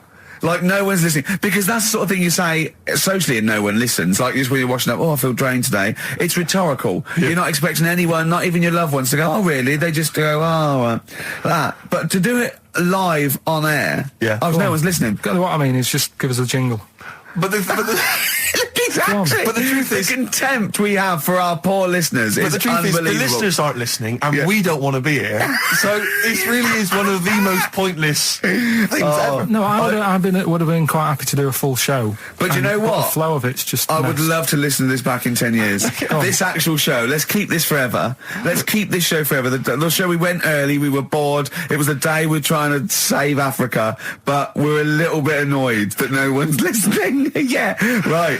Right, once and for all, the final monkey news of the year. Oh, go on. What were you going to say? No, I was just going to say, if you're not into the Live 8 and you're gay, you're not listening, because you're on a walk. Right, okay. Right. Oh, chimpanzee that monkey news. Right, there's this card game going on, right? in the big hotel in Vegas. Right. The Luxor Hotel in Vegas. Yeah. There's a major card game. All the big players and that were involved. Right, they're all invited. Anyway, so they all meet up in this dark room at the back of the. Oh, there we go, dark room. At the back they didn't work. They didn't see the little 4-foot hairy fella. So it was brilliant at poker. Like I say, it's a big game, and that everyone's been waiting for it. So it's played in the back room, not in the main entrance bit, right? So anyway, like I say, it's dark in there and what have you, and the players went in. There was already someone sat in there, right? Right. But they couldn't quite see Was he him. a short, hairy bloke with slightly longer arms than legs? Couldn't see him. Were his arms slightly longer than his legs, strangely enough? Was he holding his hand of cards with his feet? Anyway. So the cards were dealt, right? Cards were dealt, game's going on. His cards with his feet! Game went on for hours, right? No one's listening. The terrible thing is that not even we're listening to Karl now. I know. Literally no one is listening to Karl. There was a lot of smoking going on. It's going on. A lot of eating and nuts going on. That was a bit weird because they don't normally get through as many, but for this night. So, come on, let's just play Bruce. Goodbye, everybody. See you maybe at Christmas time. Goodbye. Right. That's the end. That's the end of the discussion. I'm serious. That's the end of it, definitely. Because it was dreadful. Do you know what I mean? It's not. Do you know what I mean, Steve? Yeah. It's quite funny, but that was awful. I mean, we've apologised for that so many times. I know, we've come back. It though, don't they? No, they don't like it. They don't like it because it's like it, that's too. That's people. No. That's the end of that. So you enjoyed it in the end? In the end, it was all right. Yeah, it's just. What do you expect? Okay. No, but it's that thing, isn't it? It's always whenever you're faced with something different, it's always awkward, isn't it? And that's the thing. And I think I did all right. We were a nice bloke. Carl, say goodbye and say it nicely, like you're happy. See you later. Oh, is that the best you can do? Goodbye. Yeah, goodbye. See you next time. Bye. Kings of Leon, California Waiting on XFM 104.9. Do you know what, Steve? We get emails and, we got our posters up around this show and people enjoy it. But I don't think we get the credit we deserve for picking the music. It's true. Because we're totally unplaylisted, and I don't know if people know about this, that mine and Steve's sort of first passion before comedy is probably music. We're really, we love playing each other sort of records and that. And maybe when we come back, we should do a show where there is no pressure to, like Carl doesn't press the buttons for us, pre-record it, where we just swap each other's sort of ideas for music. It'd be like the Ricky Gervais compilation tape. Well, sort of like, we're not talking John Peel, where we try and find obscure Belgian jungle and do demos. It'd be everything from, Kings of Leon, Lou Reed, maybe a bit of 80s stuff that people have forgotten about. Beautiful songs. So what do you think? I'd love to do that, Rick. I mean, genuinely, there's nothing more exciting to me than introducing to someone a song which they then go on and they love and they listen. Maybe they buy the album. But that's something to think about, maybe for later. Yeah. Well, it's like you say, the pressure to kind of come up with some, high caliber chat between each record. It takes a toll. But and that's it's a passion of ours, and we'd love to. But now it's Rockbusters. Bad Time from the Jayhawks on XFM 104.9. Steve Merchant, Ricky Gervais, Karl. We're having a good time. We are indeed. All right, yeah. Karl, what you got lined up for us now? Right, well, you got a choice. Nearly Dead. You can have a bit of educating. Yeah, let's have educating. Come on. Educating, Ricky. Actually, can we just clarify what this is? I think a lot of new listeners perhaps aren't familiar with this. It's when Karl looks on the internet and finds a weird story about, the double knob fun, and tells me about it. And it's usually not true. Okay. If it is true, I know it already. Go on then, Karl. They're not really weird stuff. It's just stuff that's gone on. That's interested me, that's all it's about, and I educate about it. I should just confirm that we've had a number of emails that say the baby born without a knob and then having one transplanted from a baby that luckily enough had two knobs is apparently true. Right, listen. So, I don't question that you could be born with a deformity and get someone's, fingers, knobs, What I'm saying is, it didn't happen with the doctor goes, I'll leave with it. I don't believe it. That baby's got two knobs. Exactly. What a coincidence. I bet that little bit of information isn't in there, is it? Sure. That he went out the door, I'm going to get a coffee, came back, bloody hell, hold on, look, here's an extra knob, I found an extra knob. We can put that knob on there. Perfect. Travis, writing to reach you on XFM 104.9, all right? A couple of emails here trying to respond to our requests for nursery rhyme related information. Oh, go on. Nikki Williams says that she was at infant school and she had a nursery rhyme book, and in the book, and this may just be the illustrations, but apparently the 10 in the bed in there were small baby monkeys, which you'll be loving, Karl. But again, I suspect that might just be the illustration that accompanied I remember I had a book of nursery rhymes when I was little, and my brother, he was older than me, I was about 5, so he was about 16. And I remember him and his mate just absolutely cracking up because it said, up Jack got and home did trot as fast as he could caper. He went to bed and bandaged his knob, N-O-B, with vinegar and brown paper. I've since found out the knob is like the old English for head, but I didn't know why they were laughing. Of course. They were just cracking up. This was, whenever one of my mate's brothers came around, he said, where's your nursery rhyme book? And he'd read it to him. Yeah. And it was just the funniest thing in the world. The brown paper and vinegar was a popular method, because didn't Jack and Jill use that? They used something similar. No, that was Jack and Jill. That was Jack and Jill. Yeah, that's Jack when he broke his crown, which obviously, that means his head as well, doesn't it? Yeah. So he's fractured his skull on a sort of like an outcrop of rock. Yeah. And then... Is that still used, the brown paper and vinegar? I don't think it is. I don't know, maybe in Manchester they're still using that, I'm not sure. Yeah. Tracy and John Burton say that they reckon a Humpty Dumpty was actually a cannon that used to sit on the walls of the castle in Colchester where they live. That makes sense. Yeah, that would make a lot more sense. on a wall, a great fall, the king's couldn't put hands together with him. So he had they broke the cannon, or it meant it exploded. Maybe the cannon fell apart. Because people used to get blown up by cannons just doing it wrong, didn't they? Sure. Which is... hoist by your own petard. Right. Where that comes from. Right. Coming back and blowing up in your face. So that makes slightly more sense, because you would want to send for the King's Men then. Yeah, and the horses. I think the horses just came along anyway. Well, that was quicker. Sure. The quick King's Men, it took them about 3 minutes, with the horses there in about a minute. Yeah. So, but I mean, if it blew up, there's nothing I could do. Yeah. So we got to the bottom of that. See, the educational, Carl. See, this is real education. You know what I mean? It's got a bit heavy though, isn't it? What, Humpty Dumpty? Yeah, it has got a little bit heavy. Let's dumb it down a little bit. What do you want to do? Mary, quite contrary? We're doing Rockbusters in a bit. Hang on a minute. What? Before you even get to Rockbusters, oh, man alive, there are loads more verses to Old Mother Hubbard. Are there? I'm going to digest these while we play the ads, and I'll see if there's any salient information I can give you afterwards. Brilliant. XFM. Moving on, what's the next one? Would she be able to breastfeed? Yeah, and she'd be able to do it standing up while he was on the floor. Talking to nipple. Come on. There's a lovely juicy pair over there. Okay, I think that's the last show. People should actually phone in and speak to Carl and try and convince him. Forget that. Yeah, what's the number, Steve? Forget that. We haven't got time. Yeah, he hates answering it. We'll do it during the record. Leave it. Phone in if you want to speak to Carl, if you know the number. Call in, try and convince Carl to kiss a little nipple. Don't want to. Rick, I should just point out that I feel... Don't answer back! Come on, I think Carl has offered nothing there. I think those educating Rickies were appalling. And the only thing that would redeem the show is if he kissed the nipples. Kiss the nipple. Phone in if you want to speak to Carl. If you know the number, call in and try and persuade Carl while this record is on. We'll answer the phone.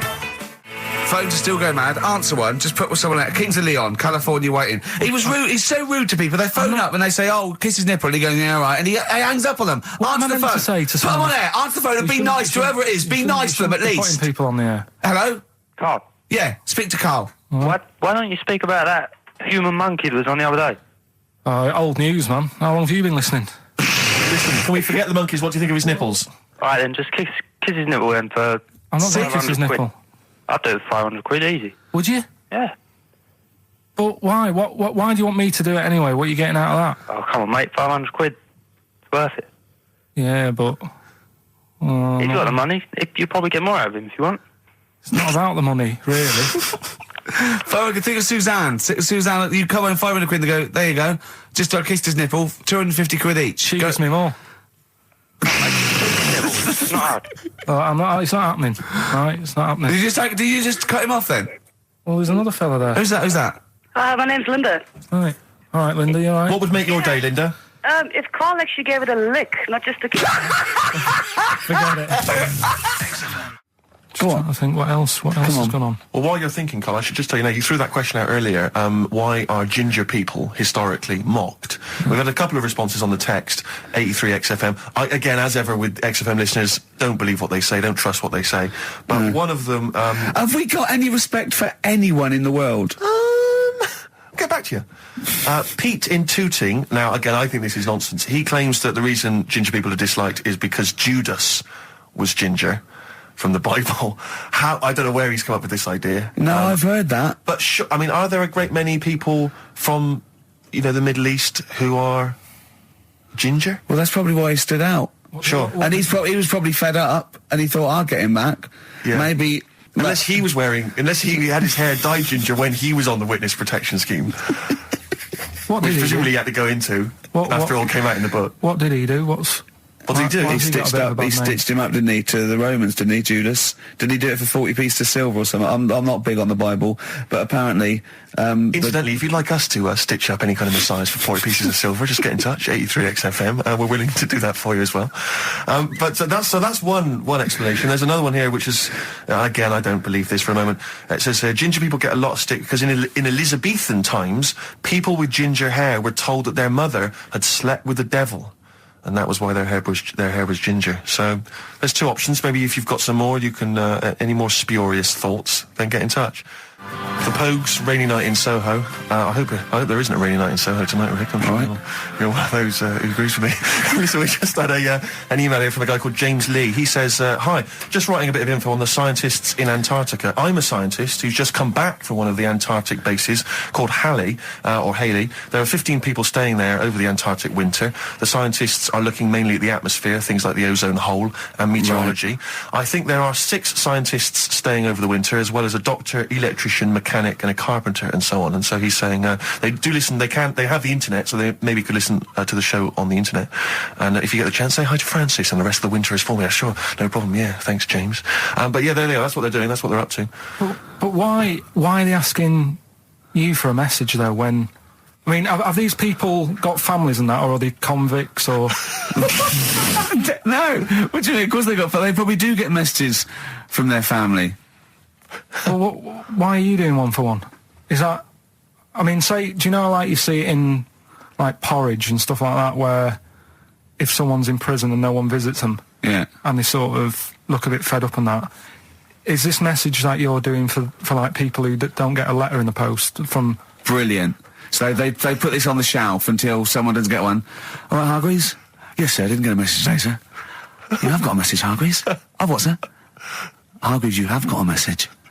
Really, sir? From Ricky Gervais. Really, sir? And I give it... Don't talk, please. There are scientists listening. Try to keep the talking shit down to a minimum today. Well, what's annoying me is, right, they're saying they're stuck over there for months, but it seems to me like they're wasting a lot of time. Right? Why?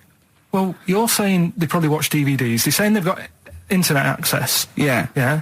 Well, I'm wrong. Listening to messages, get the job done and go home. Well, well, then we don't have to tell them anything then, because they listen to the internet. If they got the internet, then, yeah, it's a waste of time. Good point. Play a record. Well, hang on, before that, here's a good point. You've had a long time to research what's been going on in the world. We just had an email here from Nicholas who says, why haven't you told them about the recent Pig Olympics that just went on in China? You've missed that one, Carl, once again. Who won?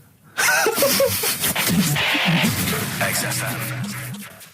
Anthony and the Johnsons. Isn't that beautiful? Interesting. Hope There's Someone on XFM 104.9. I'm Ricky Gervais, with me Steve Merchant and Karl Pilkington. Well, Karl, more revelation. We were talking about it last week, but Karl brought it up again just now. Didn't want to go to the doctors, didn't want to have a full sort of body checkup that may save his life, because he saw on the website they do a test where they have to insert a finger in his arse. Oh, don't tell me about it. Why? Don't put it on the website. Just we look at your heart. Yeah. Check your blood pressure out. Yeah. And then they could just do it quickly. Could just sort of say, right. How do they do it quickly? No, but what I'm saying is it's worse, isn't it? Going in there knowing that. I mean, they've got it on the website. So you're on the journey on the bus thinking, in about 20 minutes I'm going to have a finger up my arm. But they're doctors. Yeah, but they're not doing it for a laugh. They're not filming it with a two-way screen. They're not putting on boxing gloves so it hurts more. They're up. Oh, his prostate's all right. Out again. I'm just saying, in the day, the sort of. Do you think they're in the pub going, here he comes? It's Pilkington. I had my finger up his arse today. Do they allow ladies to do that? Do they allow female doctors to do it? Of course they do. They're doctors. No, that's worse. You're sounding like him. No, I'm just interested in, because, you know, do they allow female doctors to do the finger up the arse thing? Well, of course they do. They're doctors. Forget the female and male. They are doctors. Right, do you know any female doctors to do that? But what I mean is, isn't it a bit like if you're being searched at an airport, you know, and you're a woman, they send in a woman person to search you. They don't send in a bloke to do it. Is that the same thing? Yeah, they probably trust someone who's gone through 6 years medical college not to be taking the piss as opposed to a fat security guard who couldn't get anything else. Do you know what I mean? What are you talking about? There's doctors all the time coming out in the papers, they gave them this so they could look at their boobs or whatever, or, you know, it's all you're always hearing stuff about dodgy doctors. But what I'm saying is, the reason why they do that security, because there's lots of security people, and they can, you know, for your own, you know, for your own modesty, there's a female one to search females and a male one to search males, and that's fine. But there's not like 4 or 5 GPs to choose from, and you go in there and you go, is it your arse and testicles? Do you want a bloke or... you know, you accept it. They've got long fingernails? They don't have long fingers. What do you think this female GP looks like? She's sitting behind the desk like Cruella de Vil with cleavage and long red false nails going, hello love, bend over, this may hurt a little bit. There's gloves and Vaseline. I don't believe there's two of you now in the room. Carl, they're doctors. They have to. What would you rather do than put the hand down your throat and round your alimentary canal to feel your arse? It's a quicker way in. You seem to know a lot about these doctors and stuff fingers up people's asses. You're a very well-informed gentleman about this sort of thing. Well, say if they did find something. Yeah. Would you then have to get, like, a second opinion, so someone else's finger? Well, no. They test it to see if there's anything suspicious. That it's usually a swollen prostate, which can be anything. So they catch it early, and that's it. They feel up there. But if you want a second opinion, then the same doctor will just stick a thumb up and have a feel around them. Yeah. So it always works in the same way. Yeah. Well, if there's a doctor who can, I don't know, put me at ease. I mean, surely there's another way around it. I don't believe that. I mean, what is this? 60 million people or something in the world, isn't there? 60 billion or something? Well, 6 billion, something? Yes, you got it. Right. You hit it. Well done. That's good work. Right, so yeah, there's 6 billion, did I say? Yeah, what's 6 billion then? Loads, isn't it? Yeah, but... So if you want a doctor to phone up to assure you that the finger at the bum thing's not painful and that it's necessary, and just that it's not necessary, just really. Just that it's not an easy way round. All right, what's the phone number here? It's, changed, haven't they? Oh, You're the producer! Hang on, here it is. 0871 222 1049, and I think you select option 1. It tells you anyway what to do. Please, if you're a GP, or even if you've completed medical, I mean, we want a qualified doctor, really. Anything else is not good enough for Karl Pilkington. We'd love to. You can ask him all the other questions, because Karl, as I said last week, he doesn't feel his own testicles because he doesn't like the feel.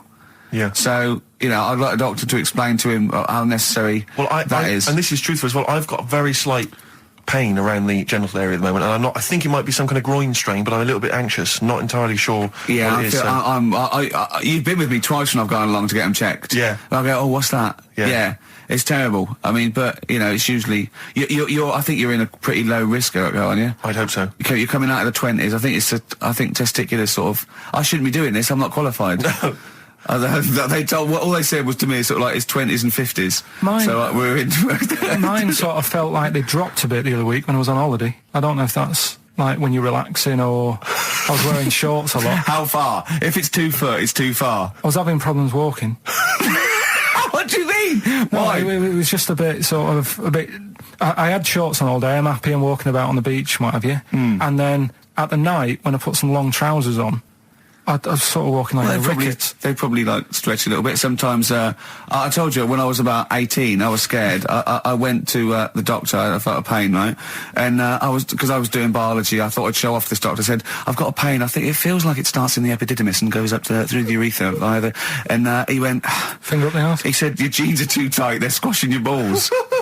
So we want a doctor like that. So what's the phone number again? It's 0871 222 1049. A qualified doctor. What do you mean your balls dropped, though? We've got to come back to this. I don't know, they just felt like... it's not too bad at the moment. I was all right on the way in, but I feel twinges all the time, but you never know whether it's just because they're but they felt like they weren't my own. Do you know what I mean? They sort of felt a bit like these are... There wasn't a bloke standing really close to you, was there? No, you didn't get them mixed up, did you, on the way back?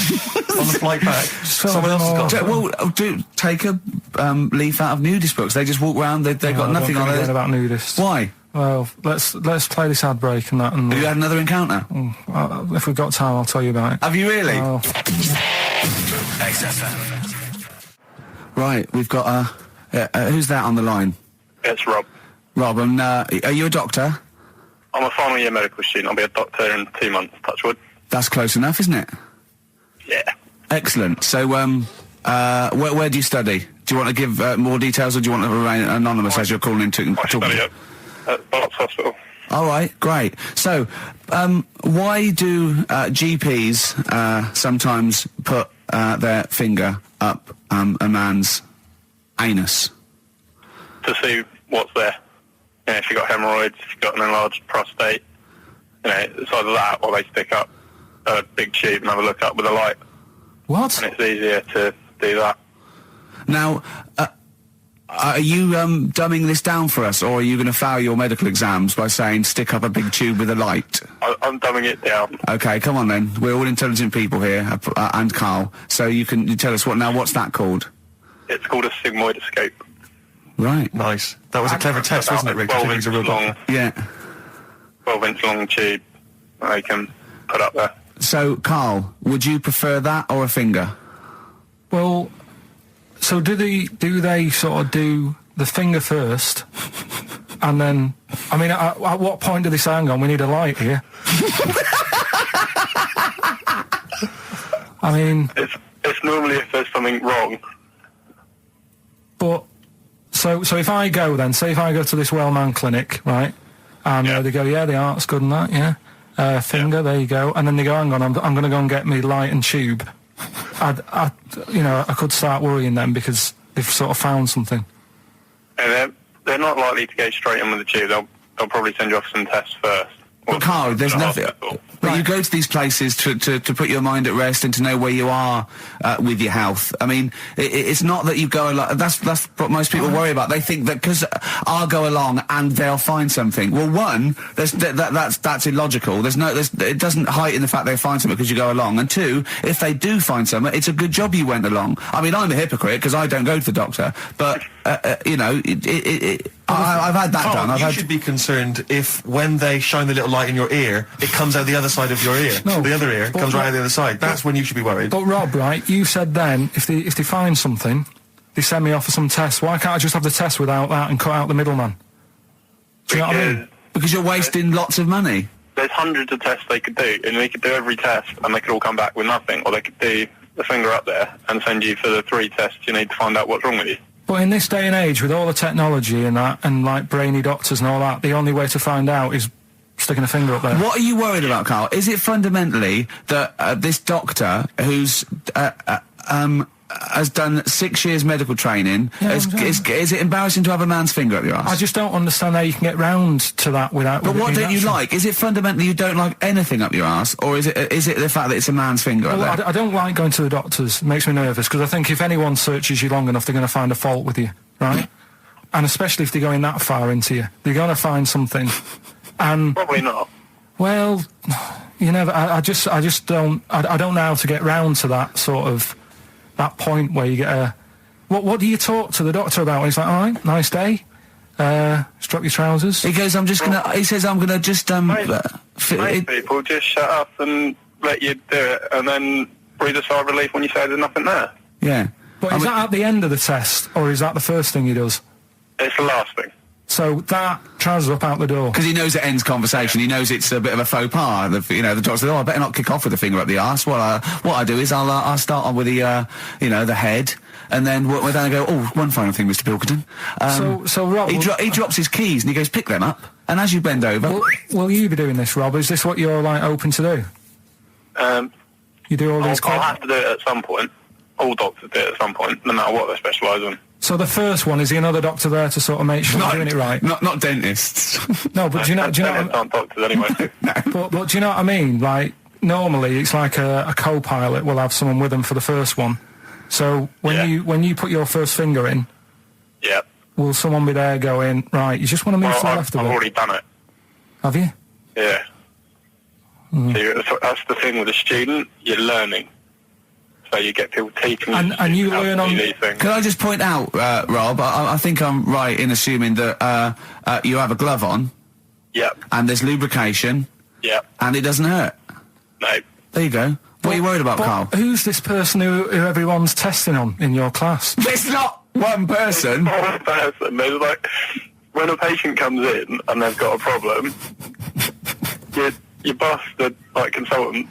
He does his finger up, and if he finds something, he goes to the patient, is it alright if the student has a feel as well? Then the student puts on a glove, puts the leave on the glove, and sticks his finger up and sees what he comes out with. Rob, I wish you could see Karl's face. I mean, his face when you said, and he says, can this fella have a go as well? He looked horrified. That he thought it was a free-for-all, like there's a queue of people trying on gloves and going, let's have a go. That looks good up there. What have you found? No, I mean, how come you had to sort of... Is it not something you could test on yourself rather than waiting for other people to come in? Because then, you know... It's an awkward position to get to, really, isn't it? Well, but you can have a good rummage then without feeling too awkward, but to sort of have a go on your first patient when you don't really know what you're looking for anyway, do you know what I mean? never really thought about it. Because you don't, if you've never done it before, you pop your finger in there, and you've got to sort of look, you've got to have an expression on your face like you know what you're finding. Well, they can't see what you look, they can't see your face. There. You got the big boss consultant man going, now move your finger there, and you'll probably feel this. But he's just done it, he knows what's there. Well, what? Oh, so he's already had a go, he's had a feel, and he's going, right, if you feel to the right, that's the conglomerate or whatever. The conglomerate, yeah. Its conglomerate is in perfect working order. Well, I'm still. Thank you, Rob. I'm sorry you had to go through this. Carl is probably the worst patient you'll ever encounter in your medical career. Good luck with your finals, and thanks very much. And do you know any female doctors who do this? Or? Thank you. XFM 104.9. Thank you. U2, City of Blinding Lights. I'm going to see them next week at Twickenham. We'll enjoy that. Looking forward to it. Yeah. Thanks again for letting me know about your... old Nobbo and Edge and all that. Now listen, you just got an email there saying, can you turn up your microphone, Steve? Apparently my voice is a little bit quiet. Carl has to do one thing, make sure we're heard. That's all he has to do. Well, I can hear it. Sounds fine to me. Well, not to the listeners, and that's who we're trying to please. Well, it's one person, so they can't hear Yes, but we've only got one listener. So if he's not happy, we're buggered. You're allowed to say buggered? Not twice, certainly. Once could have been a mistake. Yeah. Twice, pointing it out is definitely, complaint material. Neil Young from the album Zuma, and that's Pardon My Heart on XFM 104.9. Ricky Gervais, Steve Merchant, Karl Pilkington. We just had a text here that says, and I don't know what truth there is in this, as ever, but John says there is apparently a nude bike ride today in Hyde Park. Now, I can't believe that's the case, because I don't think it's allowed, is it? You can't ride around with your veg, can you? I don't know. Why would you want to? Well, good point. On a bike. On a bike, I love the fact that that's what disgusts him. I want. Do you know what? If we did appeal for a nudist to call in, I'd want a very specific sort. I want a German nudist, a middle-aged man called Helmut. Okay. If there is any, or the closest one to it. So I want a middle-aged man from Germany. If your name is Helmut, you're in. But I'll accept Hans. Carl would be good, wouldn't it? All right. Yeah. I think I'm wondering if the age might. Maybe we could broaden that. Okay, just a German nudist bloke. Right. Could he at least be fat? Can I find a fat German fella? If your name's Helmut, we're going to give you a big prize. Yeah. But any fat German fella who likes to get his sausage out. Sure. Okay. It's sauerkraut. Yeah. What's the phone number? 0871 222 1049. It'd be good just to get an email or a text with a contact on it, and then I can just call them up in the week. Sure. And 83936 is the text number.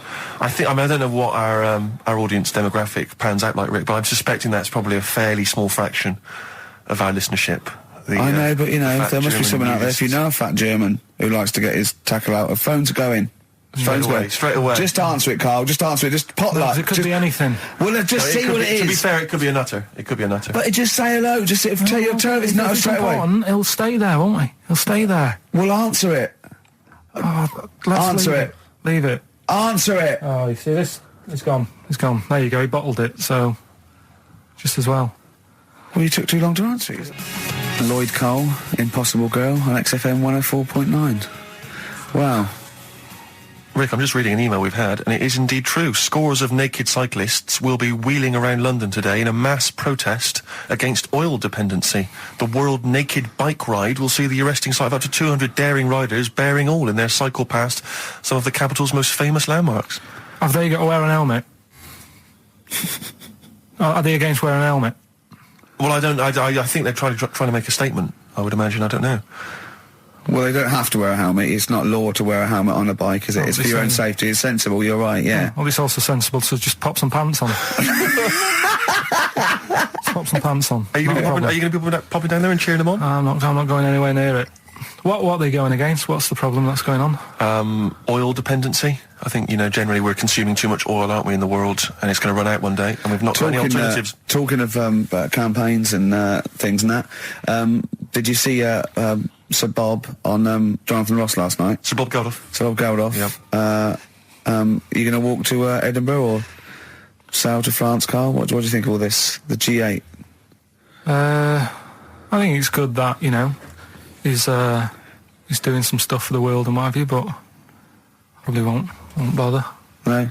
Having a walk. What do you make of all this campaigning? You know, he's dedicated his life to this now, hasn't he? Yeah. I mean, it's interesting. I was watching him last night, and I respect the man. I mean, he used to work here, didn't he? Did some shows and that. It's good. It's all right that he can do it, but... I assume that's not why you respect him. I assume you respect him because he's trying to save a nation, as opposed to he used to work in XFM for a while.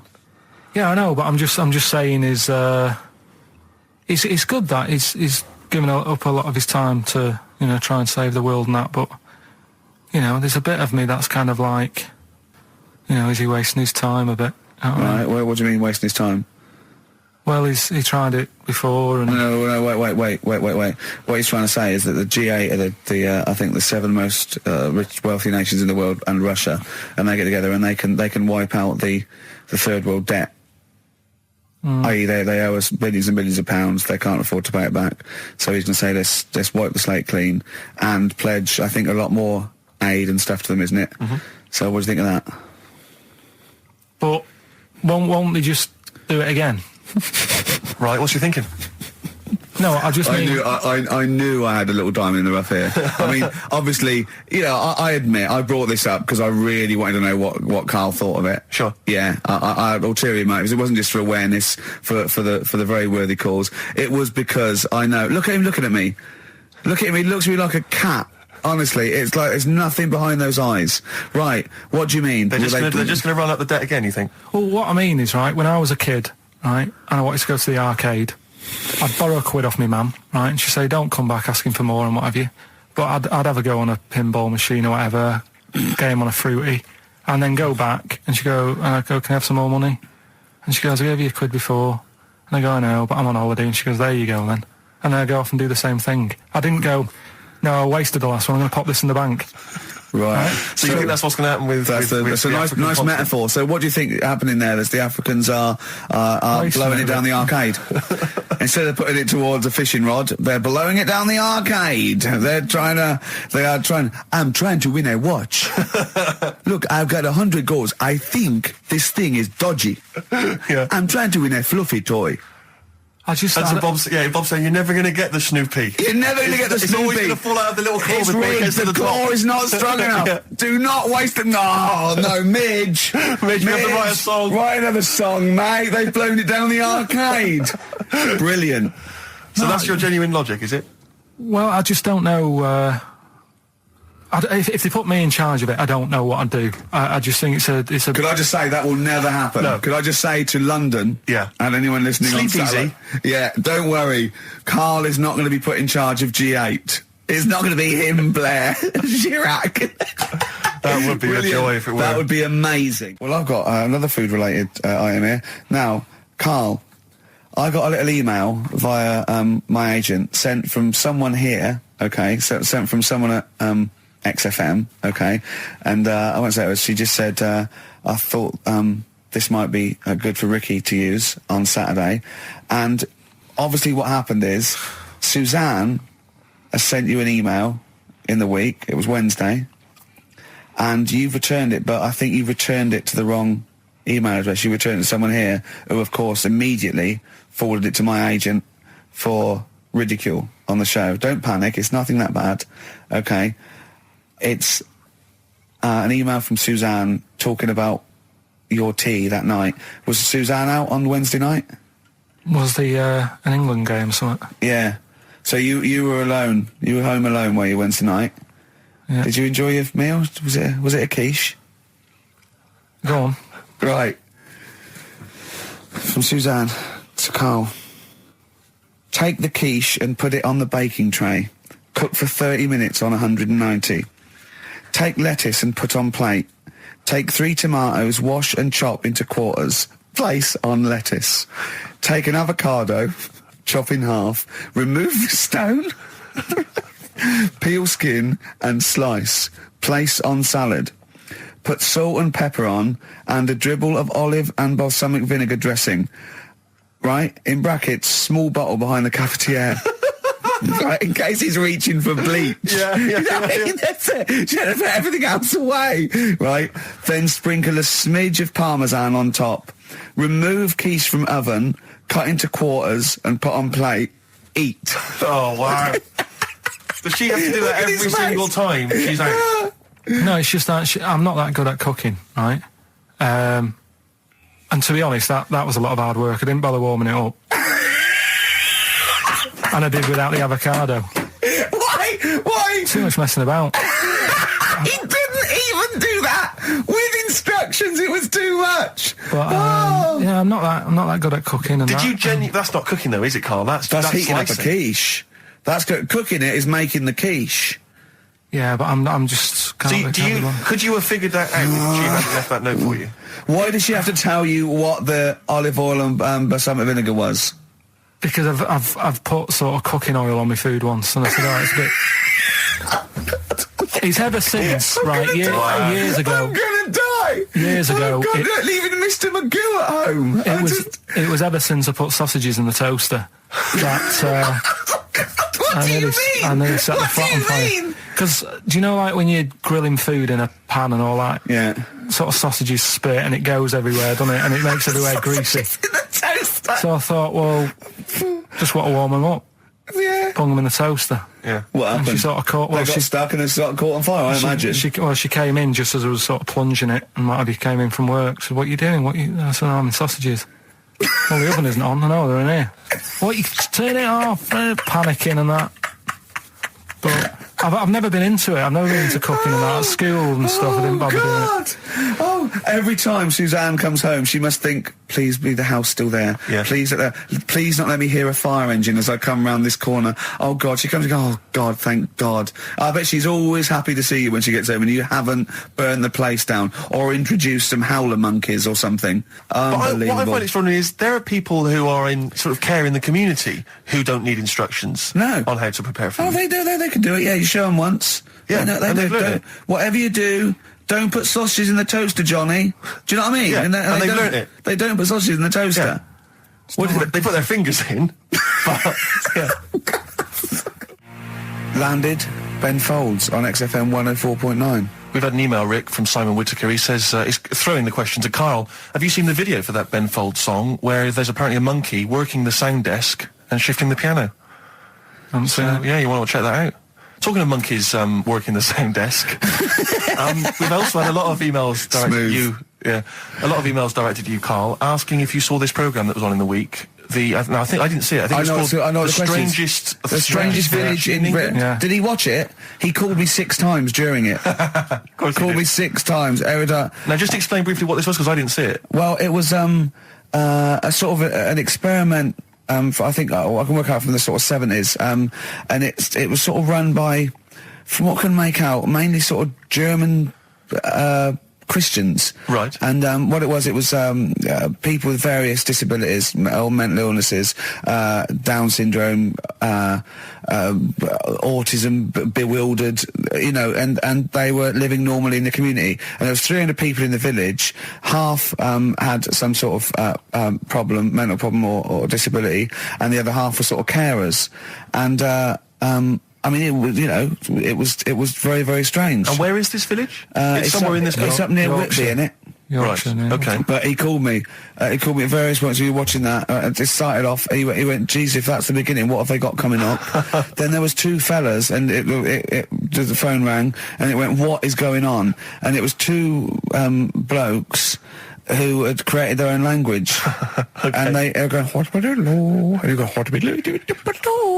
and it was an interesting program. I love documentaries like that. But what made it twice as good was that I knew that Carl was getting confused. Yeah. There was one bloke that went round interviewing people, and he'd just have a string of questions, and he'd go, "Have you ever had curly hair? What's your favourite animal? Have you ever seen a badger?" All right. And Carl was getting stressed. It was stressing me out. Because he was trying to think of the answers quickly enough. Because, he was sort of saying, do you like mosaics and that? And I was like, oh, I do it. And the next question was coming in. It was like Mallet's mallet. Do you know that sort of that word association thing? I was stressing me out. But he said he wanted to go there. He actually said, "Oh, could I go for a holiday there?" And I went, "Well, I doubt that. I don't know. Maybe you could go on a visit." That would be great, wouldn't it? For Carl to walk in there. But the thing about it would be like, Carl would be the ruler. He'd be the king. It would be that in the kingdom of the blind, the one-eyed man is king. I mean, he would just dominate. I don't know. There were some of them were quite clever. Really? Yeah, I don't think he'd. I think he'd probably be average. Yeah. I don't think he'd. Okay, No, I don't think he'd shine. Because a lot of them were quite good at some things, weren't they? He didn't like the angry bloke who punched him. There was this really sort of sweet Down syndrome woman called Nan, and she hadn't hung her coat up, and this angry bloke was going, "If you don't hang your coat up, I will." And he punched her, didn't he? Yeah. And poor Nan got it in the neck from everyone. There was another woman bullying her, wasn't he? Yeah. But you like the little the little Down syndrome fellow with the woolly hat who was helping that woman. If I went there, he's the one who had sort of humped down, so come on, let's go for a pint or something. Sure. But incidentally, do you like mosaics? We didn't establish that. He's still thinking about it. David Bowie, Watch That Man on XFM 104.9. Now, coming up, Steve, and listeners, I'm talking to them mainly. I'm not really, I'm talking to you and Carl, really. Yeah. But coming up, an old feature, Knob News. Oh, Knob News, the welcome return of Knob News. Yeah, and Monkey News is still there, isn't it? Yeah. Just briefly, you don't think you really gave that competition justice, did you, not handing out the email? No, let's just quickly whiz through the questions again. Yeah. John's texted in, by the way. He says, I never get any of the Rockbusters clues. Is this a good or a bad thing? Definitely a good thing. Definitely a good thing. Definitely a good thing. Yeah. Yeah. Did you have to have that thing done where they say, what side do you wear your member? What side you dress? They don't say what side you wear your member. That would hardly be a euphemism, would it? So they say what side you dress, sir. It means what side your little John Thomas leans, doesn't it, on rest, usually to the left, isn't it? Your little left testicles. If I said to you now, what side do you wear? Hang on. Do you know? It would be left. It would be the left. That's what I mean. If standing there, right, with nothing restricting it or holding it in or holding it up, right, it sort of leans. Your one ball is sort of like slightly back and lower, isn't it? And your little John Thomas rests there, so it's left. And the reason they ask it is so they don't put the tape measure up on the left and squash your willy or touch your willy. So it's nothing to do with, like, well, you'll need a bit more room of sort of more material on that side, or... well, no, I don't think they compensate. It's just when they when they stick that up into your groin, they don't want to come in contact with your little... The thing is, I don't know what side I wear stuff on. I just sort of pull my pants up and wherever it wants to go that day. But maybe it's not big enough to sort of make any, real decision. But, like now, I'm sat here, right, with my jeans on. I don't know where I am. Well, that's clear from hearing you talk. No, but what I mean is, if a fella said to me, what side are you, what side's your member on? Member? What is this the use of the word member suddenly? I'd go... Well, it's usually not appropriate, and also, I imagine in the old days they had big baggy pants that used to sort of like hang down, and now, like with those stretchy boxers and briefs, it's sort of held up in a nice neat little parcel, isn't it? So it's probably not appropriate. It doesn't come in contact with your little snake. So, did you ever, have you ever heard that? Are you telling me a tailor has asked you that and you went, what do you mean, mate? No, I've never, I've not really had one made to measure. I had one made when I was a kid, but since then I've sort of bought a suit off the hook. But when you were saying about buying a suit, I know that question sort of crops up and I don't know what the answer is. It just annoys me the way I don't know, there's no surprises anymore. Do you know what I mean? People know. What do you mean? He's going to go, right, I'm going to measure you now. Which side shall I measure? Go, well, pot luck, go on, have a look. Right, there you go. Oh, you got it. You checked me out. What do you mean there's no surprises anymore? What are you talking about? Everything you say is a surprise. Everything you say. Every opinion you have is a surprise to me. What I mean is, why aren't people just happy just to go, well, depends, doesn't it? I'll just pull the pants up wherever it wants to go. I'm happy. What do you mean? Why is this such a big issue? But Carl, when they ask you this question, they're not making a note of it somewhere. It's not statistical research to find out what the kind of common leaning is. It's a question so he doesn't touch it when he's using his tape measure. Just be careful. But he is being careful by asking the question. But what's wrong with him touching it anyway? If he's, it's only a slight... Fair enough. But if he just sort of, knocks it a little bit, you can just go... Do that again? To me, it's the same as the prostate thing. It's just happening all over again. But the doctor doesn't go, oh, what side's your arse on, sir? Trying to avoid the arse. He wants to go, he knows where your arse is and he's aiming for it and he wants to get it up there. He's aiming for it for a good cause. This little fella's going, well, I've got to measure his leg. I don't want to touch the knob. I'll just ask him, sir, do you mind telling me where your cock is so I can avoid it? It's a big difference. But like I'm saying to you, I'd have to have a look first to let him know. I don't know where it is now. I don't know. It could be the left, could be the right. Are you telling me you don't know where your knob is without looking? Well, what do you mean without looking? How could... Well, you're saying it as if like... Should we have a guess? Well, have a look and tell us where it is. What are you wearing? What sort of pants are you wearing? I've got my jeans on. But you got pants on underneath them? Yeah. What are they? Briefs or boxer shorts? Boxer shorts. Boxer shorts. Well, it's probably free, but the jeans are probably strict in it. I think it's probably either in the middle, dressed in, or just slightly to the left. Have a look. We'll tell the listeners after the break where's Karl's knob. It's a good competition. Oh, brilliant! We've got to send this to the Sony Awards people. XFM. Run, Snow Patrol on XFM. Well, big question. Where was Karl's knob? That's what people have been hanging on for. Yeah. Where was it? Well, I can't believe people have been texting in. Hey, guessing where it is? People saying, is it in the middle? Is it in the left? It cost them 10p. It cost them 10p to find out. Just wait, I'm going to give out the answer. You don't win anything, right? Like, strike it lucky. Right? Bottom or middle? Right. It was to the left. Oh! Yeah. I went with the right. That's annoying. See, I thought it would be to the left. If not, maybe if it was all scrunched up, sitting down on your lap right, it might just pop up to the middle. Just pop out, like, you know. Well, next week we'll be finding out where yours is. Where's Ricky's bollocks? Landed, Mr. Ben Folds. We've landed on XFM 4.9. Ricky Gervais, Steve Merchant, and little Karl Pilkington, and his magical little manky round baldy head. He was described as wacky mank in one of the papers this week. Really? Brilliant. Well, remember we were talking about it last week about he came round to my house and I popped out my Mr. Johnson to take a little look at. And his two that made daughters. The papers. That made the papers. Wow. What paper? It wasn't front page of the Times. It must have been like the Daily Star or something. Just squeeze Live 8 on the second page. Yeah, so wacky mank. Wacky mank. That's wacky great. Mank. Wacky mank. We had an email from someone that reckons they remember you from body popping round Salford way. Yeah, Eccles Precinct apparently. You know that? I wasn't doing it round there though. What do you mean?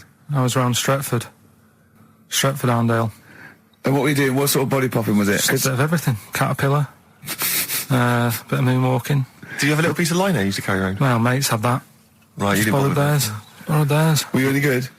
But you weren't breakdancing, well, you weren't spinning on your head and stuff, you were more body popping. Well, I hope he wasn't spinning on his head, because you know that can sort of give you little brain damage and things. Well, it can give you brain damage. Also, it can wear your head down, and also makes your head perfectly round. Yeah. Because the gravity is pulling on. But if you keep on doing it, obviously it's going to wear your hair out, yeah. So you become sort of like a...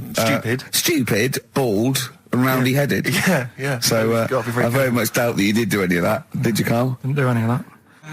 Embrace and Gravity on XFM 104.9.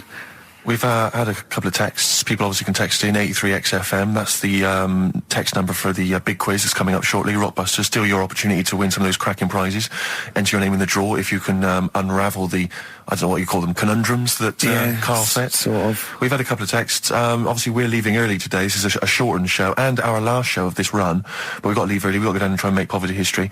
But Rob's texted and he says, only an hour and a half today. Well, poverty does have some benefits then. He's a fan. He understands the show. Who was that little fella that used to write in who hated the show? I forget his name. I haven't heard from him for a while actually. I don't know what happened. No. Maybe he realised that if he hated the show so much, the obvious thing to do was to switch off. Maybe that finally dawned. That's annoying. What's his name? Someone remind us of his name. I like people who hate us to carry on listening. Yeah. It just gives it an edge, doesn't it? Yeah. It's the fact that, that you're annoying someone. I mean, I love annoying people. I know you do. I know. So you're like a kind of walking Chinese water torch. Yeah, exactly. Yeah. Well, how's it going with Rockbusters? Anyone got the answers? Actually, one guy has texted in, James in Deptford, he's offered some answers, and he says here, the guy that hated us, famously, of course, we should have remembered, Dickie Anderson. Dickie Anderson? Richard Anderson, of course.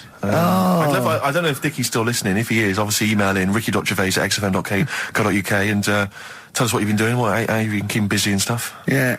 Nice to hear from him. Chris Campling hasn't called, has he, either? Yeah, Campling. The one that thinks that not only is this whole show scripted, imagine that, right?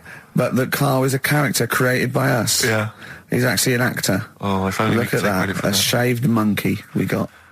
Put the message in the box, put the message in the car, drive the car around the world, and I'm imagining, Rick, that message is make poverty history.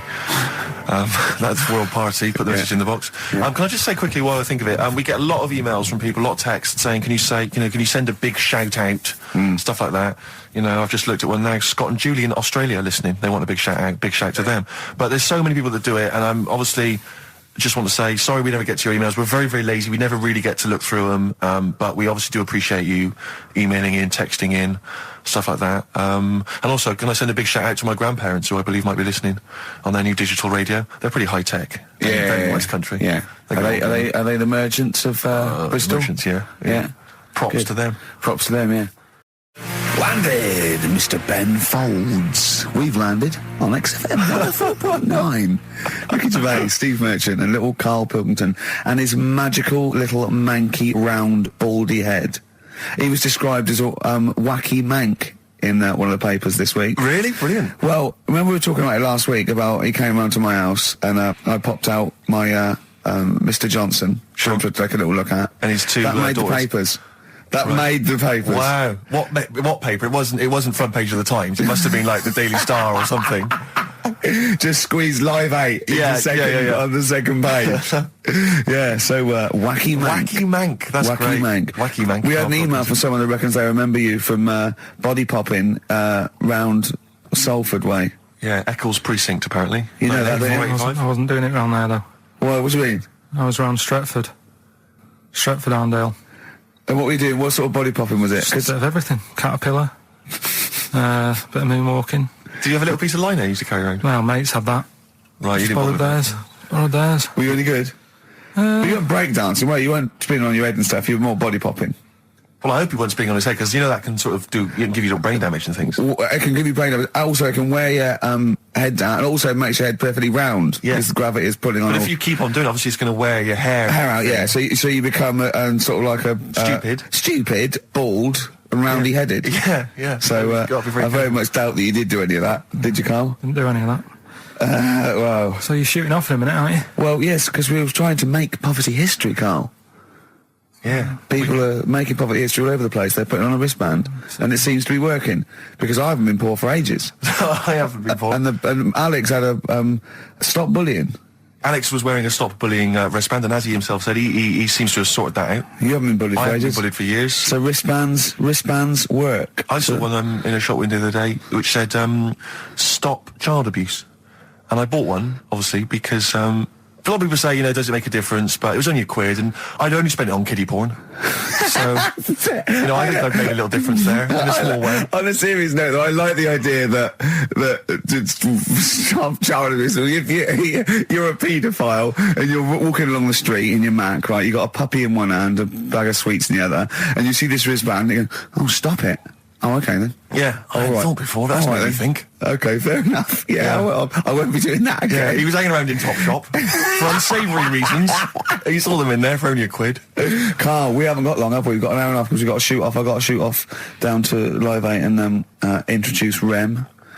So we got a lot to pack in. We got the Rockbusters, and then we give away. I just saw those. I'll finish the sentence in a minute. I look forward to it. I'm getting excited. Yeah. I'm getting excited. So we got so much to pack in. Yeah. I haven't got time to finish all my. So listen, right? You know the things we're giving away. The signed little Homer. The Nigel Tufnell thing and the Flanimals, right? Looks brilliant. They've done a brilliant job, the people here at XFM. So take back all you were saying about them, Carl. And also we should say as well, you've still got a chance to win that, because if you get today's Rockbusters, you go straight into the hat for the big draw, so you've still got a chance to win all those top prizes. Play a record. Bit of Monkeys. Yeah.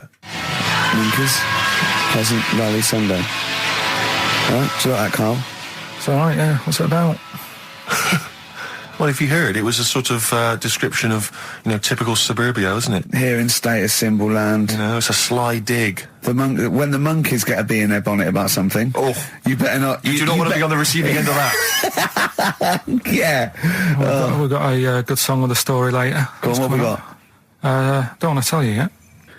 All right. Now, is it as pitiful as last week's, where you somehow misheard that Eric Clapton song? What was the Eric Clapton song? Well, Wonderful Tonight, and he was convinced it was about a bloke in a wheelchair for no reason, no evidence at all, other than she's walking around with me. Yeah. Well, yeah, walking around with me. No. I walk into a room and everyone's head turns to look at her, which you didn't seem to helps him to bed. Is he's drunk? He's had a few.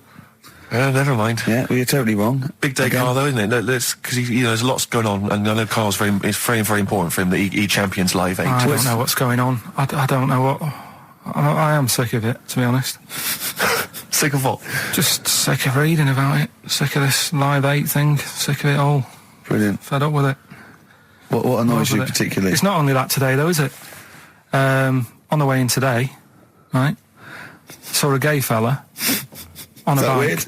On a bike, rushing. What time did the gay march start? What time did they have to be? Why are you looking at me? I don't know. No, but he was rushing, left it late, so he'd had a late night again. So my point's right about him. What was your point about, just to people who've just tuned in? Well, the fact that they go out late, so, they sort of have a nice night out from about 11:30. They're ironing the jeans at like 10:30. In their jeans. Their leather trousers. But anyway, right, so... They're cutting the back out of their leather trousers about 10:30 at night. I'm on the way in, right, and I see one stressed out, rushing, right, on a racer, wearing high heels. Oh, I love you. He's 50's dad, isn't he? He's angry. He's just angry. If you're a gay fella and you're proud to be gay, but you also want to make poverty history, you don't know what to do today, do you? You're all racing all over the place. Must be murder. It seems a bit unfortunate that they've put them on the same day. Yeah. Well, you can get little leather studded wristbands that say make poverty history. Yeah. So you can join in on both parts. You can kill two birds at one stone. Yeah. But why is Live 8 stressing you out? It's for a good cause. You must have, I know we've discussed this in the past, and you don't really know what you're talking about. But I mean, maybe that's the problem. I'm just, I don't know. I mean, I could have told them ages ago that there was no way that they were going to pay it back. I knew that was going to happen. I love that. But they didn't consult you, did they? When they were handing out this money willy-nilly to people who were dying, you could have had a quiet word with them. All I'm saying is... You could have said to Harold Wilson, Harold... You're not going to get this back, mate. You are not going to get this back, mate. When I wanted a mortgage, I had to supply 3 wage slips, is what I'm saying. I was double-checked out loads of times. I'd like to see, have you ever seen that guy Alvin Hall, who gives financial advice to perhaps teenagers who don't know how to spend their money wisely? All right. Perhaps, send him over there. He's the guy with the bow tie. Oh, yeah, you know what I mean? Yeah. Send him over there and just sort of have a chat with him and say, make a list of what you're spending it on. So he's basically, will you be annoyed if they drop all debt and double aid and everything? No, because, I mean, people sometimes need help and that, don't they? You've got to help people out, but it's how many times is the thing. Do you know what I mean? Let them off.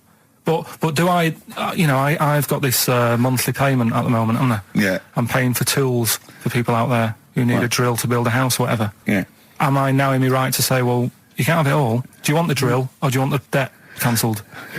This is what I'm saying. I'm just, I'm all happy to help people out. Do you think they're taking us for a mug? Is that what you think you might be taking? We'll see, won't we? Time will tell, won't we? You know what I mean? If next year at the same time Geldof's putting on another gig, I'll go, what's going on now? Geldof putting on another gig and the mean fiddler. What's going on now? I think you're missing out on the true meaning of today, Carl, which is an opportunity to see Keane for free. I think that's the problem. I don't want to go. I don't like crowds and that, do I? Right. Can't be dealing with that. I don't like big crowds. People, because I was talking to people at work about it, and they were saying, it's a big occasion, it's one of them events, like, you've got to be down there, because in years to come, when they say, were you there, I don't see what's good about having a memory being stuck in a crowd of 150,000 people. I'd prefer to do something nice, say if I have like a nice cake and a cup of tea, right? in years to come, when they go, do you remember that day when we were all cramped and what have you? I'll go, no, I was on a nice cake and a cup of tea. So I've got a nicer memory than them.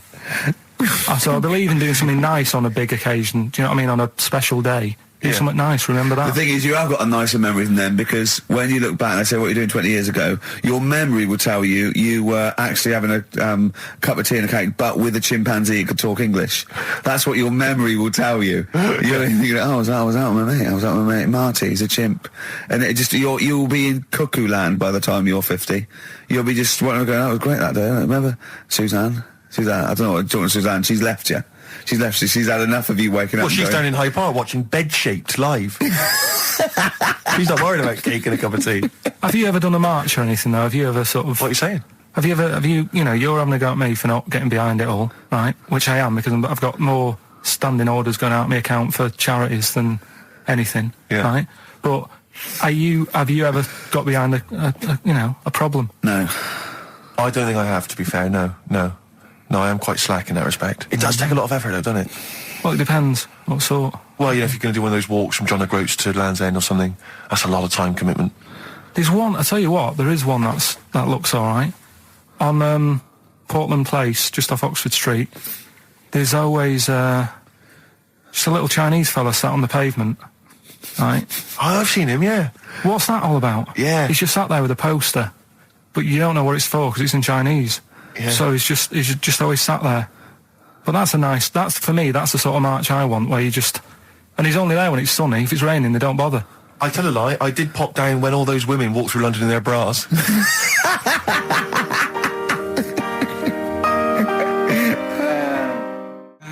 Embrace and Gravity on XFM 104.9.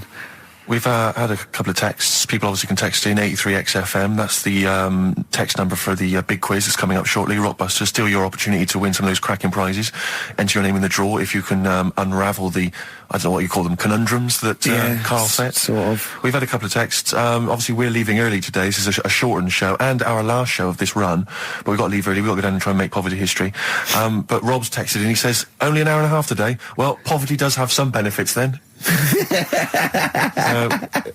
He's a fan. He understands the show. Who was that little fella that used to write in who hated the show? I forget his name. I haven't heard from him for a while, actually. I don't know what happened. No. Maybe he realised that if he hated the show so much, the obvious thing to do was to switch off. Maybe that finally dawned on him. That's annoying. What's his name? Someone will remind us of his name. I like people who hate us to carry on listening. Yeah. It just gives it an edge, doesn't it? Yeah. It's the fact that, that you're annoying someone. I mean, I love annoying people. I know you do. So you're like a kind of walking Chinese water torture. Yeah, exactly. Yeah. Have we got Ladder 49 today? Rick, there's a number of cracking DVDs, as ever, on Rockbusters. We've got The Life Aquatic with Bill Murray. We've got Howard and Kumar Get the Munchies, hilarious stoner comedy. And Batman, the animated series. And Ladder 49, there it is. Phew, Phoenix, yes. John Travolta. If you've ever seen Ladder 49, then you can give us a quick text review on 83XFM. I'd be interested to know if it's actually worth watching. Why are you giving away one a week for the last 6 weeks? Yeah. Well, we better do them then. Let's do Rockbusters for the last time. You can win those amazing prizes. All right. As always, just a little cryptic clue. Some initials of a band or an artist. Work it out, email in or text in. That's it, isn't it? Mm-hmm. Yeah. Right, the first one. Richard's kid cuts hair for a living. Right? Richard's kid cuts hair for a living. Right? Initials ED. Right? DD. Richard's kid cuts hair for a living. Second one. I have a problem saying the French word for well. Right? I think that's the right word anyway. Wow. I have a problem saying the French word for well. So what's that? That initial there is K. Right, band or artist. And then the third one, you take 8 kebabs, 2 kebabs, 57 kebabs, times it by 27 kebabs. Right? The fella is struggling to work it out. What's that? What's going on there? Right? It's a good question. DS is the answer there. 8 kebabs, 2 kebabs. I've got it. 57 kebabs, times it by 27 or what have you. Fella's struggling working it out. What is it? I've got that one. DS. So just email in, ricky.gervais@xfm.co.uk or on the text 83936.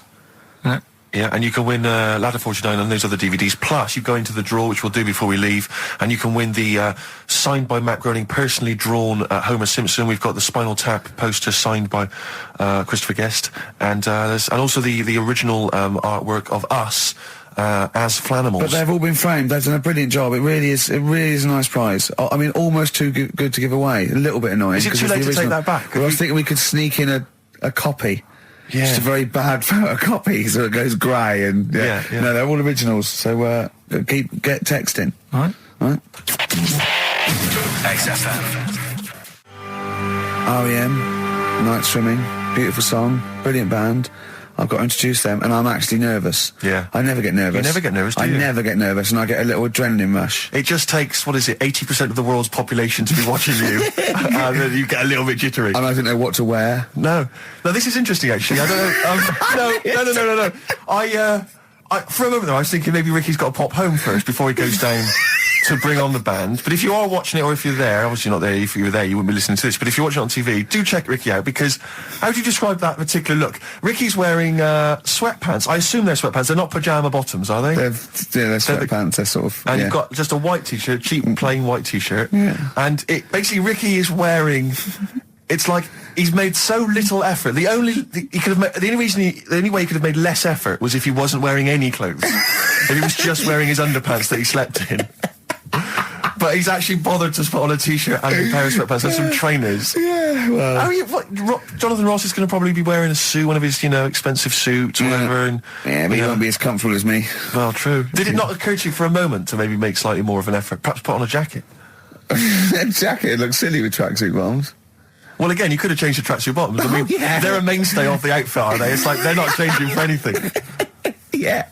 I've got very little things that I haven't got a drawstring or elasticated waistband. No, sure. I don't want to be bothering with buttons and zips and hooks. There's going to come a point, isn't there, where you're just going to wear, I don't know, smocks. Baby grow. Baby grow. Baby grow with a flap. Yeah, that'd be great, wouldn't it? Those little mittens.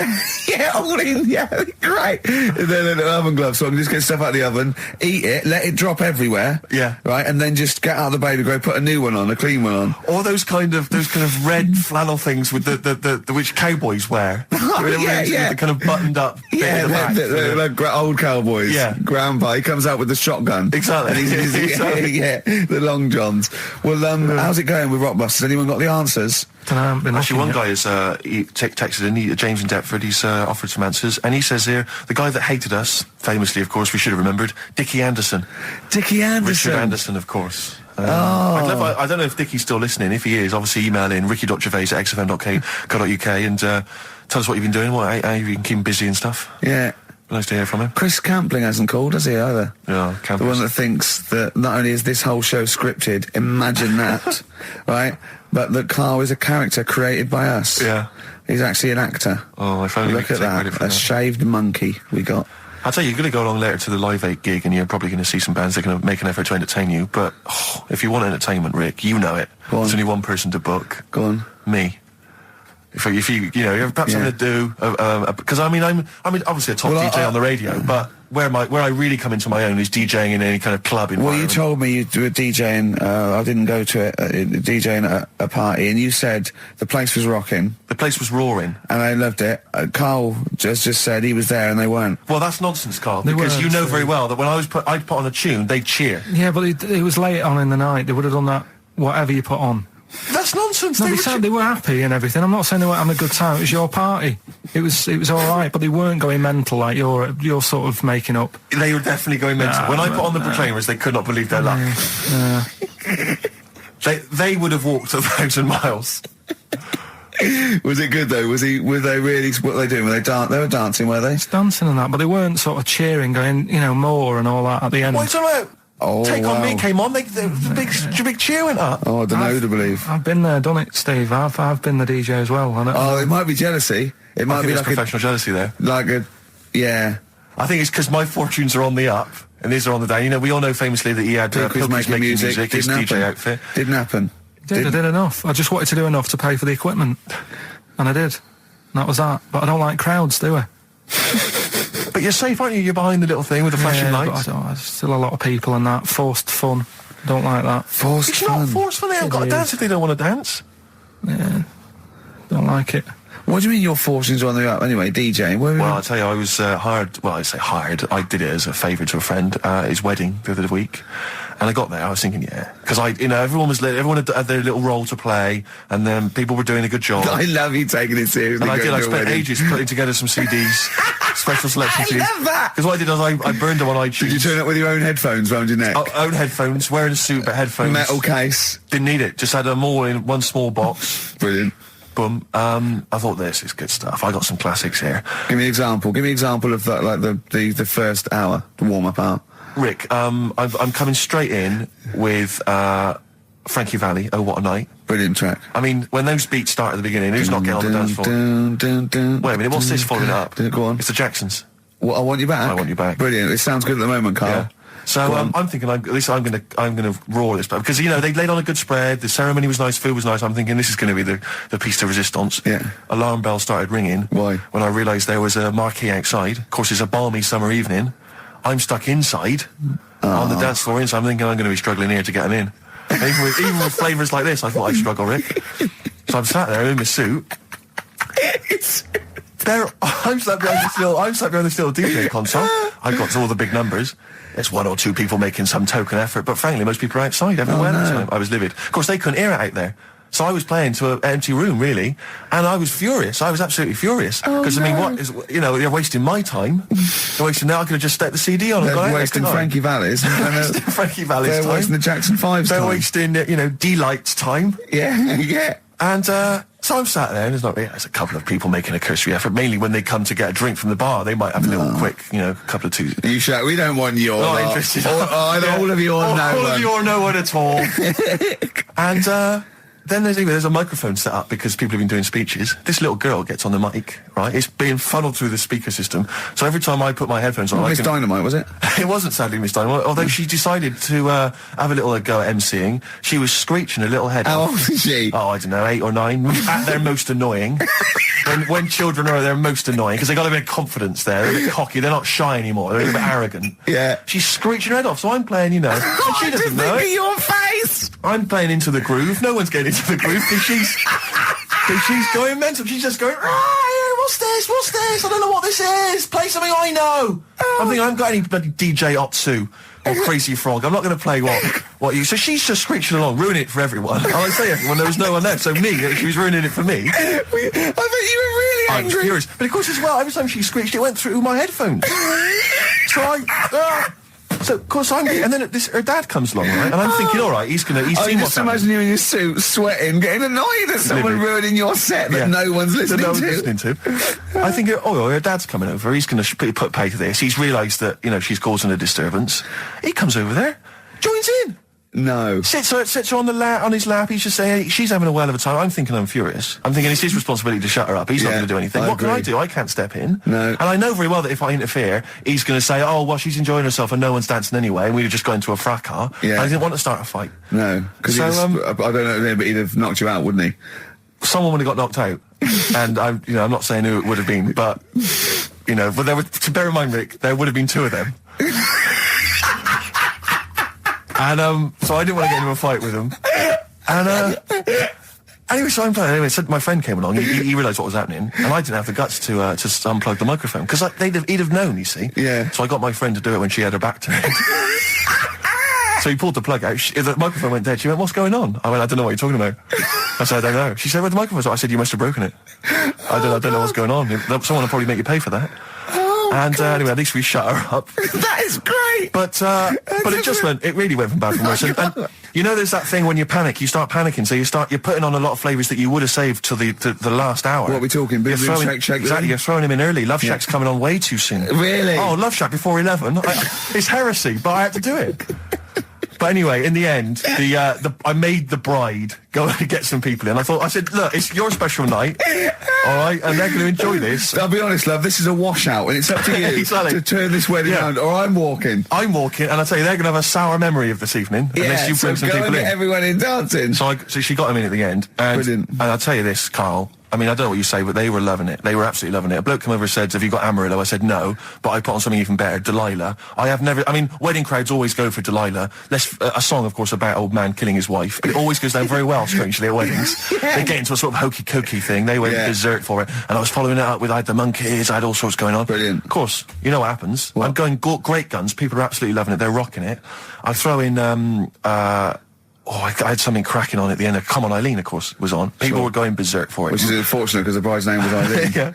Yeah. And then the bride pipes up. I'm throwing the bouquet. So they all traipse off outside again. I was furious. Oh, no. I plugged the microphone back in. I said, what are you doing? We got, but they went out there. And, of course, you can't get them back once they've done that because all the women are running around. I got the thing. And then they got to wave everyone off, throw the confetti. They ruined your day. I was having a great time and they ruined it. She ruined your special day. She ruined my special night. Oh, no. It's on her head. What would you put on about now, Carl? What if I was DJing? Yeah. Probably about a world party. Go on. Interesting. Put the message in the box, put the message in the car, drive the car around the world, and I'm imagining, Rick, that message is make poverty history. That's world party, put the message in the box. Can I just say quickly while I think of it, we get a lot of emails from people, a lot of texts saying, can you send a big shout out, stuff like that. I've just looked at one now, Scott and Julie in Australia listening, they want a big shout out, big shout to them. But there's so many people that do it, and I'm obviously just want to say, sorry we never get to your emails. We're very, very lazy. We never really get to look through them. But we obviously do appreciate you emailing in, texting in, stuff like that. And also, can I send a big shout out to my grandparents, who I believe might be listening on their new digital radio? They're pretty high tech. Very West Country. Yeah. Are they the merchants of Bristol? Merchants, yeah. Props to them. Props to them, yeah. It's a slightly truncated show, isn't it, today, Carl? We've got monkeys, I would trust. I don't like change, and that's what's happened. I'm not you don't, do you? You're like Rain Man. Yeah. He really is like Rain Man. Anything change, he's got to get in a little routine. You can't. I don't like to. I'm not like Suzanne's mum and dad and what have you, where routine cannot change no matter what. Like what? Well, we've talked about it where if it's a Tuesday, I'm having sausage, egg, and chips no matter where I am. That's what they're like. Right. That's what they'll remember, actually. When I'm saying about stuff about Live 8 and all that, people will remember. If people said to a dad, you remember Live 8? Okay, what day was it on? Tuesday. Well, I had sausage and chips. Nothing changes. But the thing is, today, normally we have a bit of a, I know what we're doing where and all that, and it's all sort of messed up. We don't usually know what we're doing where. We say, what should we do next? But I know, like, Rockbusters has been done early. Right. So that's normally done at about... That's really throwing you. I say, I just don't... I don't like all this change and that. It's messing about, isn't it? Rain Man. So what do you want now? Well, what about Song with the Story? See, with the... Right, well, last week... Look at him, he's in a genuinely foul mood. No, he's actually rocking. Yeah. He's actually rocking like Rain Man as well. To week we did, like you say, Eric Clapton. This is the section where we play a song with a story. I think every song, if it's a good song, it's got a story. You've got to listen to it, sort of, from the start. You get in the middle, you're going, oh, how's it going to end and all that. Yeah. You wait another minute, you know the ending, you're happy. But the thing is, as Steve said... sometimes you're disappointed with it, so it's just not a good story. And as Steve said, I'm not sure you're finding what you need in a song for a story. Why don't you read a book, a novel? If you want a really good story that engrosses you, why don't you read a book? You're not going to get it from a pop song. I haven't got time for a book. Song's 3.5 minutes. And that's it, is it? And that satisfied you? Well, yeah, it gets you thinking for a few minutes, then you move on. Then you stop thinking. 2 minutes 50, this one, right? And it's brilliant. Go on then. It's about, last week we talked about the little crippled fella, right? This one... as I say, I don't think we say cripple anymore, but go on. All right, this one, someone emailed in saying, if you want a song about that, this is a song you ought to listen to, right? Right. It's about this fella who, basically something happened. I think he's in a wheelchair, right, for some reason. You thought that last time. His wife, likes going out.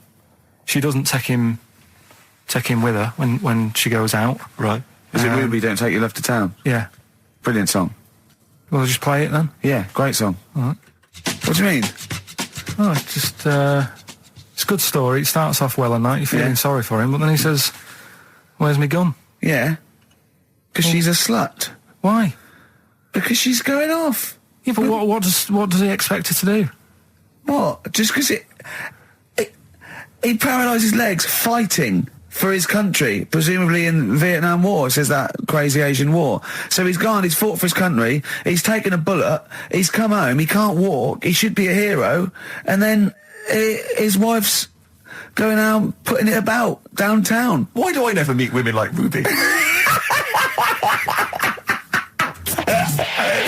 XFM.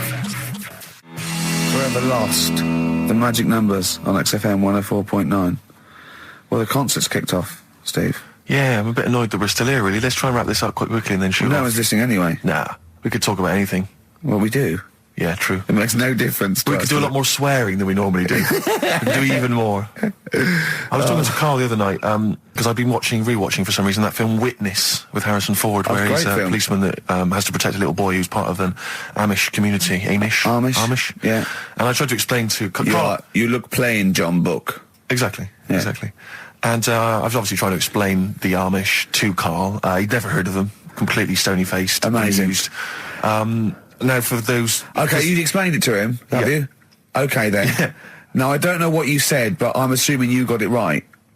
Karl, now tell me back now, what are the Amish? They're just people who sort of live like in the olden times. So to them, they're sort of in about 1842 or something, so they're getting old papers and that. They haven't caught up to... No. They don't have telly. They don't deny that the 20th century has happened. They just don't want to be part of it. They look up and they see planes and they know what they are, and they go into the town and they see it in the window of Dixon's, a telly. They just don't want to be part of it. No, they're still living... They are still living like it's that's what I mean. Yeah, but they know about everything else. They just don't want to be part of it because they think that the revolution was a bad thing. They think that society became more and more depraved, and they wanted to go away from it, and they want to go back to old values, and they think they don't need TV and jets and that way of life. They can survive in the old way because the old way was better. Missing out on Live 8. Yeah, but they haven't had Band-Aid yet.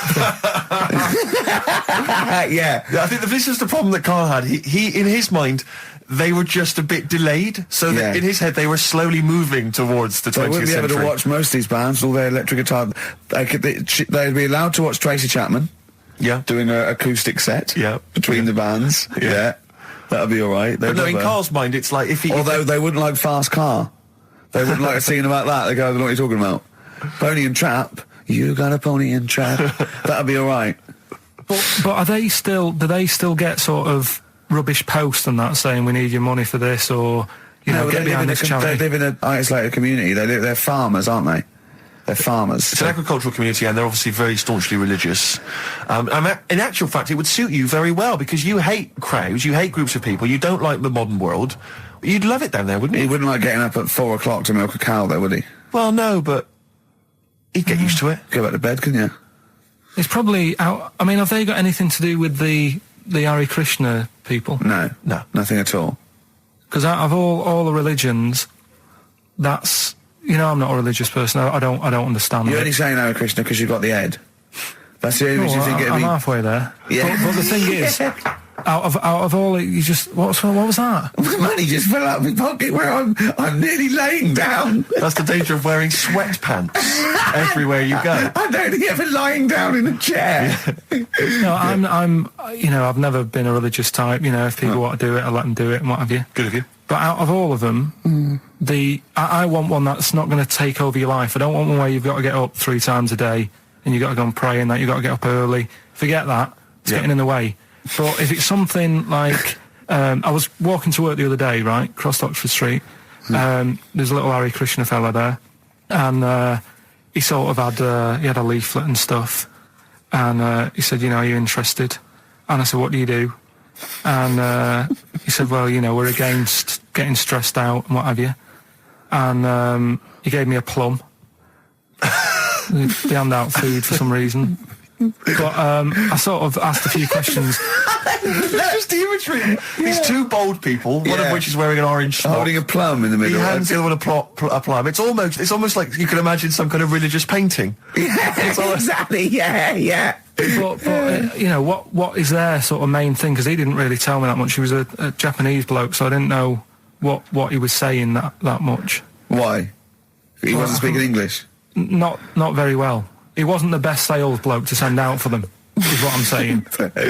Yeah. But what's that? Are they? You're saying they're nothing like? Well, I believe Hare Krishna is a kind of as an offshoot of a sort of Buddhist faith. It is. I think they are Buddhist, aren't they? Yeah, and obviously their kind of trademark, as it were, is that they have to say. I believe they have to say Hare Krishna, Hare Krishna in a certain rhythm, in a certain order, a certain amount of times per day. That's why you see them all down the street saying Hare Krishna, Hare Krishna, because it's actually a sort of religious chant which they're obliged to do.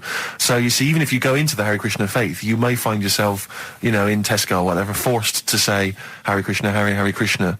Out loud, not just thinking it. Yeah, no, out loud. You can put it on an iPod and you couldn't put that on an iPod. No, it doesn't count. No, I think you have to actually say it. So I guess that kind of eats into your social life a little bit. And there's the wearing orange as well. Particularly frustrating, I imagine, if you're in a cinema or a library. A little bit awkward there, you know, midway through. Or Star you Wars, live next door to a bloke called Hare Krishna, who constantly thinks you're calling him. Yeah, that probably. Yeah, so that's in this. I mean, I don't think we've quite done the Hare Krishna faith its full service there, but so interesting to you. I mean, you got handed a plum. You've been treated well by them. Yeah, well, but he couldn't tell. I just wanted to know how much time it would take up. What are the benefits? You know, what can you do? What can I think the benefits are they probably don't get stressed out. They've probably got that sort of that zen, that chi-ness about them, where they try and interact and quite meditative. Yeah. Yeah. I've got some nice trainers as well, don't they, with their orange. What are you looking for then in a faith, Karl? You say what are the benefits? I mean, obviously Catholicism, you get the communion wine and bread, so. Yeah, but I can afford that. Right. Probably just I like the Crusaders. I was forced into joining that as a kid because a mate sort of joined it, and he sort of said he'd join in. I sort of swore at him. I said, I'm not doing that. Right? Yeah. He said, right, if you don't come with me, I'll tell your mum that you just swore. So I was like, oh. So I went. So I went along, and I used to just go on the Friday when they played, you know, Sabutio and stuff. And then I went on one Sunday, and it was totally different. There was no Sabutio. There was no sort of, you know, table tennis. The thing where you hold a thing and knock things over. Skittles. There was all that on a Friday. Went on the Sunday, it was rubbish. He said, right, sit down in this room. They gave me a Bible. Thought, this looks too heavy, this is too big. I'm not interested in this book. And I never went again. I used to hide on a Sunday when they came round. And that's been the only sort of... I suddenly, why did it suddenly turn out to have to hide on a Sunday when they're coming round? Because they wouldn't leave. They wouldn't leave. Who was it? Were they adults? It was sort of a... Well, he seemed like an adult to me at the time, but he was probably about 27. Well, that is an adult. Yeah, but do you know what I mean? He seemed a lot older when I was a kid. Yeah. And he came knocking and that, and he used to say to me, Mum, I'll just tell him I'm ill or something. And they used to hang around to see if I'd eventually come out to play and that. And if I did, I think they would have grabbed me and took me there. I love the idea that for you, religion has to bring with it some kind of gift. It's like, you know, join our faith and you get an alarm clock radio. It's like something like I think religion does bring a gift. Usually, it's the gift of the Lord. Well, the gift of everlasting life, isn't it? And that's the problem with it, you know. A lot of people believe in it because they think... But for Karl, his feeling is like, that should be a given. That's safe. I'm definitely going home with eternal life. But what else can I have? Is there an iPod? You have to have a religion? Because obviously I don't have a religion. I don't miss it, and I wouldn't want one. I'm an atheist, and that's out of belief. That's out of logic. And we don't get into the politics or the morality of it. Why do you feel you need a religion? Why don't you just get a hobby? Well, I didn't want one. I don't want one. I just was saying that, you know, if I was to get one, which one would I go for?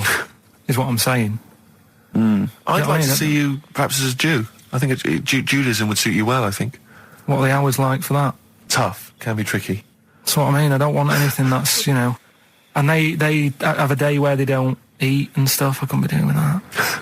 So they have days when they eat too much? Yeah, but what happens if I'm not that hungry that day? Like I say, I don't like change.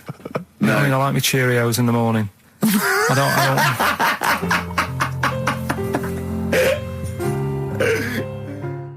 I still have that other girl in my head by Elvis Costello and Burt Bacharach on this final XFM show. Ricky Gervais, Steve Merchant, Karl Pilkington. Well, we nearly got to wrap it up. I think we've got to do the Rockbusters winner and give someone those lovely prizes. Monkey News, then we're out of here. We'll maybe come back, maybe do some Christmas specials. I don't want to make any promises. Right then, first one was Richard's kid. He cuts hair for a living. Yeah, what's that? That was well, try and work it out. No, there's no point. Dick's son, he was a barber. Barbara Dixon, right? Dixon.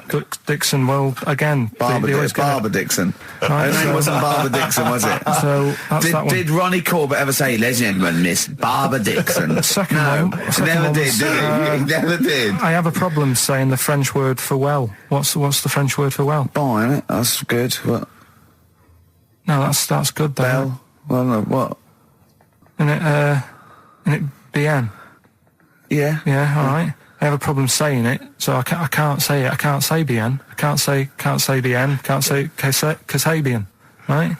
So they managed to work that one out. That's one of your worst. Can't say bien. Can't say bien. Can't say bien. It's not. Yeah. And the last one. Work. That's terrible. 8 kebabs, 2 kebabs, plus 57 kebabs times 27 kebabs. This fella is struggling working it out. What's the answer there? DS, right? A Donna sum, right? So he's struggling working it out. It's a Donna sum, right? So they got that right as well. So what was the answer? Donna Summer. Donna Summer. Yeah, Donna Summer. So just pick went one, out on Steve. a high then. Steve, just pick one. We went out on a high. That was shocking. What about let's have a look. There's well, there's the first one to get all three. Steve, what's the first one with all three? Well, there's so many here. Yeah, but this is the first one that came through in time-wise. Probably that one. No, I don't like Rob because he's been slagging us off. In fact, no, let's give it to Rob. If he's the first. No, to be honest with you, Rob's been slagging us off, but at least he knows. I mean, at least he's got some taste. Yeah. You know. Yeah, well, what if he was the first, then Rob's the winner? Well, give Rob, he gets Ladder 49 and a bunch of other DVDs. But that means he goes straight into the hat for the big draw. I'm just going to write his name now. I'm going to throw that straight in the hat. I can imagine that no one, even the people who've entered, are that excited. Not because the prizes aren't great, but I'm worried that they don't appreciate it, Rick.